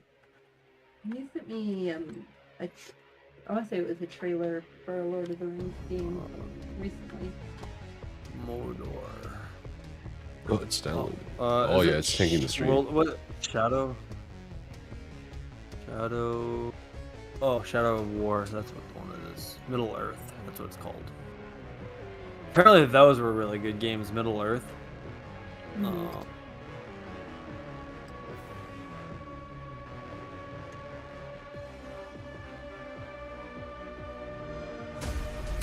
Very positive reviews overall from that. It's all like a $60 game. I bet too much. I've already played it though on console.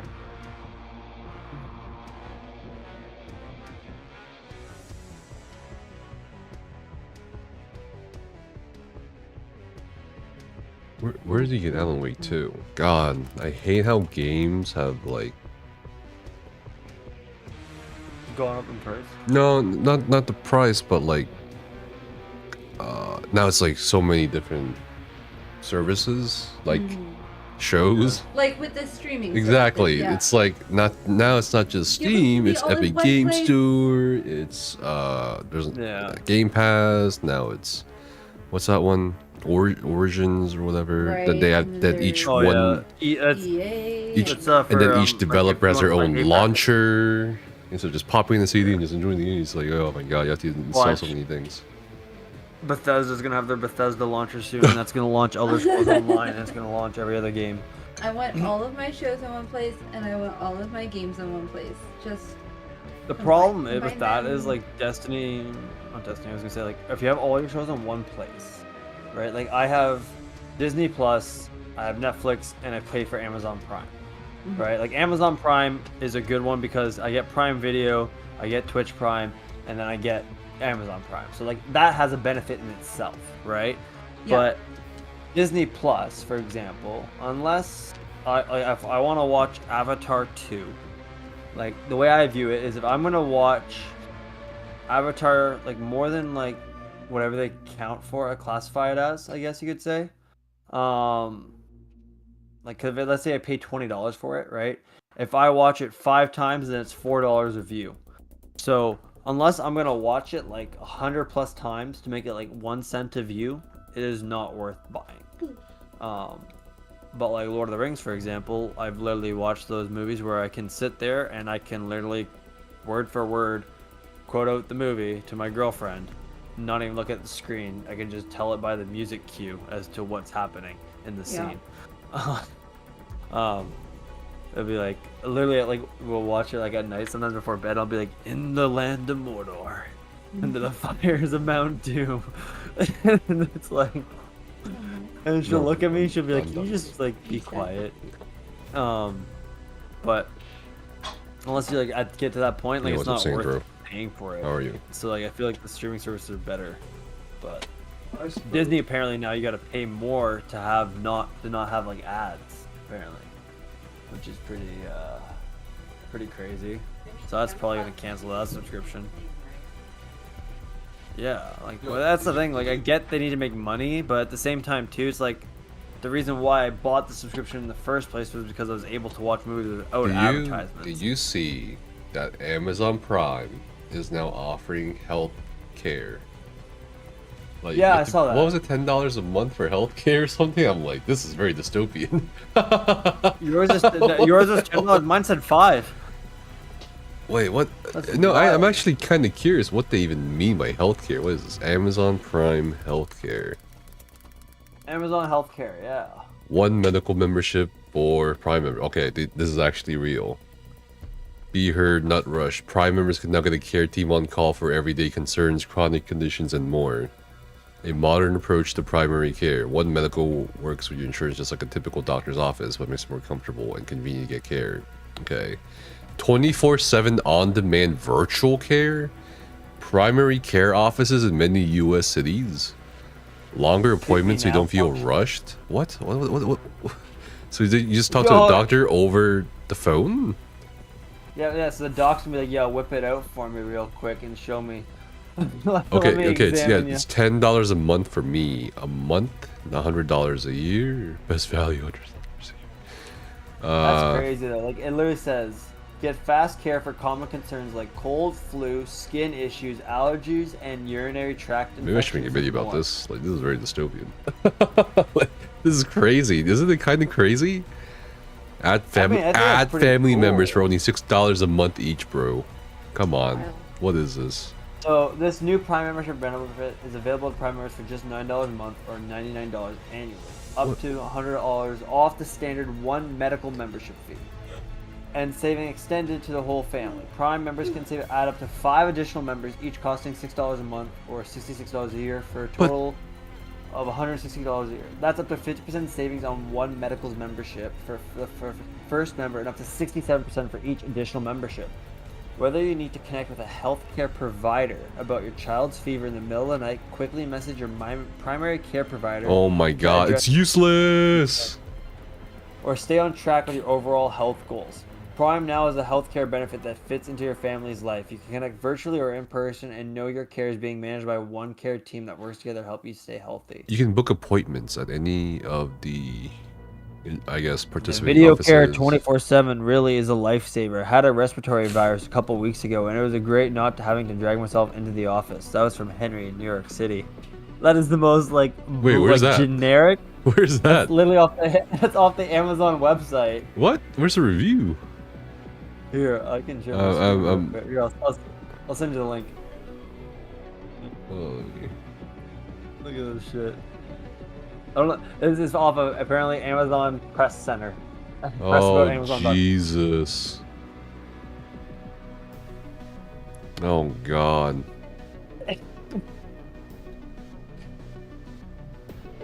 I love one medical blew my mind. What? Wait, what is this? I love one medical. I blew my mind. I spent my entire appointment with my doctor versus sitting alone in the cold room for 20 minutes after a nurse takes vitals. Only to see my doctor for 1 to 2 minutes. Truly a revolutionary experience. Gabe, New York City. What? I'm 30 years old. I just found now a primary care that gave me an all-around great experience. I felt heard, given resources and personal recommendations for any next steps. I only saw the doctor I chose, which greeted me from the waiting room, brought me back herself. What if they're AI, man? Like, you know what I mean? Like, AI doctors. I don't understand it. So, no, I don't... Can I get prescriptions? No, I don't understand the service. Like, so you can call a doctor any time of day to diagnose you over the phone? Yeah. And then you do and then you get prescriptions? Can you get a prescription? Well, it says there's an office. You also go to offices, right? Let's go to Boston or something. There's offices. There's actual doctor offices. So you go there and then do what? And it tells you if it does kids or adults. Right, but like, what happens there? That's my question. Right? Amazon pharmacy. So I guess you get prescriptions through Amazon now. I guess Amazon's expanding into the pharmaceuticals. Oh God. Of course they are. Well, I imagine it would be like a scroll typical exam, right? Yeah, scroll up on your screen there, Nepis. It's like there was one part that showed Amazon Pharmacy. Well, yeah. What the? Well, yeah, right there. Finally, a pharmacy that really delivers. Amazon Pharmacy. Literally delivers. And like, that's literally a prescription. Oh God, yeah. Prime discount. Oh my God, this is a nightmare. Yeah, if you need drugs, Amazon got it to your door. Don't worry. Prime 1-day delivery. They took my insurance. God, man, they're gonna make so much fucking money. Not gonna lie. I mean, More this than looks they already silly to do, us, they but don't people are gonna do it. I mean, it makes sense. But like, I don't. So, does this membership cover? So it just provides appointment services and everything else you still need insurance for. It's not like you get a free doctor's visit. You still need insurance. It's just that you can consult over on the phone or on the call. I guess. I don't. I guess it'd be different than states than in Canada, though, wouldn't it? Because in Canada, I mean, there's still some doctor offices that provide virtual appointments. I've had a virtual appointment. What's a virtual appointment? You just kind of sit there and let them look at your complexion. No, like you talk about what's like the reason for the visit, and they determine like whether or not they can refill your prescription, or like my sister had her therapist appointment virtually today, and like they talked about anything that they would talk about in the session. It was just virtual. It's therapy. This is well, no, but I've had like an actual doctor's appointment virtually. And you just get a prescription filled as a result of that? Like, what happens? Yeah, I had. Did they diagnose you? Like they sent in a prescription to my pharmacy and refilled it for me. like, do you have to pay though for the doctor, or is that covered under the the $10 fee for? No, I'm talking for like this one for Amazon. Oh, for this one, I don't know. For the doctor's appointment I had, the insurance I had at the time covered it in full. So I'm assuming it would cover it. It depends on your insurance. Out of pocket for this? Okay. I was gonna say, like, what's the point of paying $10 a month to have a doctor on standby? Like, I imagine if you don't have to pay insurance, another fee. Right. Like, I imagine if you don't have insurance, you're gonna have to pay out of pocket for the doctor visit. Doctor visits aren't free. Like, somebody has to pay for it. So, like, if you're paying $10, like, I guess $10 a month, then what's the $10 a month really for? Like, it's for the consultation and the app where you can book appointments more easily. There's an app. Yeah, there's an app called ZocDoc that also does a similar thing. But like, I could just call my doctor though, can't you? And just be like, yeah, I need an appointment. Well, that's exactly. Yeah, so it's like, exactly. What was going on here? Why am I paying $10 to do that? Like, it don't make sense. Well, maybe you pay $10 a month to, like, maybe, you get stabbed or something, and you, like, do a selfie here with your doctor. Hey, I just got stabbed. What do I do? Yeah, like, doc, I just got stabbed. Like, what am I doing here? Do I leave the knife in, or do I pull it out? What they would tell you? Go to the emergency room. Oh, I just don't really understand it. I am trying to figure it out. I mean, there's a video. Oh my god. Delivered your health as in on-demand virtual care with compassionate providers. Okay. As in an easy way to book same or next day in-office appointments. Okay. All priced for Prime. Jesus, no. Introducing One Medical for Prime members. It's the goodness of a dedicated care team with the convenience of Prime. Okay. And now with One Medical, you and your family can be prepared for common illnesses, chronic conditions, mental health concerns, and more. Okay. This is the key part here. Can be prepared for common illnesses, chronic conditions, mental health concerns. This is like Amazon. You know WebMD, right? You know how like people go to WebMD. Yeah, and self-diagnose. Self-diagnose, but then this is kind of like a better version of WebMD because it's of the actual doctor. Thing, and you're like, I think this is what's wrong with me, and your doctor can be like, yeah, that's gonna go over well. But how do they? They need to there's examine you anyway. They can't determine unless you're physically there, and they can run tests, take blood pressure, take temperature. There's some things they can visually see. With a One Medical membership, like a rash, maybe. You got a rash somewhere. Like, let me just show my rash real quick. Because I didn't know what shingles were, right? Like, imagine, like let's say like eczema on your butt, and you didn't know that, and you're gonna show that to the doc. Like, you're just gonna drop your pants in front of your FaceTime camera. Be like, what is this? Like, of our offices provides longer appointments, so you don't drop-in lab service times. So you're paying to win even more for. Right, I don't want a long. Like, what do you mean? Don't feel rushed? Like. What? Is this I go just to the provide doctor, peace it's of not- mind, like artificial peace of mind to people? Maybe. I think Rushed so. and offers members There's no way this 24/7 makes virtual. 24/7 virtual care. Who are the doctors taking the calls, bro? Are they like located Like, around the I- world? I might be That's one like of the- it might be my one of kind of cure. Like, what if I wake up at 5 a.m.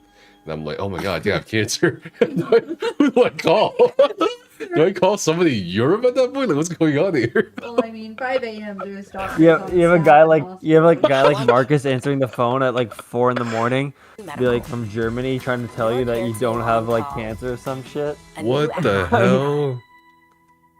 This is so I don't know what about this makes it disturbing. I'm trying to put my finger on why it's disturbing. Mostly a big corporate like fucking Amazon is getting into the medical field. Yeah, where but they have no you can argue. business being. You can argue. But the thing is, currently, like, it's the they're same just thing, right? hiring- I mean, pharmaceutical companies what? and Like, also hospital companies also do the same thing right now. Like, does Amazon have a job posting for doctors? Like, can I Oh be my considered God. an Amazon Prime doctor? I want to give. Is I that need to a- research a is that bit more about this. This is crazy. to me. I should look for that. Like, like, where do you want to be when you grow up? I want to be an Amazon doctor. Amazon doctor. An Amazon doctor. Oh my god. It seems really pointless. Like, I just don't like. Apparently, you're saving hundreds of dollars, but I don't get where you're saving that though. Where Because does it say hundreds of if you dollars? like it says there while saving $100 on the annual membership fee kind of thing, like so, and like That's you know, artificial yeah. though, because that's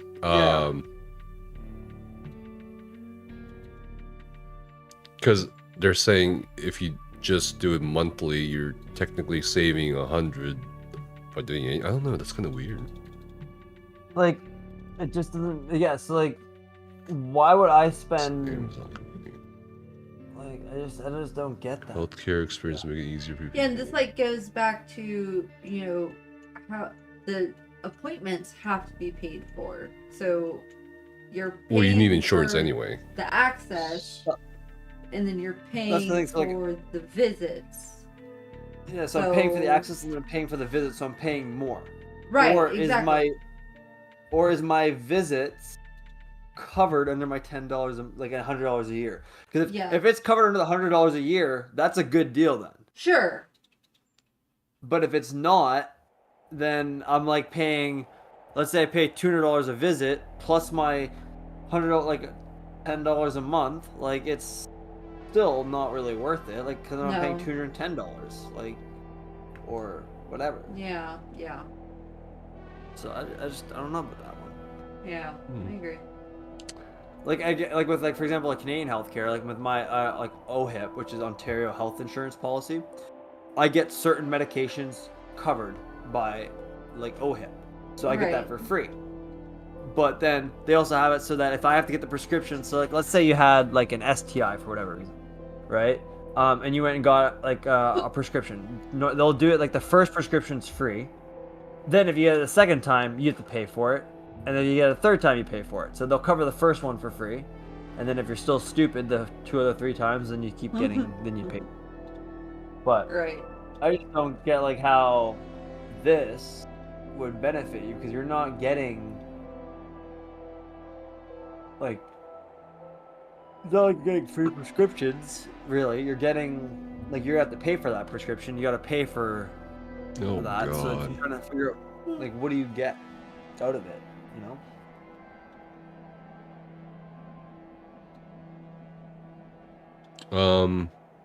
A copay is a fixed amount the patient pays for medical services. Oh The yeah, remaining that's balance is basic. Okay, so they basically say here it offers drop-in on-site labs, appointments that start on time, and longer visits with ample uninterrupted time between patients and their primary care providers. For office visits, customers use their insurance to pay, here, for office visits, customers use their insurance or pay out of pocket. So It doesn't matter. like you're not saving anything. You're not saving anything. If you don't have insurance, you're paying for full out of pocket. But also, like, if you already have insurance And then- anyway, why would Yeah, need why to would you go? do this? Oh no, but here's the Because kicker your though. Insurance requires you to find a PCP. Yeah, and then here's the kicker though. If you have family members, you can pay an extra $6 a month on top of your $9 a month to book their appointments through our app. And like the cost of insurance here in the state can be astronomical. So like you're paying a ton for insurance, and then you're paying for this $10 a month. Service. In addition to your Prime membership, by the way, this is not part of your Prime membership. Right, it's not bundled. Oh my god. Oh, so that's wild. So you're gonna pay your Prime membership fee plus your $9 plus your $6 per family member. So my 4-year-old kid has a $6 membership. And this is so so my 4-year-old. bizarre. I just don't see where they're trying to make money on this. This is so bizarre. Yeah. I mean, I could see like I could see Amazon Pharmaceuticals, for example. I mean that works already. I mean, people deliver pharmaceuticals already. So like, I could see that, like where you can like, Amazon can review prescriptions and fill out prescriptions. I could see that. Like that would be cool. And that would make sense. God. But if you had like a Prime membership where that gave you like a discount onto your pharmaceuticals, different. Oh, and the wait, now there's a pass for $5 a month? Yeah. Yeah. So RX pass. the pharmaceuticals pass. are also your own subscription. Oh, yeah, you can choose. Oh my god. Oh my! I mean, but you still need insurance for this, by the way. Yeah. Yeah. So. It's just convenience. You don't like this is for people who don't want to go to their pharmacy. I mean, it doesn't take that long to fill out prescription for the most part. It really does. I think it depends on it depends on the pharmaceutical, like on the what you're getting. Sure, but that's the whole point of going to the doctor's office, so they electronically send. That's why they ask you which pharmacy would you like to go to. The pharmacy picks up the order and then fills it. Yeah, some of them do take a while. That is the point, is for it to be faster, but it doesn't actually work that way. Make it faster. But is this faster? Ordering something online when you could just go to a pharmacy and wait maybe a few hours, or not even go there, just wait a few hours before you go there. And sometimes unless you're getting it the day of, like I mean, like if I ordered my insulin, for example, like, and do I have to wait like 3 days for it, or do I get it right away? Like that'd be. But I mean, if it is a prescription that can be filled within a few hours, you just have to go to pick it up. This is 2-day delivery. Not any better. Bro, Prime members get a free 2-day delivery, and all other customers get a free 4 to 5 day delivery. But they can upgrade for $5.99 to a 2-day delivery. Yeah, see, it's just charge upon charge. In most cases, it would be faster to just have it filled at your local Go to the pharmacy. Yeah, this is ridiculous. And I mean, like this, not to mention, your insurance has to be accepted. It says most insurance accepted, not all. Right. And if you don't have insurance, you can't use it. You're paying another. It's not that you can't use it; you just gotta pay out of pocket. Right. But like, you're how paying lazy? Another fee to subscribe to pharmaceutical deliveries on top of like this thing where you pay. And you have a medicine pass, $5 a month. Yeah, like this is just like the cost is racking up. Oh it's my like, It's so God. much, like, even though insurance here in the state can be extremely expensive, it's still better financially to just stick with your regular insurance. That's why add this? Shit. Exactly. It's like, why add this? That is just, I don't know. Like, I think it's just, Amazon wants to. Yeah, they want to push into the market. They want to have their hand in everyone's pies. They want to push into the market. They want to try and corner the market, but Not I feel corner. like They just Amazon's want to push into the market. I feel like Amazon is gonna overstep though here, and they're gonna lose it. Like they're gonna lose. Something's gonna happen. Yeah, like this. Like it doesn't make sense because Something's gonna happen. why would someone pay $9 a month for an app basically so I can $10. organize $10. organize a meeting with a doctor when generally if it's really serious you can go to the hospital emergency. Yeah. Which most likely you should. Right. No, but you know what? Like, I'm dying at home. I'm just gonna go a little one second. Let me go check my Amazon Prime doctor real quick. Okay.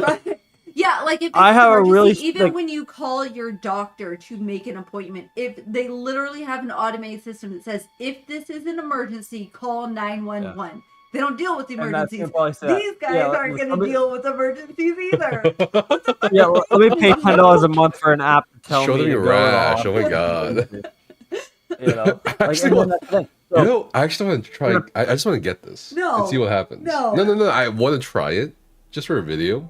You know what I mean? Pay $10. Yeah, just be like, let's review. Just Amazon. wake up randomly at 4 a.m. and just call. I swear to God, if you wake me up and I have a rash on my balls, and call your virtual they seem dog. to be really inflated. Should we do it? No. I think this is stupid, and I I would don't definitely do think it. Amazon needs the fucking money for You know what? I'll do it for like. obsolete. I would so I'll do it for and I'd be like, 1,000 my likes. testicles are swollen. You know 1,000 what? likes. I'll say in the video once for 1,000 likes. I'll try it out. You guys Okay. know. Actually, I recorded. Is that illegal? Yeah. I need likes, to I'll do look it. it up, but here in the state of there's some states where you can record somebody without their knowledge and it's legal. There are other It's probably a states chatbot, anyways. when you have Chatbot? to an AI. Well, it's showing a face. There are Probably some AI. states where you can record a conversation and you don't have to tell the person you're recording, and that's also legal. So I would look up the laws here in Texas before you do that, because I can't remember. Yeah. All right. Yeah, you're literally just gonna be like, go. You know, have you seen More Than Millers, right? You know when Kenny got bit by the tarantula Yeah. on his testicle? Right? Yes. You should tell the doctor, be like, what do I do when I have a tarantula bite my testicles? And see what they Snake bite say. on your penis. And go from Should I there. bite I just my- want to like, wake up randomly sometimes at like 3 a.m. and call a doctor and see what happens. You know. No, this is to test your real homies theory. Call them and tell them Oh. that you had a snake bite on your penis. Should you have your homies suck it out? Oh my god. Oh my god. Okay. Yeah, like what do we? Yeah. God. Like, That one would be oh good. man. And that, like, the thing is, like, you're paid $10 a month for something, probably a computer to tell you. You should probably go to the hospital if it's a real emergency. Yeah, First of all, I exactly. guarantee you're gonna get that message Absolutely. when you're I going think there. I think they're legally required to give that message. they have to. And then you're gonna pay that, and then you're gonna pay an extra $5 for your pharmacy subscription, plus your insurance, and then plus the cost of the pharmaceuticals that you're getting on top of all this. And then if you have kids, you got to pay for them too to be on this, Oh so you my can God. conveniently book appointments through Amazon to a doctor. Like, It's so much easier to just pick up the phone and call the PCP and make an appointment. you can literally call the doctor and be like, hey, can I make an appointment for this day on this week, or could I do it for today? And if you can't do it today, you just go to the hospital if they recommend that. Like, that Right. is just blows my mind. That, like, someone's gonna be like dying in their bed, they're gonna call this, thinking they're gonna get 24/7 care, and they're gonna be like, yeah, we cannot help you. Oh my Yeah, You they have to still go to the have to pay hospital. their $10 monthly fee to be told that. Yeah. Well, it This says is very 24/7 dystopian. Oh my on-demand God. virtual care. Virtual care. I mean, I get delivering pills or whatever, sure. but I don't understand Here's this. I don't understand. Here's your virtual EpiPen. And also, Oh, you're having an asthma attack? the fucked up thing is, they are offering financial assistance. If you don't have insurance and you want to sign up for the medicine pass, if you want to sign up for the one medical service, which is the $9 a month, and it's like, what? Why? Yeah. Why? What are you gonna say? They charge you for your Prime membership, for your What's convenience your annual app membership fee? membership, your pharmacy pass membership. Make sure you have insurance. If you don't, your visits you gotta pay out of pocket. But we offer financial assistance. And don't worry though, your It just- Amazon Prime membership is all on top of this Well, because it has no benefit to whatever you get. Well, the financial assistance is all about interest payments that they Yeah. want from you. Like, they want to You know make what the money crazy off part of is? you. Which doctor's offices provide. You can do your if your visits aren't covered by insurance, you can do it in payments. Yeah. You know what also it's crazy though? Like, not even that. The fact that, you're paying all this thing. Like, I pay for Amazon Prime, right? For 2-day shipping or 1-day shipping. Yeah, Yet you're gonna make me pay another $5 for shipping on medication that I already paid $5 for 2-day shipping. Right. What? Oh I my already God. paid for this amenity. I mean, they have a big list of medicine. Oh my I got god. my Is one on that Prozac. bad boy? I don't know. By condition, oh my lord. Testosterone capsules. Oh my god. Dementia. There's pills for dementia? Diabetes. Oh, they have diabetes. Where's insulin? Insulin. Until I see insulin or marijuana or heroin on here, I'm not subscribing. Yeah, I'm not subbing. Sorry, Jeff. We're making a video on this. This is fucking hilarious and also awful. What the hell's, who's your target audience? Because there's no way these testimonies are real. Apparently it's Logan from New York and a 65-year-old. Maybe the senior citizens. I mean, I can see the medication for senior citizens that can't leave the house. I can see that. Yes.